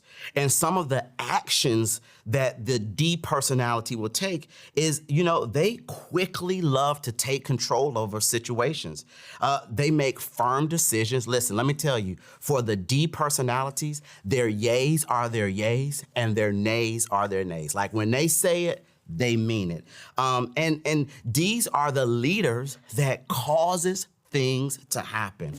And so what we know about D's, if you're taking notes, I want you to write this down, that D's, they take charge and they make quick decisions. That's what we know about D's. They're people, they take charge. They're like, let's get it done. Let's go, right? And so D's, they take charge and they get it done. Now, here is a tip or a few tips for those of you who are D's. I just want you to raise your hand and say, okay, Jeff, that's me. So help me lead a little bit better, right? Okay, so here are some tips. D's, here's what I want you to do. When it comes to your directness, I want you to realize that oftentimes you speak before you think, right? And so maybe you need to pause a little bit before you kind of come at people or you say things. Now, I'm not saying what you're saying doesn't need to be said, but maybe you should pause for a minute, and instead of being the muscle car that just zips by people on the highway, maybe you should slow down, lay off the gas a little bit, throttle down, and just walk slowly in the crowd or drive slowly in the crowd of the people. So it's very important that that you kind of fall back a little bit on that and you're not as firm and not as direct. Also, what we know about D's, that you're fast-paced. And I should say we because, again, remember I told you my second personality trait, I'm a D. So I'm really talking to myself as well. And so we're fast-paced, and so we're consistently doing things. And sometimes when we are so consistently doing things, we can be careless and we can miss details. So I think it's important that D's, that you're not just so task-driven that you don't come up for air and breathe, but man, maybe like I talked about earlier, maybe you just gotta slow down a little bit more and just kind of feel the moment and be present in the moment. Ds are very reactive in nature. And so in a crisis, the Ds, you're leaders. Now let's not get it twisted. Ds, you guys are leaders. You're gonna get it done. So a crisis happened, you're kind of the see a need, feel a need individuals. But here's what I need you to understand, that you have to sometimes guard your quick decisions, and you need to make sure that you are aware of how your decisions will impact others. My wife always tells me, she's like, hey, listen, my wife has to give me a disclaimer a lot of times where she says, hey, what I'm about to tell you, I do not need for you to fix it. I'm just telling you for information purposes only. And the D in me is like, well, why are you telling me if you don't want me to fix it? Because I just have a natural desire to just go. If it's a crisis, I want to go after it. But for Ds, we have to make sure that we think about how our decisions will impact others. That's so important. Ds, we also, we are drivers. And so we need to take time to relax. We're very powerful in nature and stature. And so we love to be large and in charge. But just remember, you have a team. There are other people around you and their feelings matter too. And they don't always respond well to this driving or this direct type of approach to leadership. So it's important, Ds, that we pay attention to our disposition and our demeanor, and that we don't just kind of run over people, but we take our time to really kind of be very present with our team. All right, so everybody make some noise for our Ds. That's our D personalities. Love you guys. Shout out to our muscle cars, our Mustangs. All right, the next group that we're gonna talk about right now. All right, so here's the thing. Every time I talk about this particular personality trait or characteristic or personality type, man, listen, I lose the room because they're loud. And it's all about them. They love the attention of people talking about them. And here's the thing, as I talk about them, they're gonna be all into it. But once I stop talking about them, they're gonna wish I was still talking about them. And that's none other than my fellow I's. Again, I am an I. That is my natural personality trait. That's my number one. And so the I's, we're gonna call you guys the influencers. You're the influencers. Now, unlike the muscle car of the D, the dominant personality, the I's as influencers, you're the party bus. You're the group that you just love for everybody to be along for the ride. Now, odds are you have no idea who's on the bus with you. You don't know their names. You really don't care to know their names. You're just like, hey, it's a party. Come on and join me, right? So the I's are what we call our socializers. You're very, very social. You're our people's persons, right? And so you love people. You love attention, by the way, and you love connecting with one another. Like I's never really meet a stranger. Everybody is their friend. And my son, my middle son, CJ, he's like that. And he'll say, Dad, that's my friend. And I'll say, well, what's their name? You know, right? So he paused for a minute. He has to think about it, right? Because he just loves everybody. That's who I's are. That's who we are. Because again, I'm an I. I's, you seek out others to interact with and to influence. And so that's the true essence of the I personalities. You're one who seeks after and seek out for others, and you want to influence them. So what are some characteristics about the I's? I's, so I'll say that, we're inspiring, we're interactive, we're inviting to others. We love to bring people along. We're always interested in people. Some of the actions that we take is that we inspire others to follow. Sometimes we inspire others to follow. Let me just say this, and we have no idea where we're really going, right? And so, but we can cast a good vision and make it seem really, really good, right? And then another action about us is that we build relationships through charisma and charm. And then we also are individuals who crave and enjoy popularity. Man, we love it when people look at us. We love it when people talk about us. We love it when people pat us on the back and put the spotlight on us. That's what the I personality is all about. That's what the party bus is all about. It's all about the shine, right? And here's the danger, though, with an I personality. And again, I'm talking about myself. we have to be very careful because I personalities, they're not always present, right? They can have multiple conversations with people and, they can easily be distracted. Like eyes, they'll be talking to you and then it's like, oh, look, there's a bird, right? And so they can get easily distracted. So we have to make sure that we're intentional about being focused. Now, here are some tips like I did for the D. Here are some tips that I want to share with my fellow I personalities. Number one, we're a bit talkative. I mean, like sometimes we have to just kind of zip it, right? And so we love to talk and we love to express ourselves. We're very boisterous. And so we need to learn how to listen more and talk less. That's very, very important. Another thing is that we're always optimistic. Eyes are the individuals. We always see the glass as half full and not half empty. And so we love to look on the bright side of things, but we got to be mindful not to communicate unrealistic expectations because sometimes we can be so optimistic that we really don't speak truth, right? Or we're so optimistic that we don't really share, realistic expectations and we're not prepared for realistic outcomes. So we got to be careful about that. Eyes, we are super casual. Like we're like everything is cool, it's chill, it's all good. And we enjoy building relationships. But in leadership, when you're managing a team or when you maybe be a manager at your job or in a business or something, you got to be careful not to be so casual that you're not really leading properly. So it's important that sometimes we need to be more professional and less casual. That's so important. Another thing for eyes, we are unstructured in our approach to things. A lot of times as eyes, what we do is, we just kind of go with the flow. And we need to be intentional about making sure that we have more structure in our lives because guess what?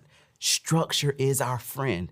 And I know we don't think that at times, but we need that. And so it's not to diminish your party busness, right? I don't even know if that's really a word, but I'm just giving it to you.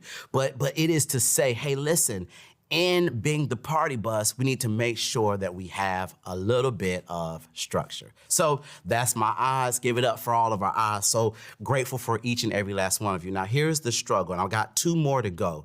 And what I need for you to do for me, eyes, pay attention. I know you're going to think about, oh, well, that's good for this one and that's good for that one, but what about me? No, we want to learn about all 4 of the personality traits, not just yours, all right? So the next one is the one that I really love the most because the next is the S personality. And the S personality, they don't really like attention. They actually hate attention. And so if we were live in front of one another, you know what I would do to the S personalities? I would have them stand up and I would have everyone look at them because it would make them so uncomfortable. And our S personalities are what we call our steady people. They're steady. They're like the Toyota Camry, right? So we've gone from the muscle car, which is the dominant, to the party bus, which is the influencers, to now the Toyota Camry, which is our steady. Now, here's the thing about the Toyota Camry. A Toyota Camry is a very dependable vehicle.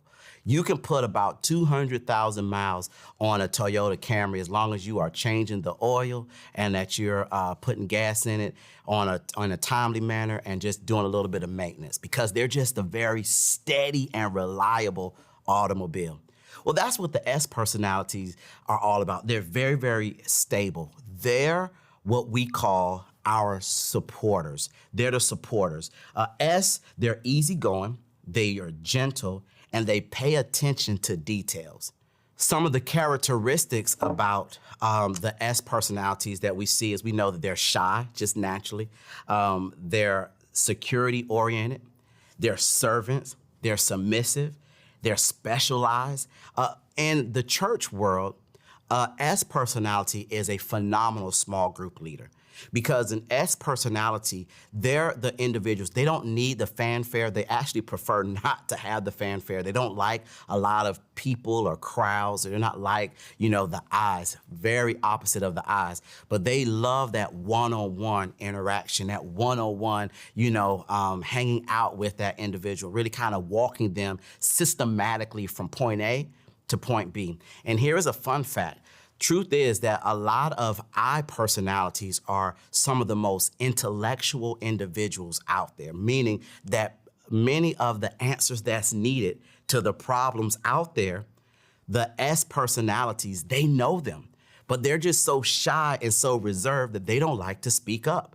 And so here are some actions that we know about the S personality.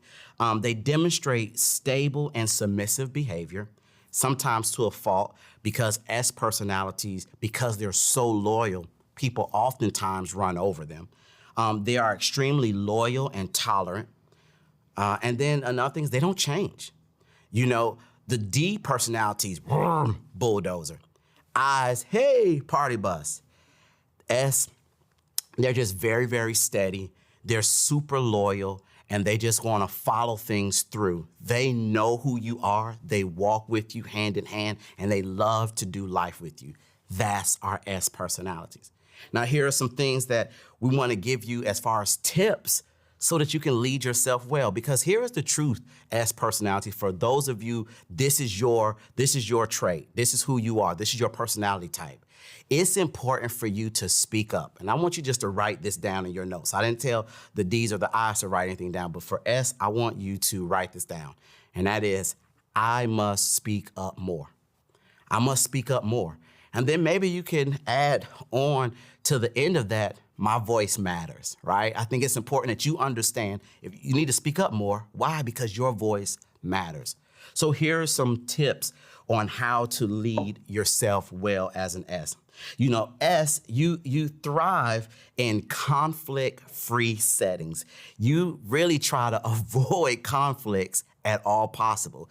And can I tell you, in leadership and in life, that's really not that possible. There are going to be moments in your life where you're going to have some conflict. There's going to be moments in your life where it's just going to be rough, and you're going to have to tell somebody, hey, what you said wasn't cool, or what you did, that really wasn't God honoring it, and I need to, call you out on that. And that's okay.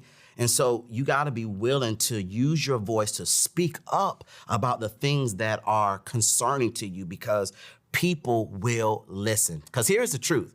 Because you don't really speak much, when an S personality says something, everybody's like, what? You talk, right? And so it's important that you speak up and let your voice heard, because I know you're a person who prefers harmony. Another thing about, S personalities, you're very laid back in nature. S personalities really can chill. That's the essence of the S personalities. You are Captain Chiller, right? You love to chill. And you tend to just go with the flow because you want to make sure that there is harmony with the group, there's harmony in the environment. But you got to make sure that you're not just going with the flow when the flow is going in the wrong direction. See, because you are so smart, you're so wise, you're so discerning, it's important that you speak up and you don't just give into your laid back nature. It's important, again, that you speak up because your voice matters. Another thing about the S personalities, they're big on followerships. You guys are followers, and you really don't often aspire to have a role of authority. S personalities, they're great support staff, they're great support people, but can I tell you, you have leadership ability and capacity within you. And so you have to be willing to set aside some of your insecurities and step up and lead up, because you are an influencer. Just because you're quiet doesn't mean you cannot be a leader. That's probably one of the greatest misconceptions, is that loud equals leadership. No, you can be quiet and reserved and still influential. Here's another thing, security. you are individuals, as personalities, are individuals who really don't jump out of their comfort zones. Like you kind of stay in your nice little bubble, nice little comfort zone. And I want to encourage you and even challenge you to allow a little spontaneity to be in your life. Be spontaneous in some areas of your life. Don't be so planned out on everything. Make sure that you just kind of wake up in the morning and go off script, off of your to-do list, outside of your plans, and do something very spontaneous. And then last thing about our S personalities, you guys are very methodical in your nature. Like you love to work within the procedures. You don't really color outside the lines. You're a lot like the next personality I'm gonna talk about in a second. And you don't really stray away from that. And here is the thing, I'm gonna encourage you to make sure, like I just said earlier, that you break your routine and you speak up and you step out and you jump outside of your comfort zone. So that's our S personalities. And so we've talked about our Ds, who are our muscle cars, run through. We talked about the I's, who are our party bus, yay, let's go. And then we talked about our S personalities, which is our steady Toyota Camry, just kind of driving along in their good old, steady, reliable vehicle. But the last, but certainly not least, the last personality we want to talk about are our C's. Oh, our C's. The C personalities, we will call them correct, because that's what they think they are all the time. They think that they're right 24/7. C's are probably saying right now, even after I made that statement, you're right, we are. And so C's, I'm gonna give you a great vehicle. I'm gonna say that you're our Bentley because you're very unique in your design and makeup, right? And so you're what we call our analyzer. You analyze everything. C's, what you do, as you see in your notes, you abide by rules and regulations, and you are very considerate of others, right? And so you are very considerate of others, but you pay attention to details as well. And so, you're very detail oriented. And so I think it's important that we understand that our C's, you guys, you really don't color outside the lines. Everything is right within the line. Here's an example of that. C's, you're the one who goes to IKEA, buys furniture from IKEA, read the manual first, whether it's in your face or online, and then you go and put it together. I's, they just look at the picture. We rather look at the picture and put it together from the pictures. The D's, they're not gonna really do it themselves, but they're gonna tell somebody how to build the shelves. And then the S, they're gonna be the ones that's right there with the hammer, the nail, the screwdriver or whatever, actually putting it together. It's like, come on guys, let's do it together, right? And so what do we know about the C's? C's, you're calculating. C's, you're very careful. You are competent, right? And some of the actions about C's, you're very cautious and calculating. We just talked about that. You exemplify a very conservative approach to decision making. You decide slowly, and you really feel like you're rarely wrong. Now, the truth of the matter is, I'm gonna be kind to you, C's. Because of the way you approach things, odds are most times you're not wrong, right? Because C's, before they say it, they're going to take it through the process. Before they do it, they're going to make sure they analyze every aspect of it. C's are very, very rigid. My wife, she is an accountant. She's a mom and wife by day, but she is an accountant and a number cruncher by night. And let me tell you, she balances everything to the penny. And she's super, super honest about everything. If she owes it, she's gonna pay it. If you owe her, you're gonna have to pay her, right? And so that's just who she is. She doesn't color outside of the lines. Now, here are some tips on how you can lead yourself well, C's. Number one, you're very critical of things. Like C's, you and D's, you can sometimes kind of clash because D's are just they're like go do it type of people. And you're like, hold on, let's make sure that the process and the spreadsheet lines up. You see the I's, and the I's are all over the place. That's super frustrating. And then you see the S, you get along with the S because you can tell the S what to do, and they're gonna do exactly what you tell them to do. So you really like the S, but you're very critical on things. You have high standards. So here's what I need for you to do. I need for you to recognize no one's perfect. No one's perfect, not even you. I know that is hard for you to recognize, but you're not perfect either. And so you have to be okay to have people in your life and you yourself relax your expectations and understand it's okay that you don't dot every I and cross every T. It's all good. The world is not coming to an end because of it. Another thing that's important to really kind of go along with that same idea of you being critical is that you struggle with perfectionism. Like you're very much a perfectionist. You have a desire to give accuracy on everything.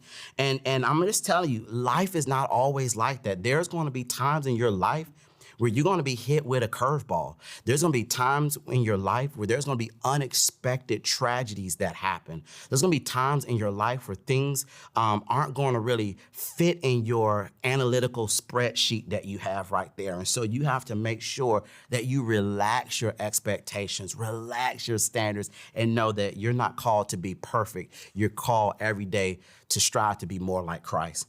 Another thing is you're big planners, which is cool. I love that. You know, C's are great administrators. You're great planners, and you go through things very thoroughly. But on occasion, here's the challenge. Take your Excel spreadsheet, throw it out of the window. You know, take your plans and close it up and go off script because C's are known to be planners. And so here's what I want to challenge you to do. Go on a vacation that you don't plan. You just get in the car and go driving. Now, maybe you can't do that, but the idea is, hey, don't be so committed and married to your plans. Try to be a little bit open to being spontaneous. Another thing that's important about C's is you respond to a lot of situations with your head and not your heart. And sometimes it's important that you become an individual who responds from your heart and not your head, meaning there's going to be some response that really in your ideal perfect world, it makes sense for you to respond this way, but maybe you should pause for a minute, pray about it, and then maybe just respond in a different way, respond in a way that's more compassionate than it is systematic, right? And so I think that's so important. And finally, C's, here's the last thing I want you to know. You take great pride in your work, and that's awesome. But some of the struggles in that is that your self-value and your self-worth is tied in your work. And can I just tell you that you're more than just your work. You are God's child. And you were created in the image and likeness of God, not the image and likeness of your work. So don't be caught up in saying to yourself, my value is in my work. I want you to make sure that you understand and recognize your number one priority is this, is that my value and my self-worth is in the truth that I'm a child of God and a citizen of heaven. So those are our 4 personalities. And in closing, here's what I'll say. You know, many of you will ask, well, which personality trait is the best? And the answer is none of them. They're all important, they're all necessary, and they're all blessed and ordained by God. So I hope you will, 1, you've learned more about yourself, but then 2, I hope now you've learned more about others and how you can, in a better sense, interact with those that are around you who have different personalities than yours. Man, I love this session. We can talk about it for hours, but that's my time, and I'll see you on the other side. Take care.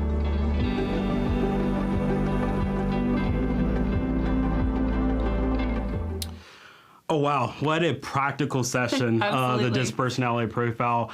I use this with my team at work.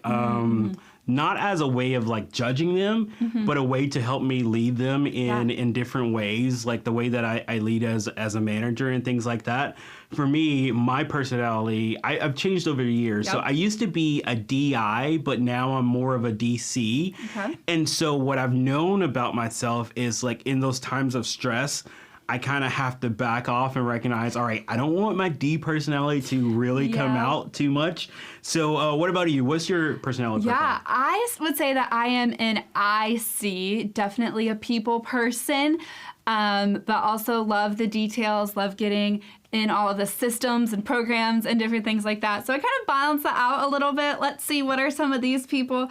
If you comment on the chat, we've got, okay, a lot of you guys are some equally balanced. All right, Morgan, I see Team DI. Yes, their way to go. CS. Hey guys, and as a reminder, there is no bad quote unquote personality. I don't want you guys to be ashamed of your personality or think you're less than. Every single one of you has been created beautifully by the Lord. And it's just knowing your personality and where you fit in the big scheme of things and finding responsibilities and roles on a team and in a job that allow you to thrive. Yeah. If you're an S and you're more reserved, maybe don't go on the stage in front of a lot of people or MC a session like this. But if you love talking, hey, maybe this is your place to thrive. So it just depends. And as like Kenneth said, you're gonna learn and you may change, and that's okay. As you grow, as you get into different positions, different responsibilities throughout college, you may change a little bit. And that's okay to be self-aware and learn where your strengths are and lead into those. So thanks so much for engaging. I hope that session was practical in your leadership journey. We are going to take a 5-minute break, and then we are going to come back here for the Mind Matters session with Dr. Brent Crowe. So we'll see you guys in 5 minutes.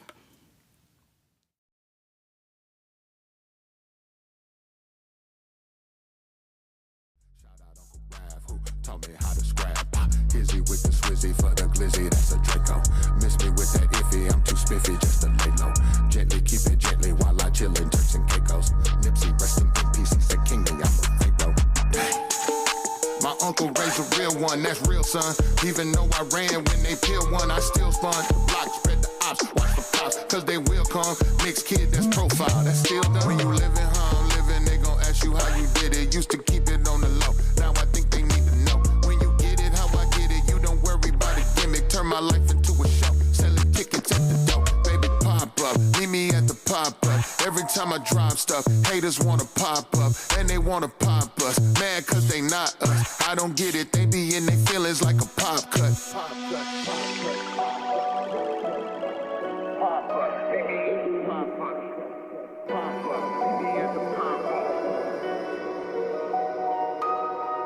When you live it how I'm living, they gon' ask you how you did it. Used to keep it on the low, cause I was used to keeping low. Thought nobody gave a care if Crayon Trip one at the show. But no matter who come with me, he the reason that I go. I ain't worried about a gimmick, that's for folks who never lived it. Even when I pivot, it's to shoot the shot that I've been given. We taking safe bets, not faith steps, and hoping God will bless it. Abusing favor like it's privilege, we accept it. God ain't mocked or shocked, he saw your heart.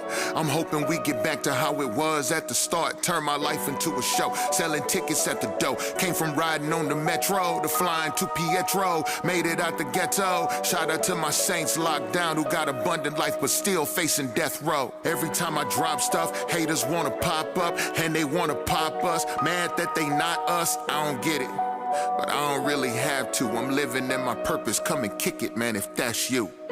Pop up.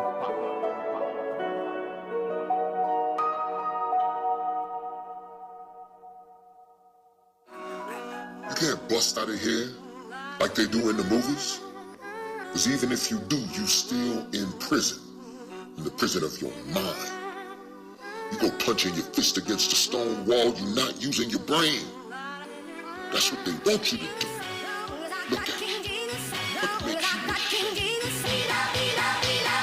I got the go, so I don't need a rose, but I might push a phantom that's right off the lot. I know I'm serving the father of time, and that's whether I got on a paddock or not. Canada goose for the code, and they told me to count up my blessings. I counted a lot. Stashing my treasure in heaven where it'll get better and don't gotta weather the ride. Yeah, K to the second, that's rapper, that's reverend. They started with Jesus, but I never left it. Think they protected, we tear down your hedges. I gave you the book, but you boys never read it. Don't need your credit, you cannot check on my dress, still swinging. I'm Eddie from Tekken. Come to the message, I keep it consecutive. Look, Damian Lillard for 3. If they pass it to me, I turn you to a meme. I ain't worried about demons. You think the vaccine is the mark of the beast. Need to turn off your screen and get back to the reading and back to some reason. Remember, you giving the flag your allegiance. We lack an agreement. Long as we kids of the king, we still gonna be laughing with Jesus. No capping or scheming, I'm happily beaming. You have to believe it, I'm tapped in and we got the vision. People don't care, you keep Christ in your Christmas if they cannot see that there's Christ in the Christian. You do the division, now give me some difference. The spirit of trolling is great, so I give them Paul, no Logans or James. They weather the storm, but my hands will be raised. Long as I got King Jesus, long as I got King Jesus, I got the ghost, so I don't need a rose, but I might push a phantom that's right off the lot. I know I'm serving the Father of time, and that's whether I got on a Paddock or not, native supply for the drip and Elon for the whip, but I've counted a little, a lot. Placing my treasure in heaven where it'll get better and don't gotta weather the ride. Yeah, pledge my allegiance. I'm reading Ephesians. I grew with the heathens. I ran with hyenas. They told me to beat it. That led me to Jesus. He led me to freedom. The trap undefeated. We keep it in season. Look, you gotta see it. The home of the free has got 10,000 reasons. No people for pleasing. No fault of the treason. We really believe this. 5 on the dot. Yeah. I'm going off and I don't plan to stop. KB and Dilly. Yeah. How y'all this free with a head full of locks? I bring his will to the table. I'm never entangled. I giving you red table talk. Yeah, KB and Dilly, we setting it off.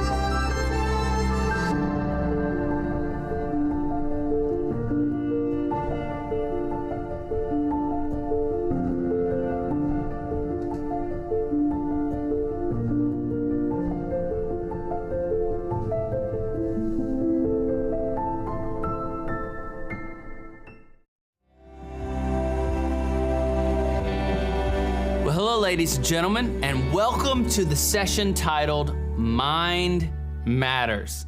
It's a little bit of an odd session because we have to actually use our brains, use our minds to do anything, but we want to study in this session what the mind is, what are some myths that we need to kind of kick to the curb or dispel of about the mind, and then we want to answer this question: how can we maintain our mind in such a way that we're actually expanding our capacity over time, expanding our ability to think about the things that really matter over time. I want to begin with this little exercise, if you will. And it's an exercise that I think helps us to understand kind of how our minds work. Because when we understand how our minds work, then we can exercise our minds properly and, like I said, expand that capacity and be able to think deeply and critically and dream big and all of those different things. But let's do a little exercise to try to understand how the mind works. I want you to find, whether it's a blank page in your syllabus or if you've got a little journal or something, but I want you to find a place that you can just take a few notes outside of the note pages for this session. And I want you to right now think about 2 awesome memories, like 2 healthy, happy memories. I know that some of us have some unhappy memories. All of us actually do. For the purposes of this exercise, let's just kind of zero in our mind's eye That kind of gives a little bit of a hint of how the mind works, but let's zero in on our mind's eye on 2 kind of healthy or happy memories. I've written 2 down in advance just to show you how this works. I wrote down my first dance with Chris. Chris happens to be my wife, right? And the first time we ever danced together. And then the second memory I wrote down, I just titled it this way, Catching the Big One. And it was a day that I caught the largest fish, bass, a largemouth bass, that I'd ever caught in my life. And it was a really special day. And so anyways, I want you to pick a couple memories, and I want you to begin to write down, as I'm talking right now, I want you to begin to write down, and I want you to not use sentences or phrases, but just use 5 words to describe each memory. I'll share with you mine as you're writing yours down, just to show you how this works.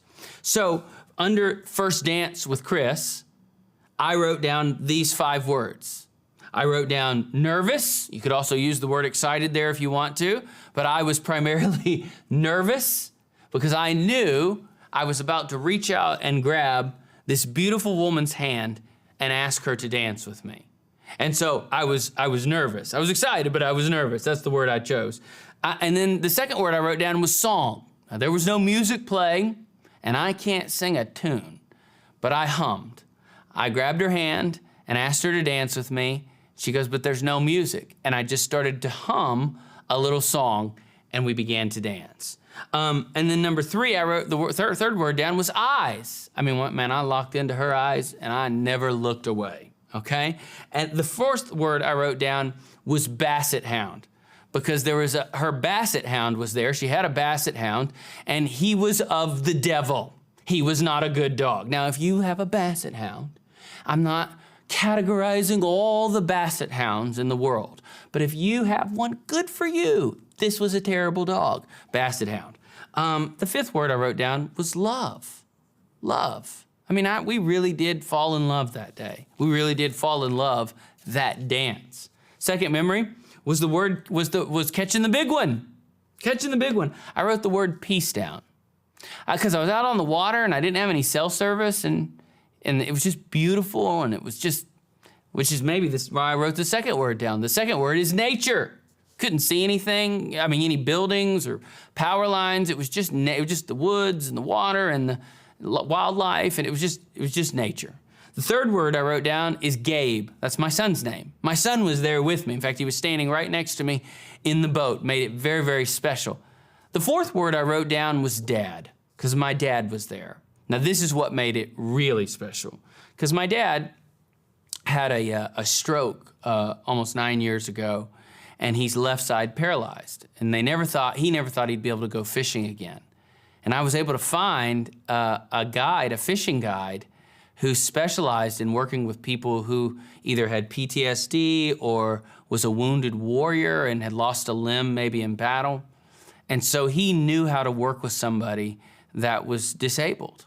And so he worked with my dad. We've actually become friends, this captain and I, and he worked with my dad so that my dad actually could fish and feel what it was like to catch a fish again. So I wrote the word dad down. Dad was very important for me. And then I wrote the word happy down. I was just happy. I didn't go out there to catch the big one. I went out there to watch my dad catch a fish and to make memories with my son and to have a good day. But here's what I want you to do. As I've been saying that, hopefully you've been able to write 5 words down to describe your memory. 5 words to describe your memory. Now look at those words, all right? If you look at those words, you see that the 5 senses that God has given us are represented in those words. Whether it's a feeling word or a taste word or touch word or something, a sound, but we see our 5 senses oftentimes represented as we go through an exercise like this. Why is this important? Because these 5 words, as you write down these words to describe a memory, you are describing the actual narrative or story of that memory. I didn't write down the type of boat that we used, or the water temperature, or the date, a lot of facts I didn't write down. I wrote down words that described the story. Why? Because our brains are created, our minds. God has given us this incredible gift called our mind so that we may think in terms of story.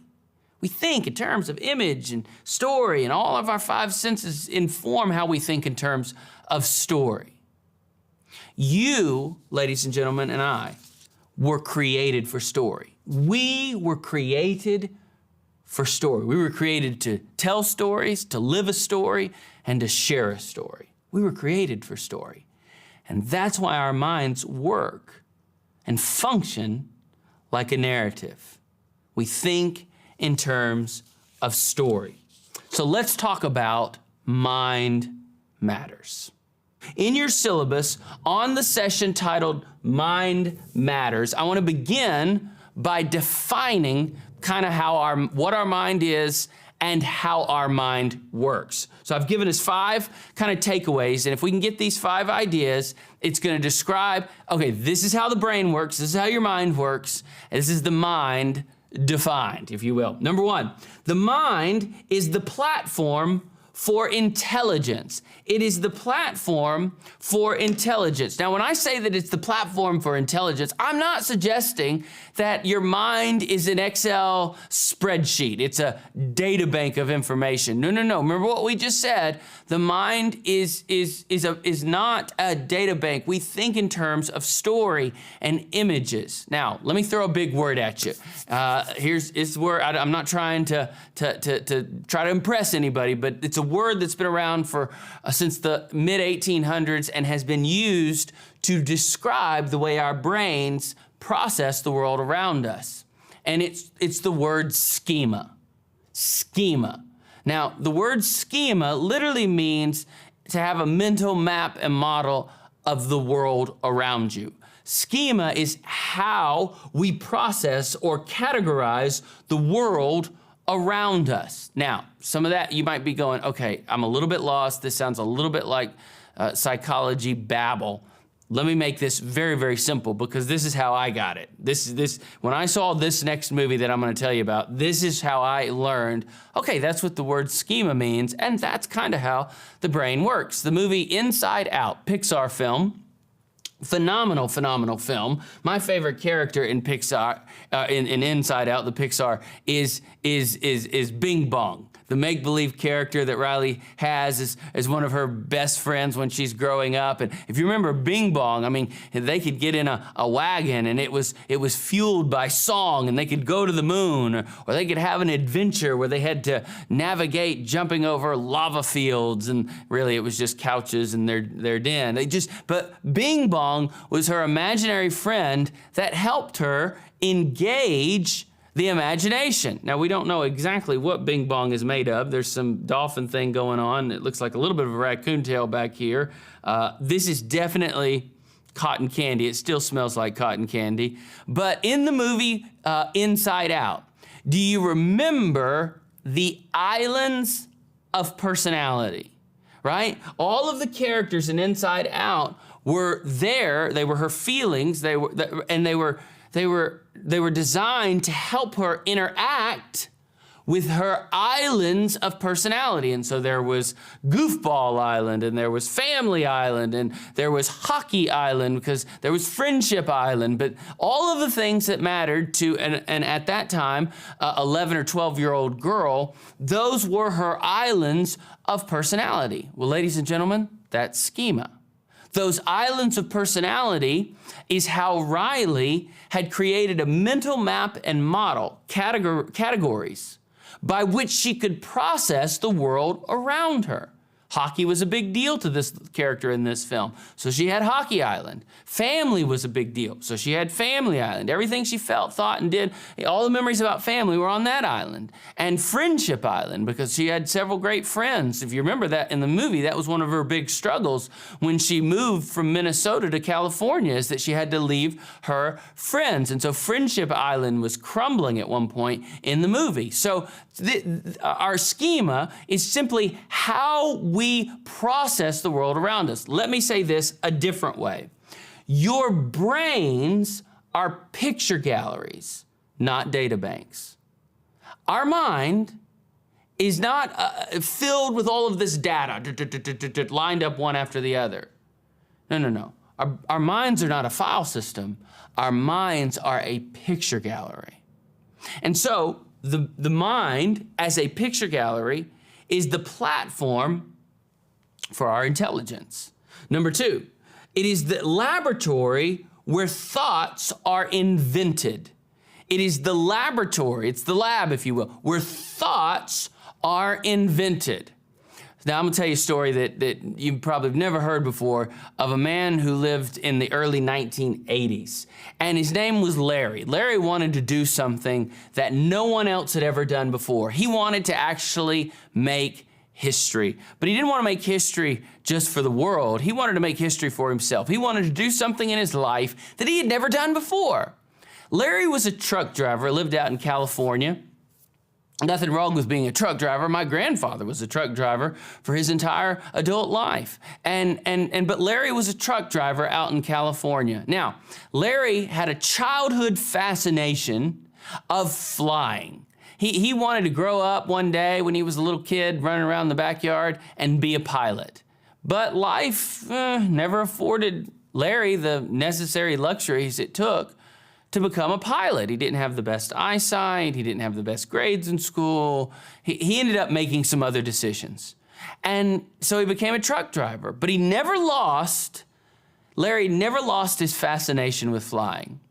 As a matter of fact, he purchased a home in Los Angeles where he could sit out in the backyard and watch the airplanes come in and out of the Los Angeles International Airport airspace, LAX. It's one of the biggest, busiest airports in the world. And so he would watch these planes as they would come in and out of LAX. He would come home from a trucking trip and he would sit in the backyard in that little flimsy aluminum lawn chair that he had, and he would drink his six-pack of his favorite beverage, and he would watch the planes as they would kind of come in and out of LAX airspace, always wondering, what would it be like to fly? And then, remember the history part, Larry Walters decided to make history. He went out and he purchased over 40 helium weather balloons. He got a seatbelt. He got a two-way radio. He purchased a little gun, not a big high-powered rifle, but like a little rifle, and he got his lawn chair. Here was the idea. The idea was to strap himself into his lawn chair with that seatbelt. The idea was then to attach these weather balloons, over 40 of them. He'd calculated how many weather balloons it would take to sustain his weight in air. And then he would have his two-way radio, and he would fly up into the air in his lawn chair, talk to somebody back on planet Earth. He took also, a little bit of food, and of course he had his six-pack of his favorite beverage. So there he is. He's got his sandwiches and his beer and his gun, and he's in his seatbelt and the balloon. And they released the balloons, him and his friends. By the way, this proves there are rednecks in California. So they released these balloons, and there goes Larry. And his hope was to go 50 to 70 feet above his neighborhood. Here was the problem. Immediately, he went 1,000 feet above his neighborhood. But he didn't stop there. It kept going, and he had no control over it. It went 5,000 feet, 10,000 feet. True story, ladies and gentlemen. At 16,000 feet, basically 2 miles above the Earth's surface, at 16,000 feet above the Earth's surface, a plane was on approach to land at LAX. Looks out its window and sees a guy in a lawn chair 2 miles above the Earth's surface. Now, we don't have anything from that conversation, like that conversation between that pilot and air traffic control. I've never heard that conversation. But how do you report that? There's a guy, air traffic control, this is AWA flight, whatever on approach. We just decided not to continue on. We're going to circle the airport because there's a guy in the airspace where we need to go through on approach, and he's in a lawn chair, and he's drinking, and he's got a gun. I mean, how do you report what you see? Well, somewhere along the way, the weather balloons began to lose their strength. And Larry began to come back down. Because he didn't shoot the balloons to come back down like he had planned. That was the point of the gun. Shoot the balloons systematically and slowly come back down to planet Earth. But because he was so high up in the air so quick, his body went into shock. He comes back down. The only thing that saved his life is that he landed in power lines, and it broke his fall. Now, he was hurt severely. In fact, he was in ICU for over a week.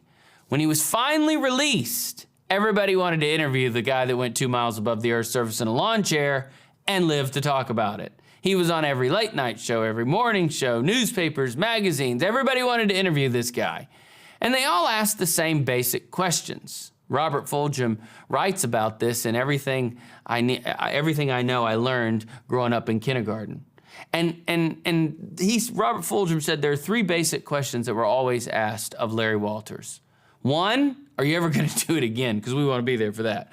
The second question was, were you scared? Now, to you and to I, that would be, kind of an obvious question. Was I scared? Man, heck yeah, I was scared. I was in a lawn chair 2 miles above the Earth's surface. But for Larry Walters, he would kind of get lost in that memory for a moment. Oh, and then he would come back and he would say, was I scared? Wonderfully so. Wonderfully so. Then the final question was this. He goes, the interviewer would always say, why did you do this? And Larry gave a very simple answer that left most people unsatisfied. He just simply said, I came to a place in my life where I realized that you just can't sit there anymore.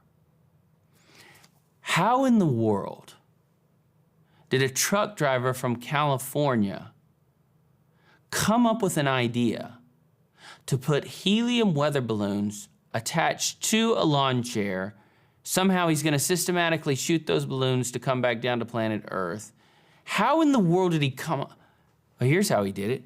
Because the brain, the mind, is the laboratory where we create. God has given us this incredible gift. Now, I'm going to do a session with you later on called Reimagine. And we're going to talk about how God has given us the gift of creativity so that we can actually solve real problems in this world. But for now, I want us to understand that the brain is the place where thoughts are created. There's all this wiring and firing that happens in our brain to help create thoughts. It's a laboratory where thoughts are invented. Number 3, it is the arena of understanding and reason. It is the arena of understanding and reason. I'm talking about critical thinking. Critical thinking, I don't mean this in a rude way. I'm not throwing shade on anything or anyone. We live in a social media era which has a lot of upsides, but some of the downsides is that we don't exercise objective thinking as much as we used to. We don't think critically like we used to. And so if you're going to use your mind the way it was intended to be used, if you're going to exercise your brain in such a way that it helps you become a better leader, then you've got to learn how to think critically. Critical thinking is a lost art. And I'm not throwing any shade on the education system either, but most of us, if we memorize the day before all the answers for a test and we show up and then we kind of regurgitate all those out onto a paper and then we get a grade and walk away, we're okay. We got a grade. We walked away. But if we were to take that same test 2 weeks later, most of us wouldn't have the foggiest idea of what that material included. And we would probably fail that test. Why? Because we're training our brains just to scam a system and do whatever it takes to get by in the moment, as opposed to really objectively wrestle with ideas. Critical thinking forces the mind to objectively wrestle with real ideas, to engage real ideas in a critical way. So it is the arena for understanding and reason. Number 4, it is the factory where feeling is manufactured. Now, we don't have time to go into a deep Bible study, but all throughout the scriptures, the Bible connects, both in the New Testament and the Old Testament, the mind and the heart together. In fact, the word oftentimes used for soul in the Old Testament involves both the mind and the heart. The mind is actually referred to as a place where emotion is created. The soul encompasses all of my mind and all of my heart, and those two ideas for so many of the biblical writers were inseparable. So I want you to understand something, that the mind has as much to do with the way you feel as your heart. In fact, the mind, if the heart is the seat of emotions, and a lot of times people will say the mind is the seat of emotions, and that's fine because really the two can't be separated in our understanding of them.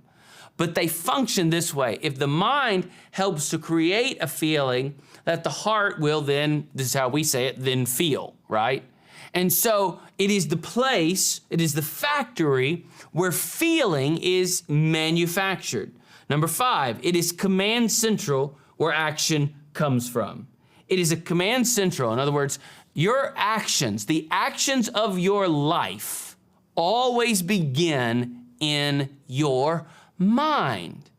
A lot of times people go, no, it was just a reaction. I just reacted to something. Well, you reacted to it. For example, if I'm driving down the road and I've got one of my kids sitting with me in the front seat who's old enough, big enough, tall enough, weighs enough, whatever it is, all the regulations to sit in the front seat. Even if they have their seatbelt on, if we have to stop suddenly, I do the parents, what I call the parent swoop, where I just go like that, right? I just put my hand over there just to make sure that they're okay, even though they got their seatbelt on, even though we got airbags and all of the rest. And it's easy for me to go, well, that's just my reaction as a parent. Well, that is my reaction that has been informed by my thinking of a parent. So even what we would call a reaction begins in the way that the mind has formulated, in the way we have formulated in our minds, the role of parent with a child. So even my reaction, the action that is my reaction, is a result of command central, the mind. Every action that you will take in your life is connected to thinking first. How you think and how you observe and process the world around you inevitably informs how you act. So that is for us today, that is the mind defined. Now, very quickly, I want you to look on the next section. How do we maintain our minds? How do we keep our minds healthy? Maybe another way of saying that is, how do we renew our minds daily? I love what Romans 12:2 says. Do not be conformed to this world, but be transformed by the, here's the phrase, renewal of your minds. So your mind is going to affect the entirety of your existence. The entirety of your existence can be continually transformed into the likeness of God by renewing what? Your mind. That by testing you may discern, that includes the mind, what is the will of God, what is good and acceptable and perfect. The word perfect there simply means complete. And so our minds are something that are to be exercised and maintained. So how are we gonna care for our minds? Well, first of all, we've got to dispel, we've got to kick to the curb some mind myths, some things that aren't true about our mind. Here we go. Number 1, you are not the ideas you think. Every idea that pops into your head, every idea that you process cannot be equated to your identity. I love what Ed Catmull said in his book, Creativity, Inc. Ed Catmull, by the way, was the head of Disney Animation, and he wrote a book called Creativity, Inc., which outlines and tells the story, it chronicles the story of how computer animated films became a reality. This is one of the main minds that was behind that. He was able to work with great thinkers and people who are the heads of their industry like George Lucas and Steve Jobs and all the rest. But this is the guy that actually orchestrated the team and was a fundamental part of the team that helped bring Toy Story, the first full-length computer animated film, to the market, right? And obviously that changed everything about entertainment in that field. In his book, Creativity, Inc., Ed Catmull said this: "You are not your idea." And the reason he said that is because they were constantly throwing out ideas, trying to solve problems, trying to figure out how to move forward. And he wanted his people to know that don't hold an idea too closely, because that idea is not necessarily your identity. So you are not your idea. And if you identify too closely with your ideas, you will take offense when they are challenged. Again, Ed Catmull was the president of Disney and Pixar Animation. And so we aren't necessarily our ideas. There's some things that I've thought in my mind that I've had to ask the Lord to forgive me of. That's not my identity.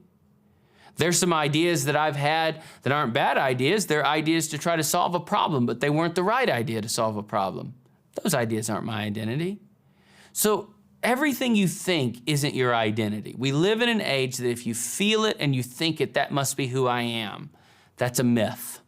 That's a myth, and we've got to kick that to the curb. The mind, number 2, is a database to file information. We've already discussed this one. This is a myth. The mind is not a database. It is a picture gallery. Number 3, mental and emotional health are individual issues that should be dealt with in isolation. That is a myth. If you struggle with mental health, and there are a lot of us that do, there are a lot of people who struggle with one aspect or another of mental health. We know, having come out of a pandemic, we know how to, because this narcissistic, shifty little virus that we still don't fully understand called COVID-19, because it wreaked havoc on our planet. Now, thank God, most of that is behind us. Right now, we're dealing with the rubble of that. That happened in the past. Sure, that is still happening to some extent now and will for years to come, but the majority of the pandemic is hopefully behind us at this point. And we don't know a lot about it. Scientists are going to be spending years and years and years trying to discover it. But what we do know is one of the one of the consequences of a worldwide pandemic is that mental health issues, and I know that's a circus tent that encompasses a lot of different ideas. I get that. And I'm sorry to speak so broadly about such a sensitive subject. But mental health issues are at an all-time high. More people struggle with whether it's depression or it's anxiety or it's personality disorder or it's, the list could just go on, but more people struggle now than any other time in history. We've just come out of a worldwide pandemic. And here's the myth. The myth is not that there are mental health issues. No. The myth is that we should handle those in isolation. Why does that myth exist? Because you can't see mental health. You can't go, here's a cup of anxiety. Here's a measurable amount of depression. Here's a quantitative amount of PTSD. No. We can't measure it. It's not tangible. So immediately there is this myth that circulates in some of our thinkings that this must be handled in isolation. That's a myth. I'll go so far as to say that's a lie. And it's one that you and I can't buy into. The fourth myth, mind myth, is that the most, this one may be my favorite, the most talented person is the one who succeeds the most. The most talented person is the one who succeeds the most. Do you know what Bill Gates, Elon Musk, formerly Steve Jobs, but you know what some of the greats of our time all have in common? They hustled more than anybody else, and they believed more than anybody else, and they were willing to sacrifice for their dream more than anybody else.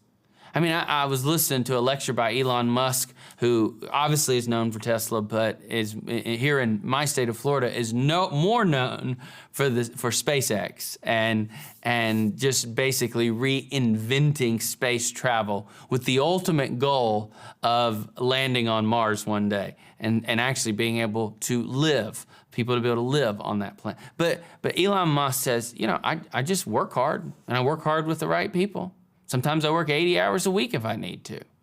I'm not suggesting that you become a workaholic, ladies and gentlemen, but I am going to say this.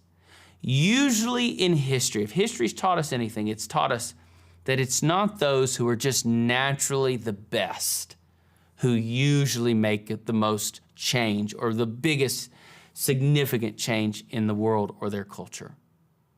In fact, what we have found is that those with the rawest amount of talent usually don't succeed because when some people have so much talent, they rely on that talent at the expense of a high work ethic. Let me say that again, because there's some of you that are going through SLU right now, 101 Reimagined, and you are smarter than the rest of us put together. And usually people who are incredibly talented or intelligent will rely so much on their raw talent that they'll do it at the expense of a healthy work ethic.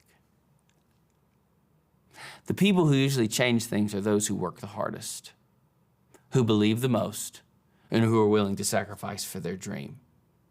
I love this quote by Will Smith. I think Will Smith is one of the great diverse actors of our time. I mean, if you look at the scope of what he's done, it's pretty amazing. And Will Smith said this: "The only thing that I see that is distinctly different about me is I'm not afraid to die on the treadmill. I will not be outworked, period. You might have more talent than me. You might be smarter than me. You might be sexier than me. You might be all those things. You got it on me in 9 categories," he says. "But if we get on a treadmill together, there's only 2 things. You're getting off first, or I'm gonna die. It's really that simple."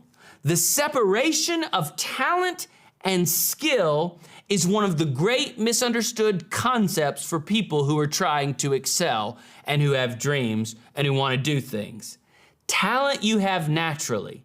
Skill is only developed by hours and hours and hours of beating at your craft. It is a myth that the most talented people have the most significant impact in the world. Finally, I want to talk to you about how you can renew your mind daily, how you can exercise your mind in a way that keeps it healthy. 5 ideas very quickly. Number 1, live with the end in mind. The Apostle Paul demonstrated this for us time and again, didn't he? Live with the end in mind. He even said it when he was talking about the fact that he was faced with 2 options, either to continue to live on this earth or to die. And he said that dying would be preferable, but if I need to stay here for you, he's writing, I'll stay here for you. He's talking about the church that he had planted in Philippi. And but he knows that end game is to see Jesus. In the book of Hebrews, we're taught that we actually run a race, and that race has a finish line, and at that finish line, we see the Lord. So living with the end in mind for us means this. It means that we know what our ultimate purpose is in life, and we work backwards from it. If we live with the end in mind, we will read God into every endeavor of our lives. Let me say that again. I know that's a lofty thought. If we live with the end in mind, if we live with our ultimate purpose in mind, which is to know and enjoy God, if we live with that in mind, then we can read God into all of our endeavors. That means that if you become a teacher, you are reading God into that vocation. What does it look like then to be a teacher who lives with that ultimate purpose in mind? If you if you're in the arts, whatever that may be, whether it's film or whether it's sculpture, or whether it's paint, or whether it's song, or whatever. But if you're in the arts and whatever, if you're in the military, if you're in education, if you're in public service, if you're in nonprofit work, whatever it may be, you have the ability to read God into it if you are living in light of your ultimate purpose. So live with the end in mind. That keeps the mind focused, and it keeps the mind wanting to move forward. Number 2, look at the calendar and not the clock. What does that mean? Look at the calendar and not the clock. It means simply this: always take the long look. Always take the long look. Don't let the ticking of the clock second by second by second create a sense of anxiety in your life or mine. No. Looking at the calendar means that I've got a plan. I love what one culture says: small steps, big vision. Small steps, big vision. Number 3, fill your muscle and not your pulse. That means don't let your emotions drive you. You've got to be able to rise above your emotions and be in charge of your emotions. Feelings are good, they're great, but you've got to be in charge of them as opposed to letting them be in charge of you. One of the greatest examples of this, for those of you who are sports nuts, for those of you who love sport, I think obviously Michael Jordan is one of the greatest athletes of all time. Michael Jordan won 6 NBA championships. Now, I know he was on a team, but there's a pretty good argument to be made that had he not been on that team wouldn't have won 6 championships. The 4th championship is the one that stands out to him the most, and here's why. Leading up to that season, Michael Jordan's father was murdered. Michael Jordan's father and mom attended every game. In the incredible documentary, The Last Dance, they point out how Jordan's dad didn't just show up at the game and sit back and go, "I'm Michael Jordan's dad." No, but he would show up at the game and he'd go find some kid that would never have a chance of meeting Michael Jordan, and he would take that kid to the locker room to get a pair of shoes signed or a t-shirt signed or just to get a picture with this legend in the game, the greatest player ever, Michael Jordan. Michael Jordan and his dad were very, very close. And then when Michael Jordan's father was murdered, obviously, like any son, like any family, it shook him to his core. The final game in the NBA season that would give Michael Jordan and the Chicago Bulls their 4th championship happened to fall on Father's Day. It would be the first time that Michael Jordan would win a championship without his dad in the stands. He played one of the most incredible games that one could ever imagine. The human glove, Gary Payton, was set to guard Jordan that entire game. It didn't change the outcome, as great as Payton is. Michael Jordan played that game focused. As soon as the buzzer went off, he grabbed the game ball, ran out of the arena, into the locker room, and collapsed. And I just want to tell you something. In that moment, it was a perfect example of an athlete who was filling his muscle and not his pulse. His pulse would have said, "Let's just sit this one out. Dad's not in the stands." But no, he decided to play the way his dad had taught him to play, to honor his dad in his play, and then to mourn his dad as soon as the game was over. I would tell you also, if you want to succeed, you do so by always doing the next right thing. There is no room in a leader's life for compromise when it comes to anything that has to do with obedience. And finally, I would say if you want to maintain your mind, maintain a second mile and then some standard. I'll just simply say this in closing, ladies and gentlemen. The grace of Jesus demands more of our life, not less. So be the type of leader who is always willing to do and then some. And you will continue to maintain your mind in such a way that your capacity can continue to expand and that you can continue to exercise this muscle so that you continue to be able to work hard, sacrifice hard, and believe deeply in the dream and the vision that you have for your life. God bless you.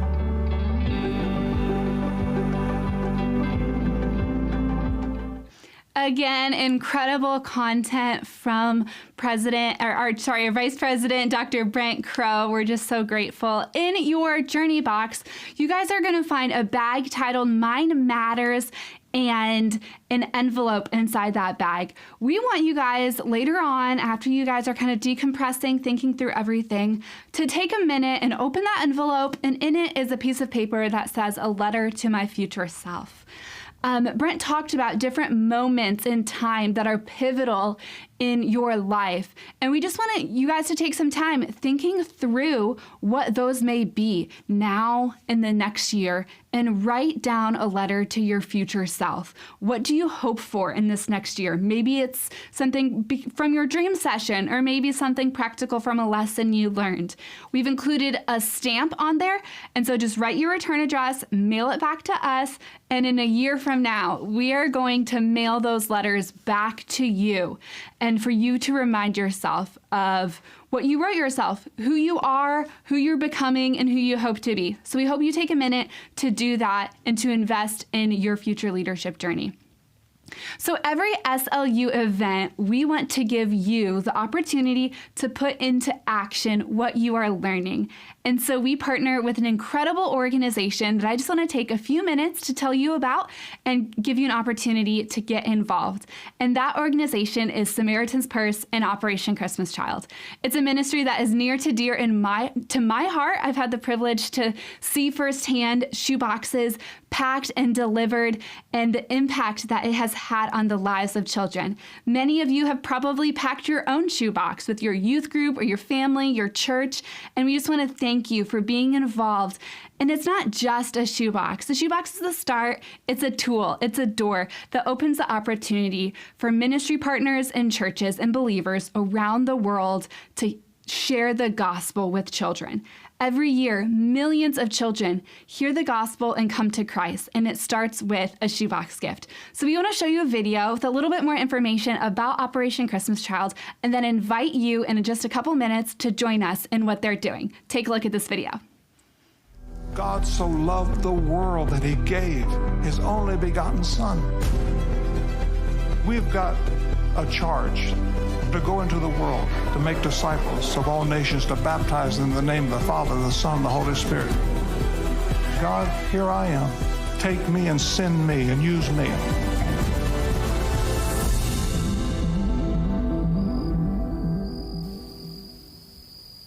God laid it on my heart. The Himbas need someone to give them the word of God. My vision for the Salmakan tribes is that we will share the gospel and to establish a house church here so that they also can receive the blessing of Christ. Through the gift boxes, we are going places that no church will be allowed. We bring gift to the children's mothers and their fathers, and their brothers and sisters also accepted the Lord Jesus Christ. Churches are using these shoe boxes, the Greatest Journey Discipleship Program, to reach out to the ends of the earth. God sent his Son to this earth on a rescue mission. Jesus Christ died and shed his blood on the cross for our sin. And then on the third day, God in heaven said it's enough, and he raised his Son to life. This is the good news, and we've got a responsibility to take this message to the ends of the earth.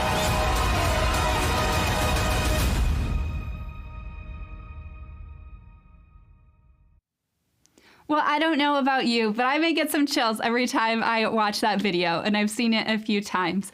But the heart of Operation Christmas Child is to share the gospel with children around the world. And we wanted to share with you a few ways that you can get involved.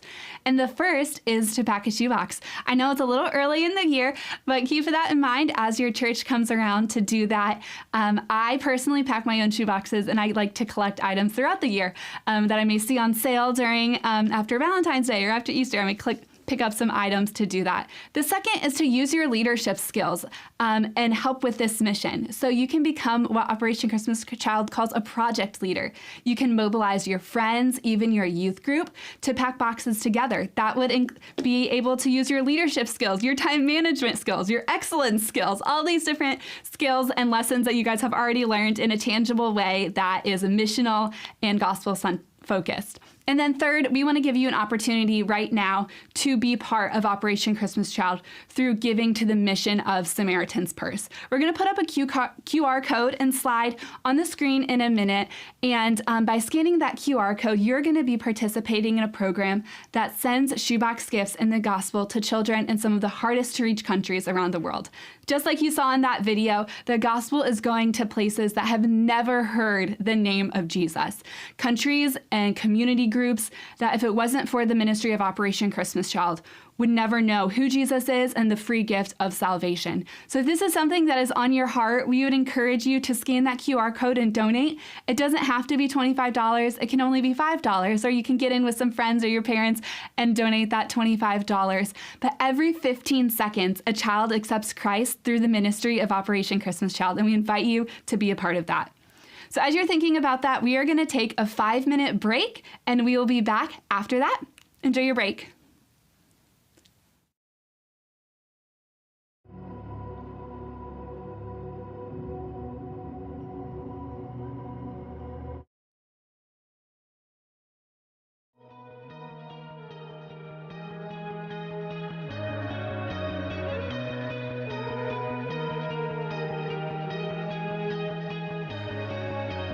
I don't wanna be on my phone, but I can't be alone. Welcome to the modern way. I'm trying to be somebody I'm not, but it's not what I want. And tell me there's another way. All of the lights I chased are now faded. All the cheap thrills were only time wasted. Tell me why society's plans should define who I am. Surely there's a higher way. All of my best friends are sick of pretending. We want the truth.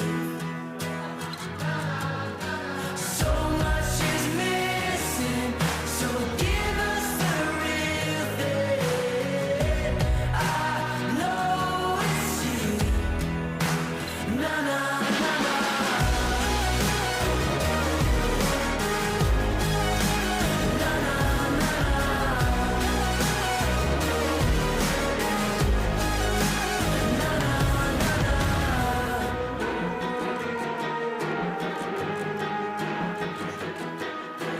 I don't want a stereotype to decide who I am. It never knew me anyway. I'm over trying to find the next high, cause the high never lasts. I'ma go another way. All of the lights I chased are now faded. Till it was right, the times they are changing. Tell me why society's plans should define who I am. Surely there's a higher way. All of my best friends are sick of pretending. We want the truth. So much is missing, so give us the real thing. I know it's you. Na na na na.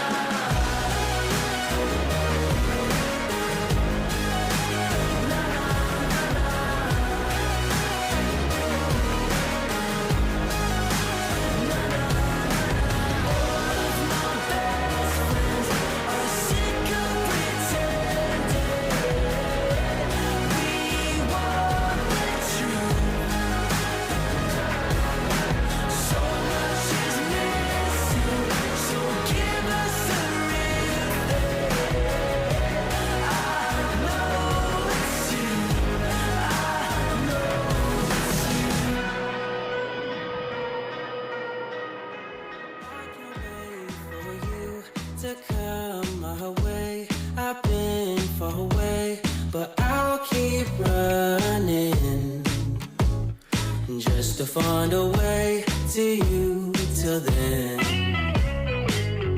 I've been running from it, tired of running from it, scared of feeling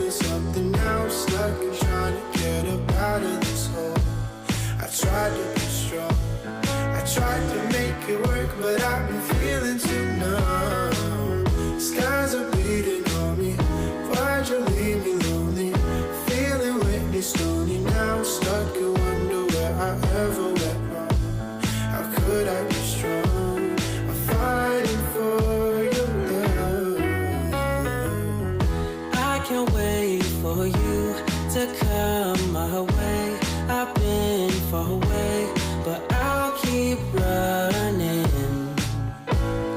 just to find a way to you till then.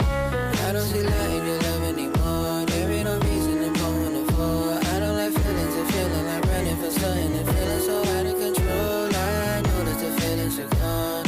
I'm spending so much time alone. I'm hoping you pick up the phone and ring me when you wanna stay overnight. My shoulders right, my baby is all that I want, and I play them all of my favorite songs. That lady is my favorite one. Welcome back. We're almost to the finish line. We have 2 more sessions left, and I guarantee you're gonna want to tune in and like really be engaged these next 2 sessions. I have the opportunity to introduce to you our next session, which is called Leadership Excellence, which is going to be taught by Pat Williams. And you have the opportunity to do something or hear from Pat that no other one-on-one SLU will hear from again. Unfortunately, Pat went to be home with Jesus a couple of months ago, but Pat has been a very intricate part of our SLU journey over the past 20 years. And so I guarantee over the next few minutes as you hear Pat that your pages are going to be filled with notes from leadership principles that he provides to you. So I invite you to turn to page 47 and tune in as we hear from Pat Williams. My job is to share with you the 7 ingredients, the 7 leadership principles that it takes to be a leader of excellence.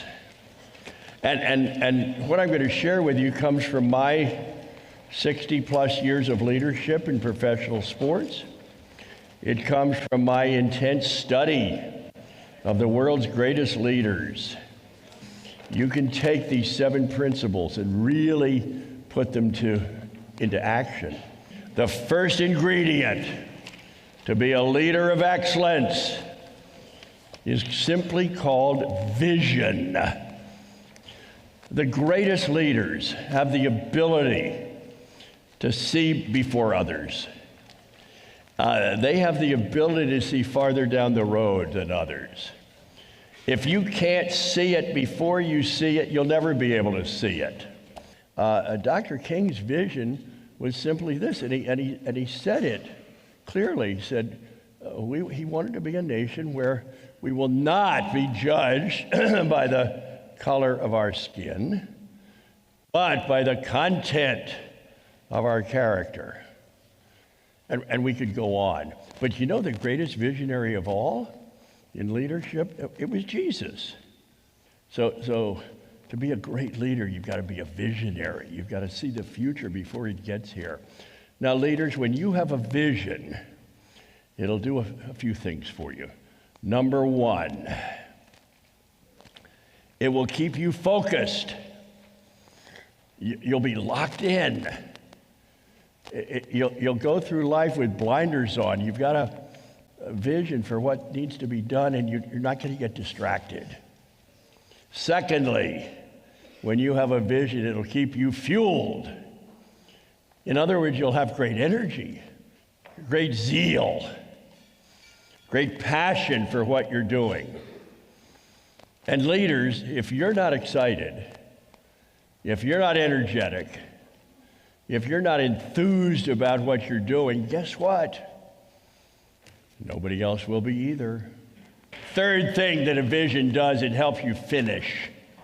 You see, the task in leadership is to finish, to get the job done. Get it done effectively. Get it done in a winning style, winning fashion. And it's not easy.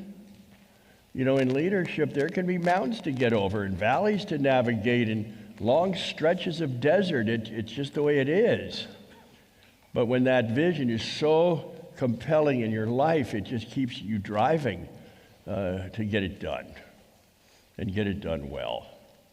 and move that vision into action. You see, if you just have a vision without action, nothing's going to happen. But when you have that compelling drive to get it done, you're going to move into action and keep driving it until you get it finished. So that's the first ingredient if you want to be a leader of excellence. It's called vision, being a visionary leader.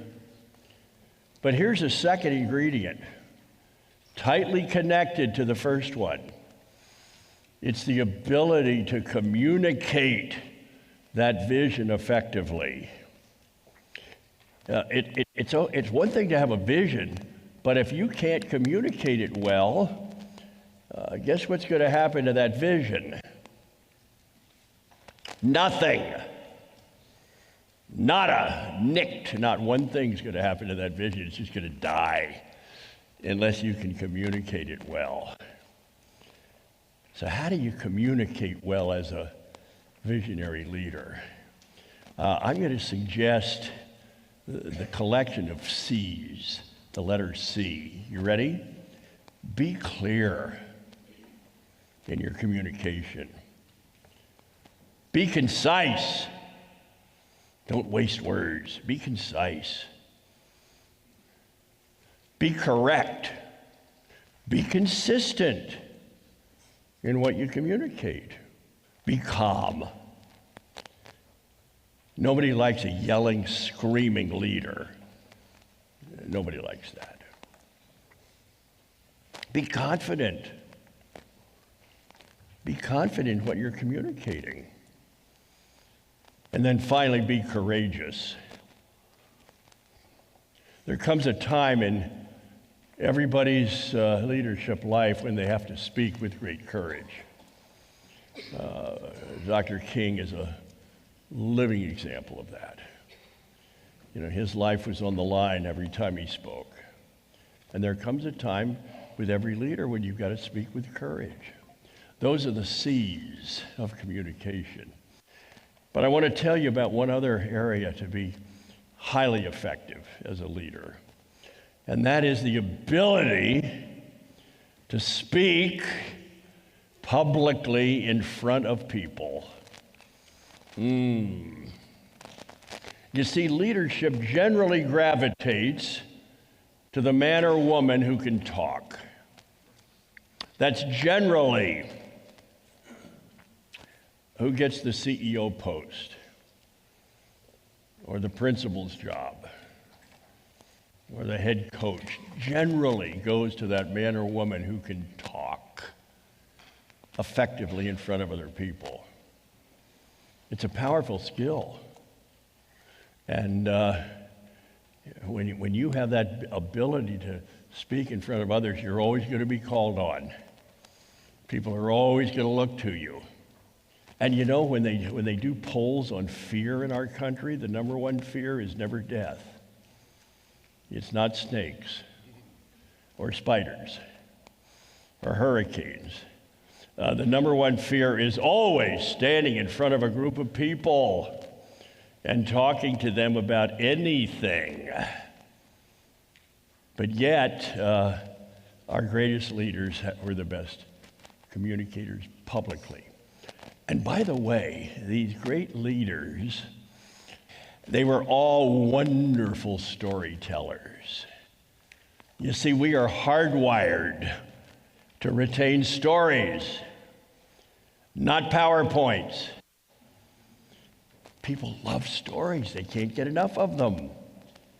Save your stories. Write them down. Keep them on file. You never know when a good story's going to come in. And think back. Jesus was a wonderful storyteller. That's how the best communicators communicate. So now, leaders, we've got a couple of things here. One, it all starts with vision. And it's tied, secondly, to the ability to communicate effectively in front of other people. Okay, third principle to be a leader of excellence. It's simply called people skills. What does that mean? Well, here's what it means. Great leaders care about people. They are interested in other people. They have a heart for people. They're involved with people. They're curious about people. They want to know more about people. They're fascinated with people. They care about people. They really are involved with people. They're down in the trenches with people. They're not up in an ivory tower, distance from people. They're down on the ground with them. The best leaders you see are visible and available to people. They're not locked away. They're not distanced from them. So Jesus, his ministry lasted 3 years, 1,000 days. And he was always out among the people. Of course, in those days, they were always walking. They were just walking. And Jesus was involved with people.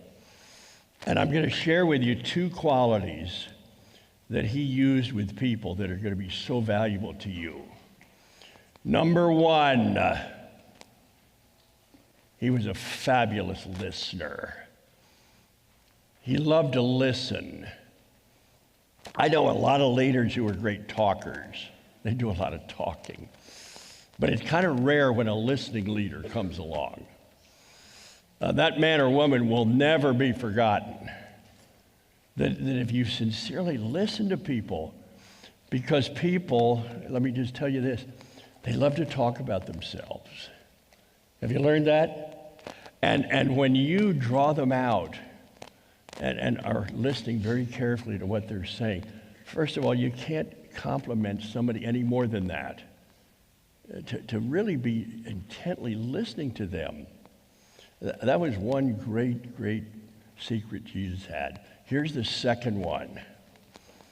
He was wonderful at asking questions. He was wonderful at asking pointed questions. And then he would listen.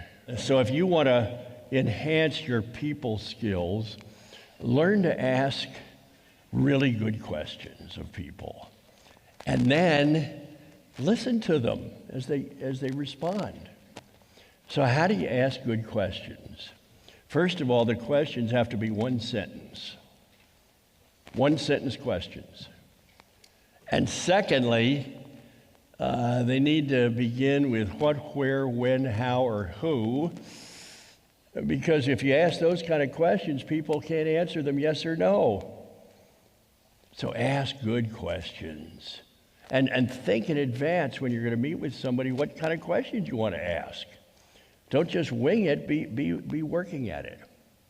Here's the 4th ingredient if you want to be a leader of excellence. Character counts in leadership. Character still counts in leadership. Character will always count in leadership. Number 1, it is called honesty.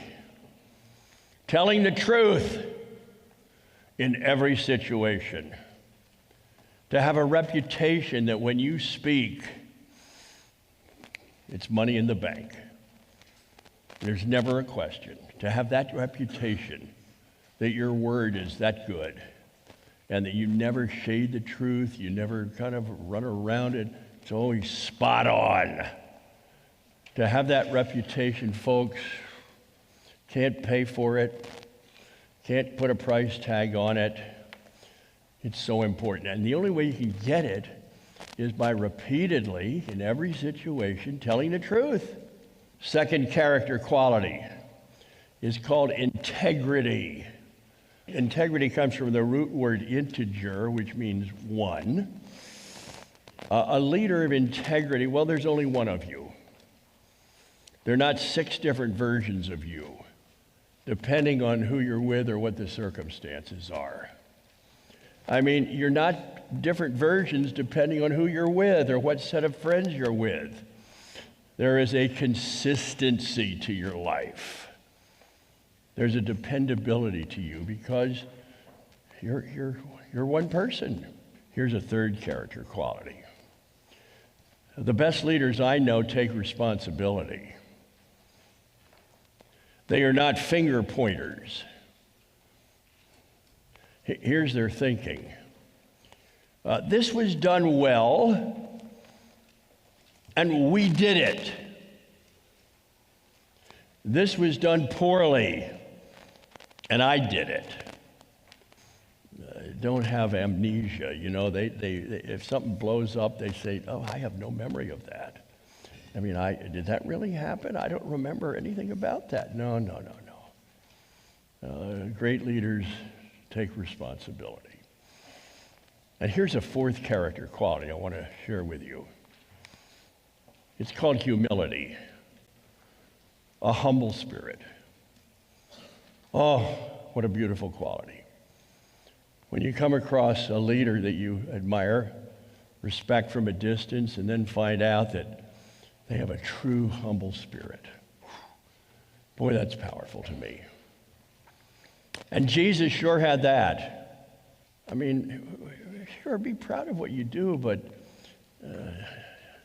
arrogance, boy, that's a nasty quality. Pompousness, a sense that I'm better than you. No, none of that. Oh, one final thought on this whole character thing. Here's the word, it's called influence. That's one of the deals with leadership, influence. And you've got to remember, always be a positive influence. So important. Number 5, competence. Competence. C-O-M-P, competence. What does that mean? Well, it means this. Leaders are good at what they do. They're good at what they do. They're real good at what they do. And that begs the question, how did leaders get good? Born that way? Developed? What do you think? I get asked that question all the time. Are leaders born or made? And I answer, both. Every leader that I've ever studied, including Jesus, at some point was born. Every one of them. And secondly, at some point, they were all developed. Something happened. Something happened where they said, I'm in a leadership spot. Generally, you're appointed. You like being out in the lead, making a difference, putting all these principles to work and seeing the results and seeing yourself grow as a leader. And you take on more responsibility and you become more competent. So speaking of competencies, are there a few that are so important here? Let me just share a couple with you. Number 1, the competency of solving problems. Oh, listen, anybody can lead in the good times. But when the problems hit, we find out who the good leaders are. Here's the second competency that great leaders have, the ability to spot talent. Great leaders understand they can't do it by themselves, and they've got to have good people around them. And so they have the ability to spot talent. And then you know what else they're good at? Taking that talent and meshing it together to be a great team. Here's a third thought about competency. The best leaders are lifelong learners. They have the competency of learning. So how do you become a lifelong learner? Do the very best you can with your formal education. Take it seriously, gang. Second way to be a lifelong learner. Hang with the very smartest people you can find. You can call them mentors, but hang with them and take from them. Wise are the young people who don't have to redo everything. And people have been down the road much farther ahead of you all. Third way to be a lifelong learner.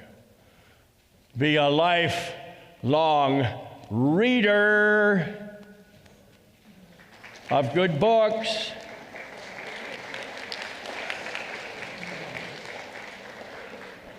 The most successful people I've ever studied love to read, but I'm going to challenge you to read 1 hour every day, the rest of your life, from a book. If you'll read an hour a day, at the end of 1 week, you will have finished the book. Keep it up for a year, that's 52 books that you've read. And if you read 5 books, the right 5 books on any one subject, you'll be considered a world-leading authority on that subject. And if you want to be, you can be a world-leading authority on 10 different topics by your next birthday. Keep that up for 10 years. Ooh, I mean, we're really up there now, aren't we? That's 520 books. You can be a world-leading authority on 100 different subjects by the time you're 26 or 25, maybe 27, maybe 23. I mean, by reading an hour a day. Quality number 6. We're at 6. It is called boldness. You see, great leaders are not afraid to make tough decisions. They gather information, they listen, do what they have to, but at some point, they've got to make a decision. Every organization needs a decider. Because if you don't have bold deciders, you know what happens to those organizations? They just spin around in circles. They never get anywhere. Boldness in leadership. So important, so vital.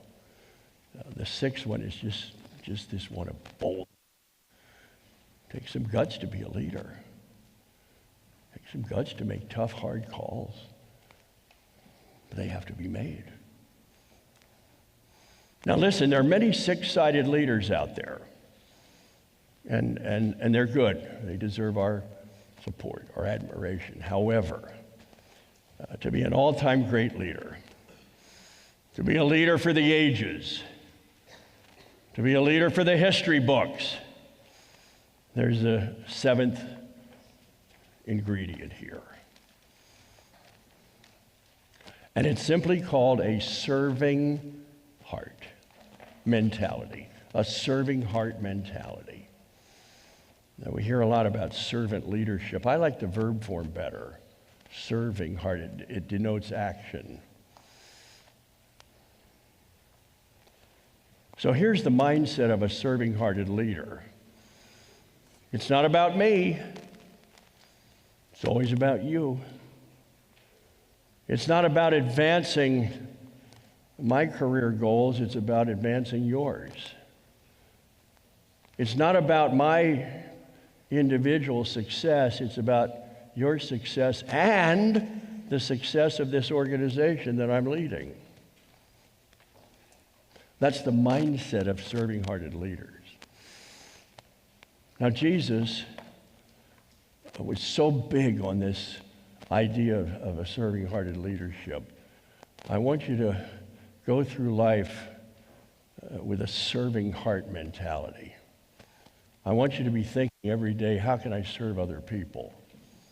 What can I do to serve them? What can I do to enhance their life by serving them? Whew. That's a little far into our thinking today, but what a concept. What a concept to have a world filled with serving-hearted leaders. And that makes this package of these 7 ingredients, complete.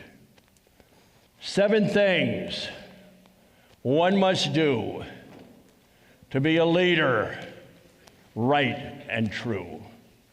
Have vision that is strong and clear. Communicate so they can hear. Have people skills based in love and character that's far above. The competence to solve and teach. And boldness that has fearless reach. a serving heart that stands close by to help, assist, and edify. God bless you, my friends, as you lead on. God bless you.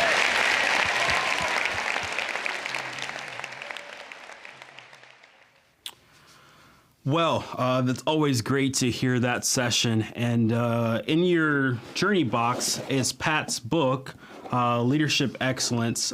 So you can pull that out. I have to find mine. It's right here.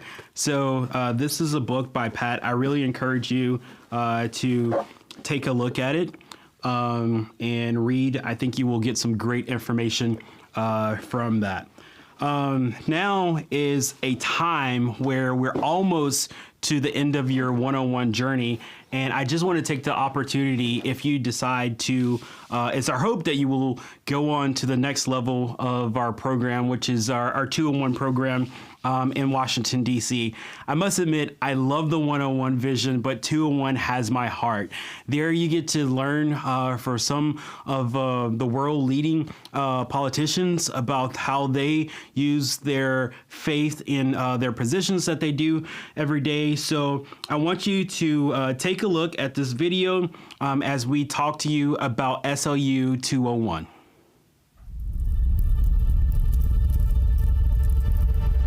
Welcome to the most influential and powerful city in the world, your nation's capital, Washington, D.C., the people's city, the place and the home of Student Leadership University 201. Well, if you've completed SLU 101, you know that leadership begins at the feet of Jesus, and you've learned the rules and the tools of leadership. Here at SLU 201, we're going to dive right in and do some heavy lifting. We're going to deal with some difficult questions. What does it look like to be a patriot? What does that mean to be a patriot? To have a well of gratitude for the freedoms that I enjoy, but also to understand the responsibility associated with those freedoms. What does it mean to be a patriot who wants the best version of their country? And maybe more importantly, what does it mean to be a patriot, a citizen of this country, but also a citizen of the heavenly country? And how do I filter my earthly citizenship through my heavenly citizenship? 201 impacts our students by exposing them to influential leaders who are just sharing their journeys, not only as Christ followers, but also as leaders, and how they've changed the world, encouraging our students to dream big and see what they can do to impact the world. Leadership is influence, and influence has the power to change history. We're going to also ask and answer the question of what role does our faith play in the public square? As a Christian, what role does our faith play, if it plays any role at all? Well, standing here in front of the Washington Monument on the Washington Mall, you can probably guess we believe that our faith plays a role in the public square, a place where decisions are made that impact this country and countries, by the way, around the world. Question number 3, what are the big moral and ethical decisions that you're going to have to make, that your generation is going to have to be able to wrestle through? How do we look at those decisions through the grid of Scripture and answer those questions in such a way that is Christ-centered, and answer those questions in such a way that you can live, as Paul would say, convinced in your own mind? 201, I think, is something that was really transformative for me in my leadership journey and empowering me as I continued through high school and into college, and now as I've graduated and I'm entering a workforce. 201 was a light bulb moment for me. So if you're thinking about coming, you should. And we need to make it clear that it's okay to live by godly principles of loving your neighbor, caring about your fellow man, developing your God-given talents to the utmost so that you become valuable to the people around you. Well, I can't wait for you to come to SLU 201. I can't wait for you to get a backstage pass to your nation's capital. I can't wait for you to come and to walk these streets and to be able to stand in front of these monuments and important buildings and to be able to do a private wreath-laying ceremony at the tomb of the unknown soldier. I can't wait for you to sit in a room and learn from thought leaders. I can't wait for you to stand behind a microphone and ask a question of a thought leader who literally is going to impact decisions that will impact people all over the world. In short, I can't wait for you to take your next step on how to think, how to dream, and how to lead at the feet of Jesus. I can't wait to see you at SLU 201.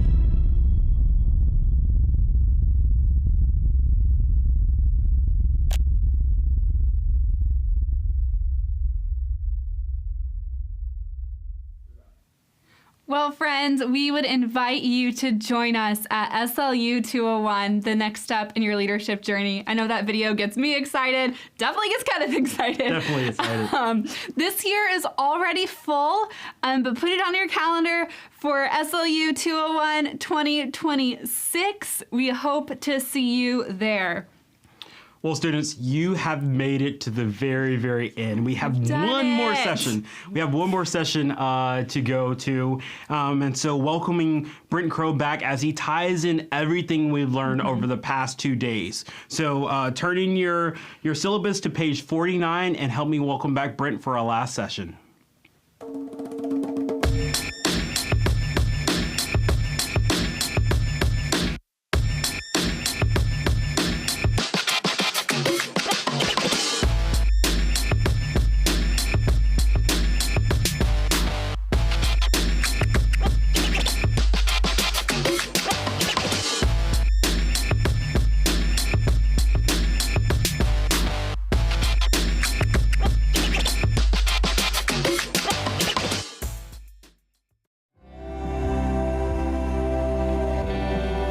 Hey guys, and welcome to the final session of SLU 101 Reimagine.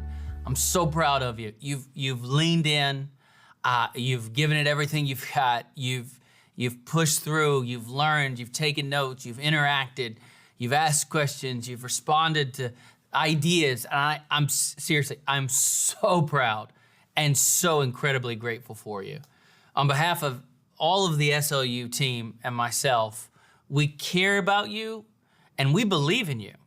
If I can personally do anything to help you or to come alongside, answer any questions, please feel free to reach out to me. You can hit me up. My handle is at Brent A. Crowe, at Brent A. Crowe. Hit me up with any questions. I want to hear about how you're using your frog, or maybe there was a question about what we've discussed as we've gone throughout SLU 101 Reimagined, or maybe it has to do with this upcoming session, which is kind of part 2 of the dream session. So grateful to Dr. J and how he taught us to ask arguably one of the most important questions that we could ever ask with our lives. And it's this: what would my life look like if God got his way? If there were no obstacles, if I wasn't afraid of failure, for the glory of God, what would I do if I knew that I would not fail? Over the years, that has been such a powerful session that we've listened to some of our students who have said, you know, we need one more session on the dream session, a session that gives us some practical handles, that answers the question of what does practical dreaming look like? How do you chase after your dreams? How do you implement that? And so I want to give you today a paradigm. We're going to call this session Reimagine. But I want to give you a paradigm for pursuing your dreams. There really are. Every dream that's ever been pursued throughout time and history has followed this paradigm, and it's 3 simple steps. Now, that doesn't mean that chasing after your dream is easy, but it's 3 simple steps that will afford you the ability to reimagine the world around you. Let's begin with this idea. Every one of us get the opportunity, the privilege, to tell a story with our lives. Your life is a story. My life is a story. I love the way Henrietta Mears, the great author, put it, that at this moment, we are writing the autobiographies of our own souls. You get to write the autobiography of your soul. You get to decide how your time is spent, and you get to decide what you pursue with your time. And we believe, that answering that question, what would you do for the glory of God if you knew that you would not fail, can focus the activity and the energy that you give to the autobiography of your soul.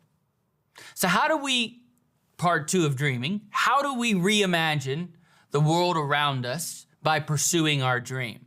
You know, I've been doing these sessions and teaching at SLU for almost 20 years. I've never, ever had someone write down, my dream is to keep everything exactly the way it is.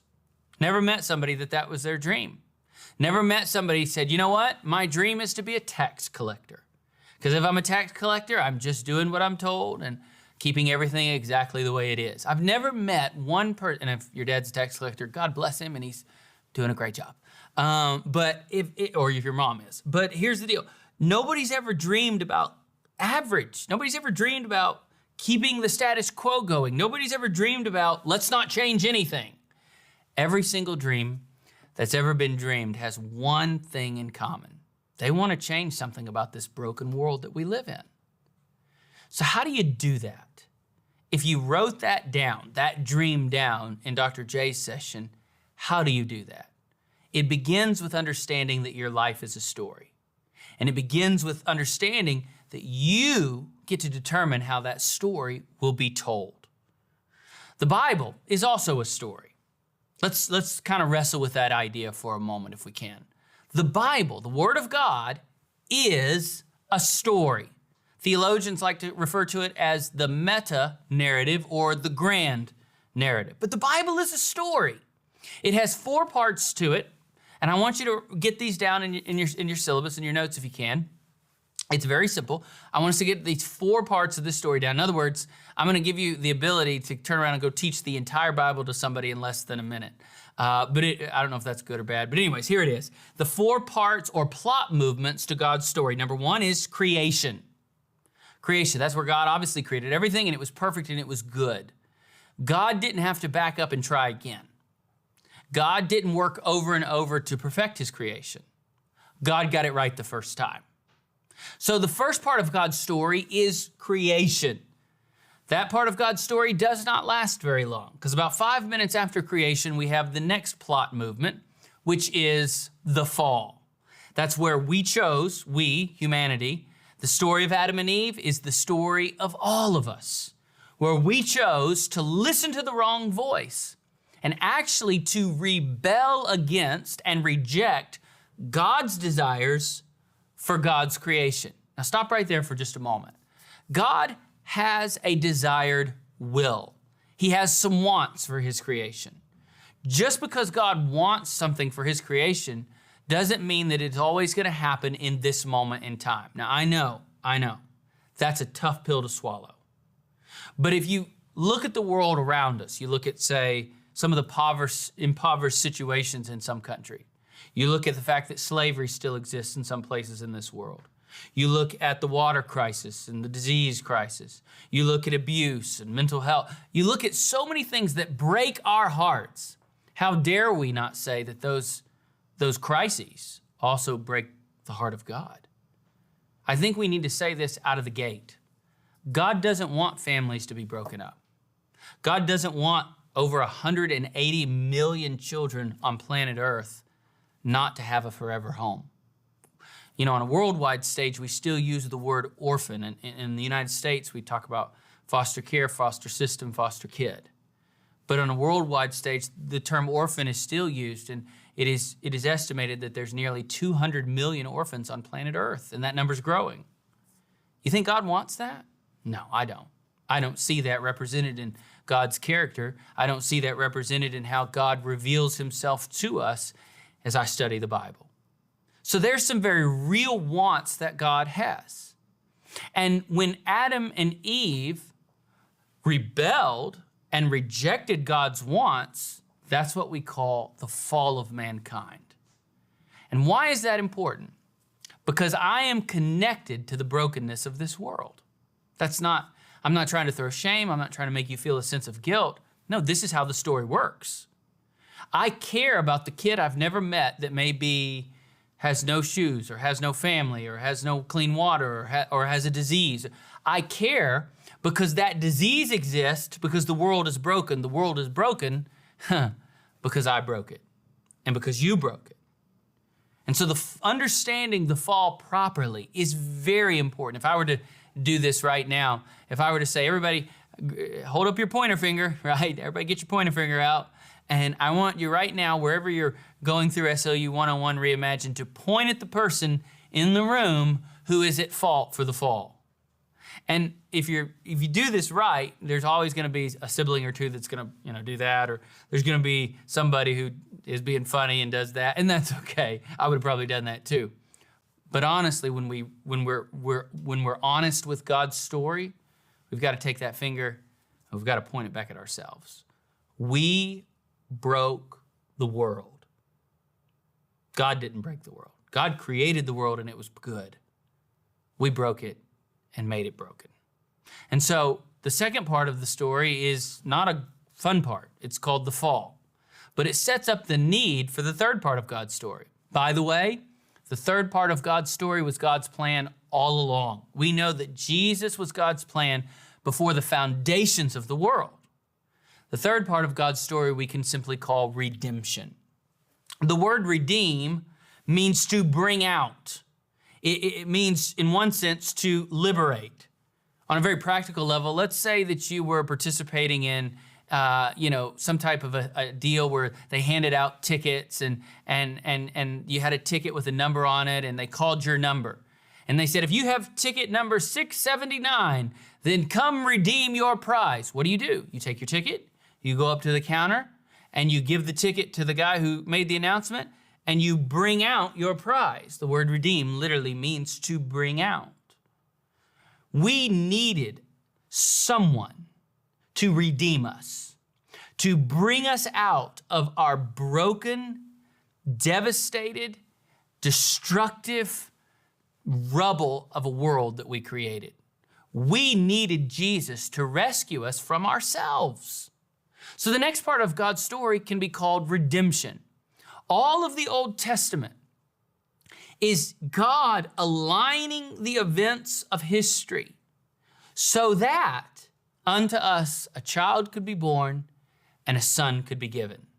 So the Old Testament could be accurately described as, and this is what one Australian theologian, his phrase, he uses it, called redemptive history. The Old Testament is redemptive history. It is leading up to when the Redeemer would be born. I love this theme. This theme gets more airtime in the Bible than any other theme. This plot movement is the predominant plot movement of God's story. But it's not the end of the story. Now, I don't want to preach. This is a leadership conference, but just listen to me for just a moment, if you will. Follow my train of thought here. A lot of times we preach and we sing and we talk like when you become a follower of Jesus, when you get redeemed, when you get saved, that's the end of the story. That's it. It's done. We did it. Look what happened. God saved us. I don't know about you, ladies and gentlemen, but to me, getting saved isn't the end of the story. It's just the beginning of the story, which is why we can't stop there. God doesn't stop with redemption. There's one more part of God's story. Because see, you can be redeemed and still live in a broken world. God's not going to let this world stay broken, which brings me back to something I said earlier that probably feels a little controversial. God's wants are not always fulfilled in this exact moment, but God's wants will ultimately be fulfilled for all of his creation. God's only going to allow the brokenness to happen, to exist, to be perpetuated so long. There is a real day on God's calendar when there will be no more brokenness in this world. We call that day restoration. We call that plot movement, that part of God's story, restoration. That's when God is going to make all things new. John writes about that in the book of Revelation. That's when God's going to make all things new. There's not going to be any more tears. There's not going to be any more pain. In fact, John calls all of the brokenness of this world, he puts it all under one category: former things. In other words, when God restores and makes all things new, no one's ever going to hurt again. When God restores and makes all things new, there's never going to be another instance of child abuse. There's never going to be another disease. There's never going to be another lonely person, a bullied person.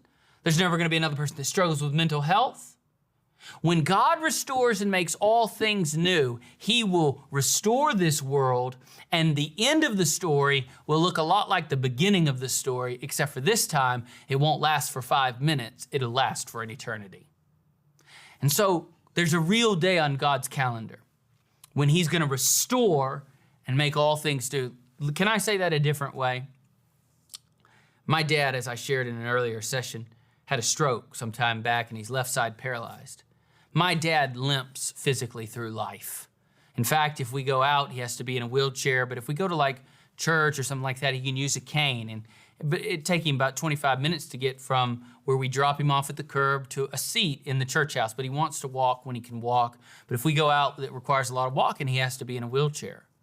So my dad uses a wheelchair and he uses a cane right now to compensate for his disability so that he can get through life. My dad will not need a wheelchair, and my dad will not use a cane to walk into heaven, because nobody limps into heaven, everybody runs. That's what restoration looks like. That's the hope that we have as a redeemed people looking forward. That's why redemption ain't the end of the story. It's just the beginning of the story. So restoration is a real day in which God is going to make all things new again. Now, I've told you that you tell a story, that God tells a story. And what I'd like to suggest now is that your story, my story, can only make sense in light of God's story. In fact, I'll go so far as to say that all story finds meaning and definition in light of God's story. Think about the last movie you watched, or the last show that you streamed in this platform or that platform, or whatever it may be, or the last documentary you watched, or whatever it is. If it's a short story, long story, book, movie, doesn't matter. All stories make sense because of God's story. There's going to be a tension in a struggle. There's going to be a crisis that needs to be solved. There's going to be somebody who's going to be willing to sacrifice to solve that crisis, a hero. There probably will be a moment in that story where it looks like the hero is going to have to completely sacrifice everything to solve the problem and may die. And in many stories, the hero a lot of times comes back to life or appears again. Like, in other words, he didn't fully die. She didn't fully die. She almost had to die. She was willing to die. He was willing to die. And then somehow they lived. Where does all of that come from? All of that comes from the one story that gives all of the story meaning and definition. That's God's story. God's story defines good and evil for us. God's story defines what a villain and a hero looks like. God's story gives all other story meaning and definition. Okay, so what does that mean for my story? Great question. Here's what it means. And I'm going to want you to write this down. And it's a little bit of a longer statement. So I'll make sure that I say it a couple of times. If redemption is the predominant theme of God's story, here's what I want you to write down coming up. If redemption is the prominent theme of our story, it should lead us to think this way about our own story. Here it is. Write this down. If redemption is not the predominant theme of my story, or major theme of my story, if you don't want to write the word predominant. If redemption is not the major theme of my story, and the Redeemer is not the hero of my story, then my story is not worth telling. That's how much I believe in this, ladies and gentlemen. If redemption is not the major theme, and the Redeemer, Jesus, is not the hero of my story, the central character, and listen to me very closely as you take this down, then my story is not worth telling. There's nothing more sad in life than a wasted story. And a story that doesn't have a redemptive theme and Jesus the Redeemer as the hero is inevitably a wasted story. So God's story shows us how we should tell our story, the story that is our lives. And if we're following these plot movements, creation, fall, redemption, restoration, then we care about the brokenness of this world because we broke the world and we know that God wants to restore all things and make them new again. And so here we are as a redeemed people in a broken world looking forward to the day of restoration. And we get the incredible opportunity of using the gift of imagination to solve problems. That's the next thing I want you to see in our time together. God has given you, He has given me the gift of imagination. We see it in the creation narrative in Genesis chapter 2, where God told Adam to okay, give, the birds of the air and the beasts of the field. I want you to kind of give all of them names. And then the Bible teaches us that God waited to see what Adam would name the animals. Now, God didn't wait to see what Adam would name the animals because God didn't know what Adam would name the animals. We're not suggesting that God was, devoid of information. God wasn't sitting over there going, okay, I get to learn something today. No. God wanted Adam to name the animals because God wanted Adam to use his imagination, his creativity, to fulfill God's desires or wants for his creation. So here's the definition of imagination. It is the use of creative energy within the context of God's creation to fulfill God's desired will. Right? Watch this. Don't miss this, ladies and gentlemen. Like the gift that was originally given to us back when God created us still exists today. And by the way, exists today for the same reason. God wants you to use your imagination to see your dream that you wrote down in that dream session come to fruition. He wants you to imagine ways that could happen. He wants you to use your, let's call it a redemptive imagination. He wants you to use a redemptive imagination so that you can fulfill his wants and his desires in this world. You know what? When we do that, it looks an awful lot like salt and light. And when we look an awful lot like salt and light, Jesus said that they'll see your good works and they'll glorify your Father in heaven. So if we use our redemptive imagination the right way, we solve problems, we fulfill God's desires, and in doing so, we're pointing people to Jesus. And when we point people to Jesus, the hope is that they would join next to us as worshipers of Jesus. So how do you use your imagination now to solve a problem in this world? So 3 things. You've been given a story. You get to tell a story. That story should be informed by God's story. And in God's story, he's given you the gift of imagination. And he's given you the gift of imagination so that you can now chase after your dream. There are 3 steps to a redemptive imagination, if you will. Step number 1 is to redefine what has become. Redefine what has become. We say that based on the plot movement of creation and the fall. Creation and fall causes us to redefine what has become. I know that this is an overly simplistic example and illustration, but let's use it for just to help get our minds around it. Let's go back to the orphan crisis. There's an orphan crisis in this world. Well, we know that there's an orphan crisis in this world because the world is broken, because sin is in this world. And we know that sin is in this world because we help break the world. We are guilty in one sense of rebelling against God because all have fallen short. And so I care about, let's say, the orphan crisis. I care about those who don't have family. I redefine the problem in light of God's story, and that guides my compassion. So I go, I care about this because God created a world that was one way, and my sin caused it to be another way. So my concern, my compassion is rooted in sound theology.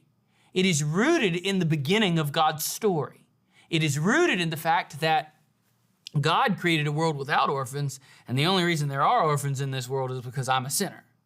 And so I'm connected to the problems of this world, and I care about them. In other words, we don't just look at problems through a lens of, well, it's broken, and so we just need to alleviate it this way or that way and help out a little bit over here and create that organization. No. We are caring about problems because those problems break the heart of God. And what God cares about is a motivation that'll far outlast anything else. I promise you that, ladies and gentlemen.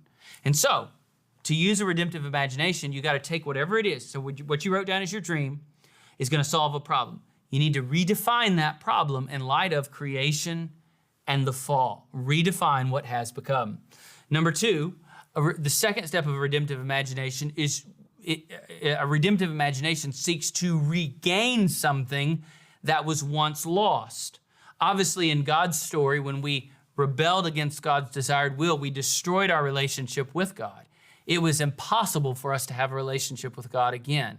And that's exactly what happened in Jesus. God did the impossible. He sent Jesus into this world to make a relationship with God possible again. Jesus did not repair our relationship with God. He made our relationship with God possible, right? And it is only possible in and through him and his finished work on the cross.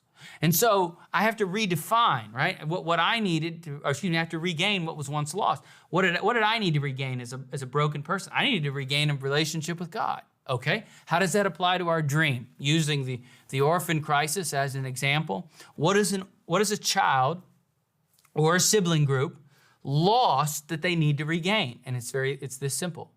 It's called a family. So while I'm grateful for all of the legislation, and I'm grateful for a lot of money that's raised, and I'm grateful for a lot of people who help and serve, hopefully what we all want at the end of the day is for children who don't have forever families to find forever families. That's what's been lost that needs to be regained. So this part of the process is us clearly articulating what needs to be solved. If the first part of the process, redefine what has become, is us understanding how it got broken, the second stage of the process is us understanding what has been lost that needs to be regained, what needs to be fixed, in other words. And of course, that leads us to step 3, which is reimagine what could be. This is based on the plot movement of restoration. So this is reimagine what could be, how could this problem get solved? Now, watch this for a second.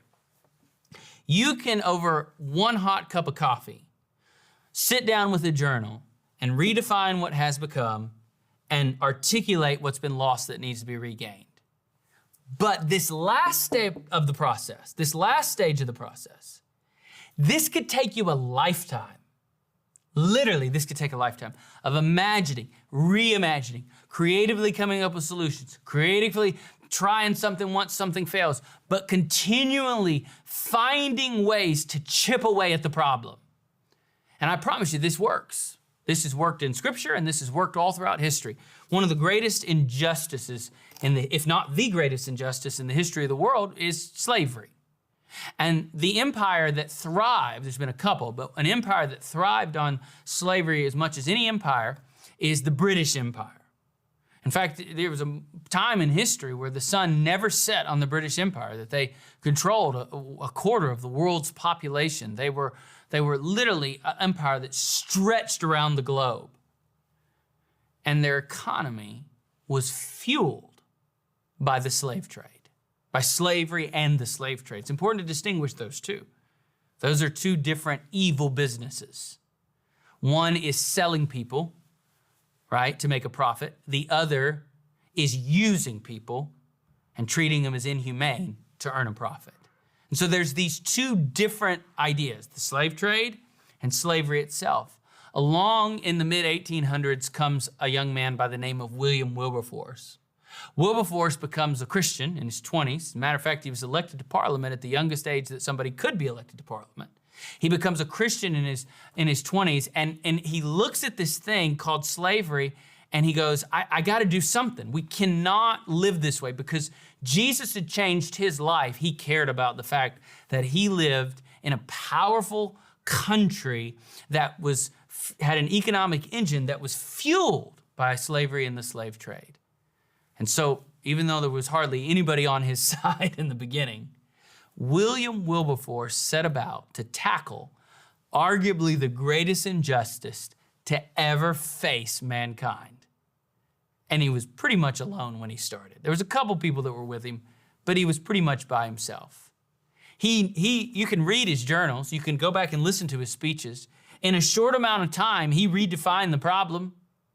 He rooted it in sound theology and God's story. He articulated what had been lost that needed to be regained. But now the third step of the process, actually solving the problem, finding creative solutions to actually fix it. That took him a lifetime. In fact, it took him nearly 25 years to see the trade of slavery abolished. Here's how he did it. he found creative ways to make morality, yes, morality, popular again in British society. He did it by commissioning and empowering people to start their own causes, to be involved. If animal cruelty bothers you, you know what? Then you should start a cause for animal cruelty. If child labor bothers you, you should start a cause against child labor. If whatever it is, if taxes on this or this. And at one point in Wilberforce's life, he was involved in 69 causes himself. So one of his solutions was, let's get everybody excited about doing the right thing again. All the while, he's preaching, not really preaching, he's in Parliament, but he's fighting against the slave trade. And after about 20 to 25 years of this, everybody has said, you know what, we're going to be a moral society again. Everybody's trying to be a moral society again. And here's old William Wilberforce going, if we're such a moral society, then why do we treat people as less than human? And it only made sense at that point to abolish the trade. 1806, 1807, England abolishes the slave trade. There's still slavery. At 2 o'clock the night after the bill had been passed to abolish the slave trade, William Wilberforce raises a glass of wine next to a fireplace and some of his fellow abolitionists, and he declared, "What shall we abolish next?" And they then committed themselves to the cause of emancipation. Wilberforce knew that he was getting older at this time and he needed somebody else to lead the charge. So he empowered others to fight the cause. Again, 1,000 different creative solutions to solve one big problem. In 1833, 3 days before William Wilberforce died, over 800,000 slaves were emancipated across the British Empire. Why?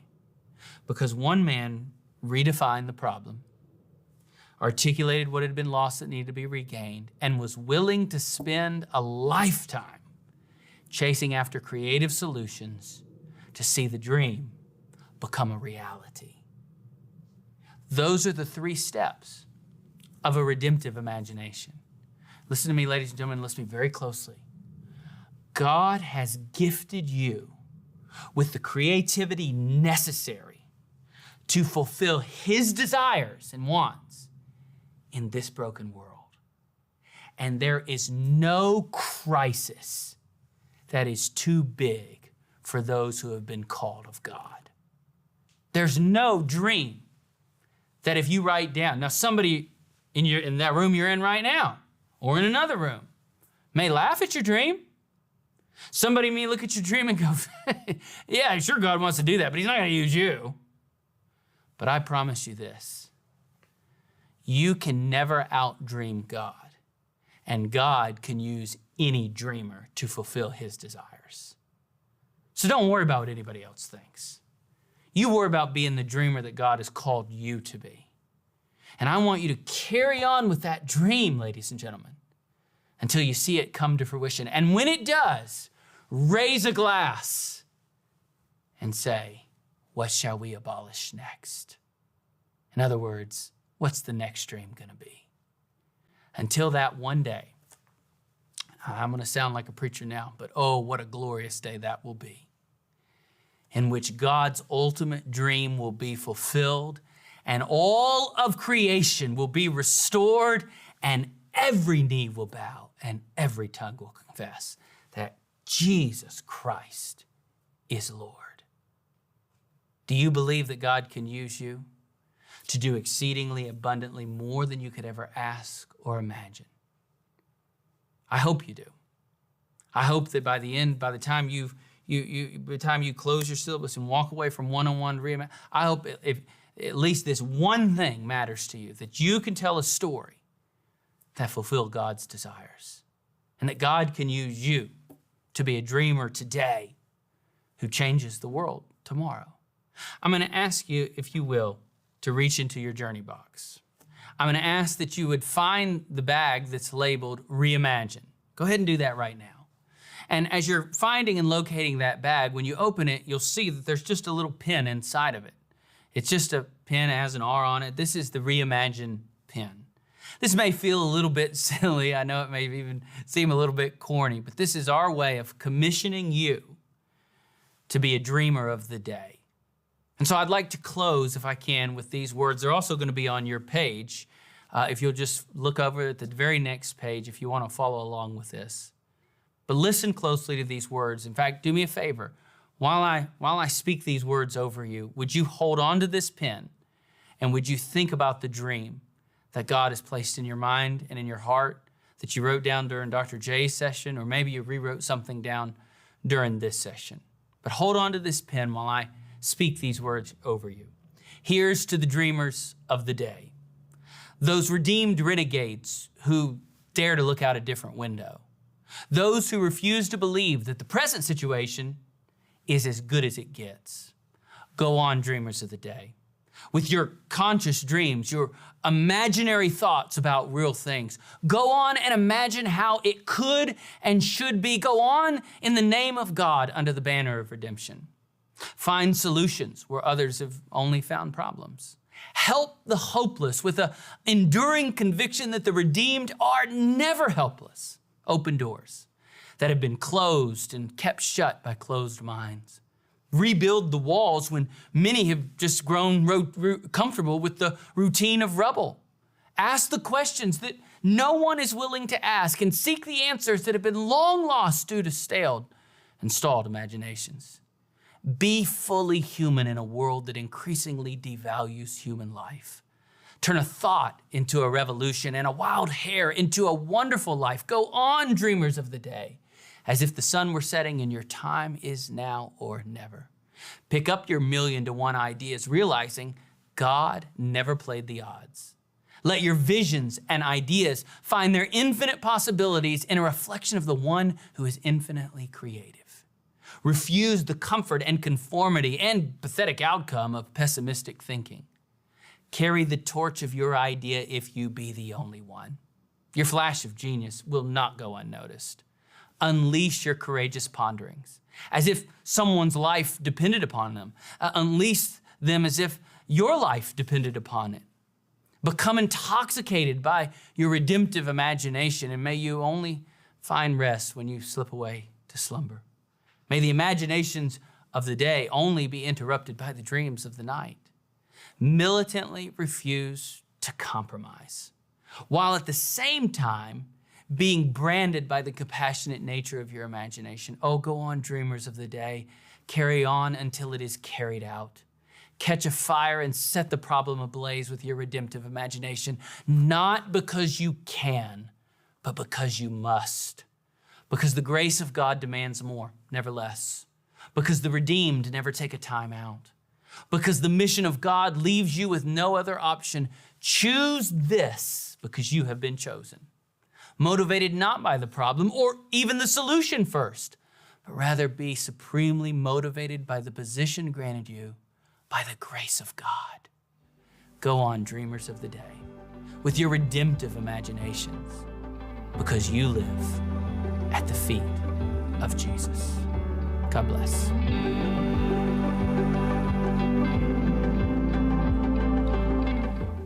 Well, students, we have come to the conclusion of SLU 101 Vision Conference. Give yourself a hand, pat yourself on the back. You guys did it.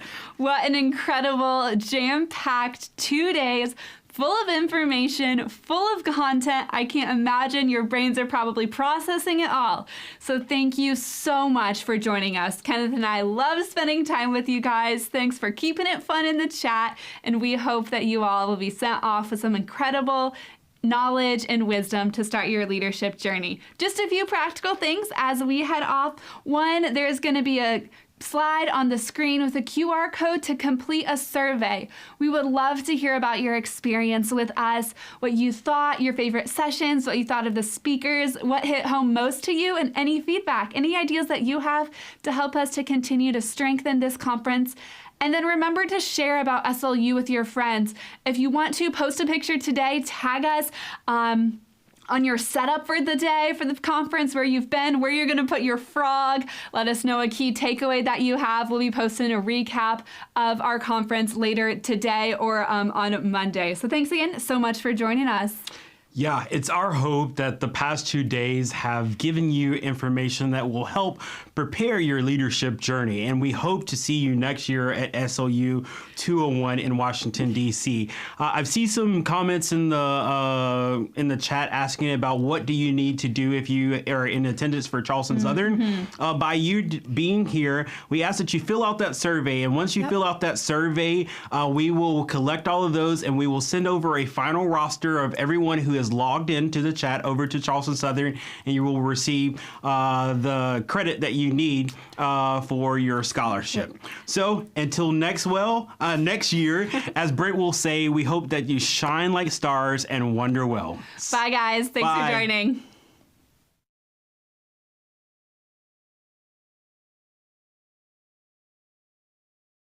I've been far away, but I'll keep running just to find a way to you till then. Ain't never gonna let you go. Got my heart, NASCAR racing, shining, never fading. He just left you hanging, feeling for your love, all worth it for the waiting. Give you what you need, take you where you want. Can feel it when we're all alone. Know you're wanting something more. My heart is like an open door. Just ring me when you wanna go away till you're home. Hold a place till you're coming home. Show you where the garden grows. Just ring me when you wanna go. I can't wait for you to come my way. I've been far away, but I'll keep running just to find a way to you till then.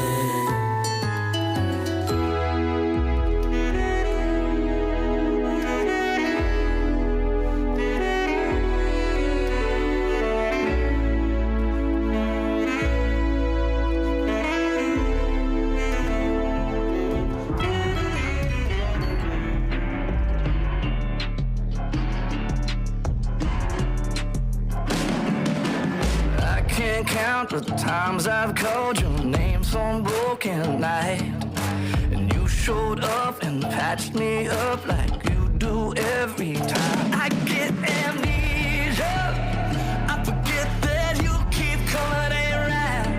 Yeah, ain't no way you ever let me down. Good God Almighty, I hope you'll find me praising your name no matter what comes. 'Cause I know where I'd be without your mercy. So I keep praising your name at the top of my lungs. Tell me, is he good? He's good. Tell me, is he God? He's God. He is good, God Almighty. You say your love goes on forever, that your mercy never stops. So why would I assume you'll be somebody that you're not?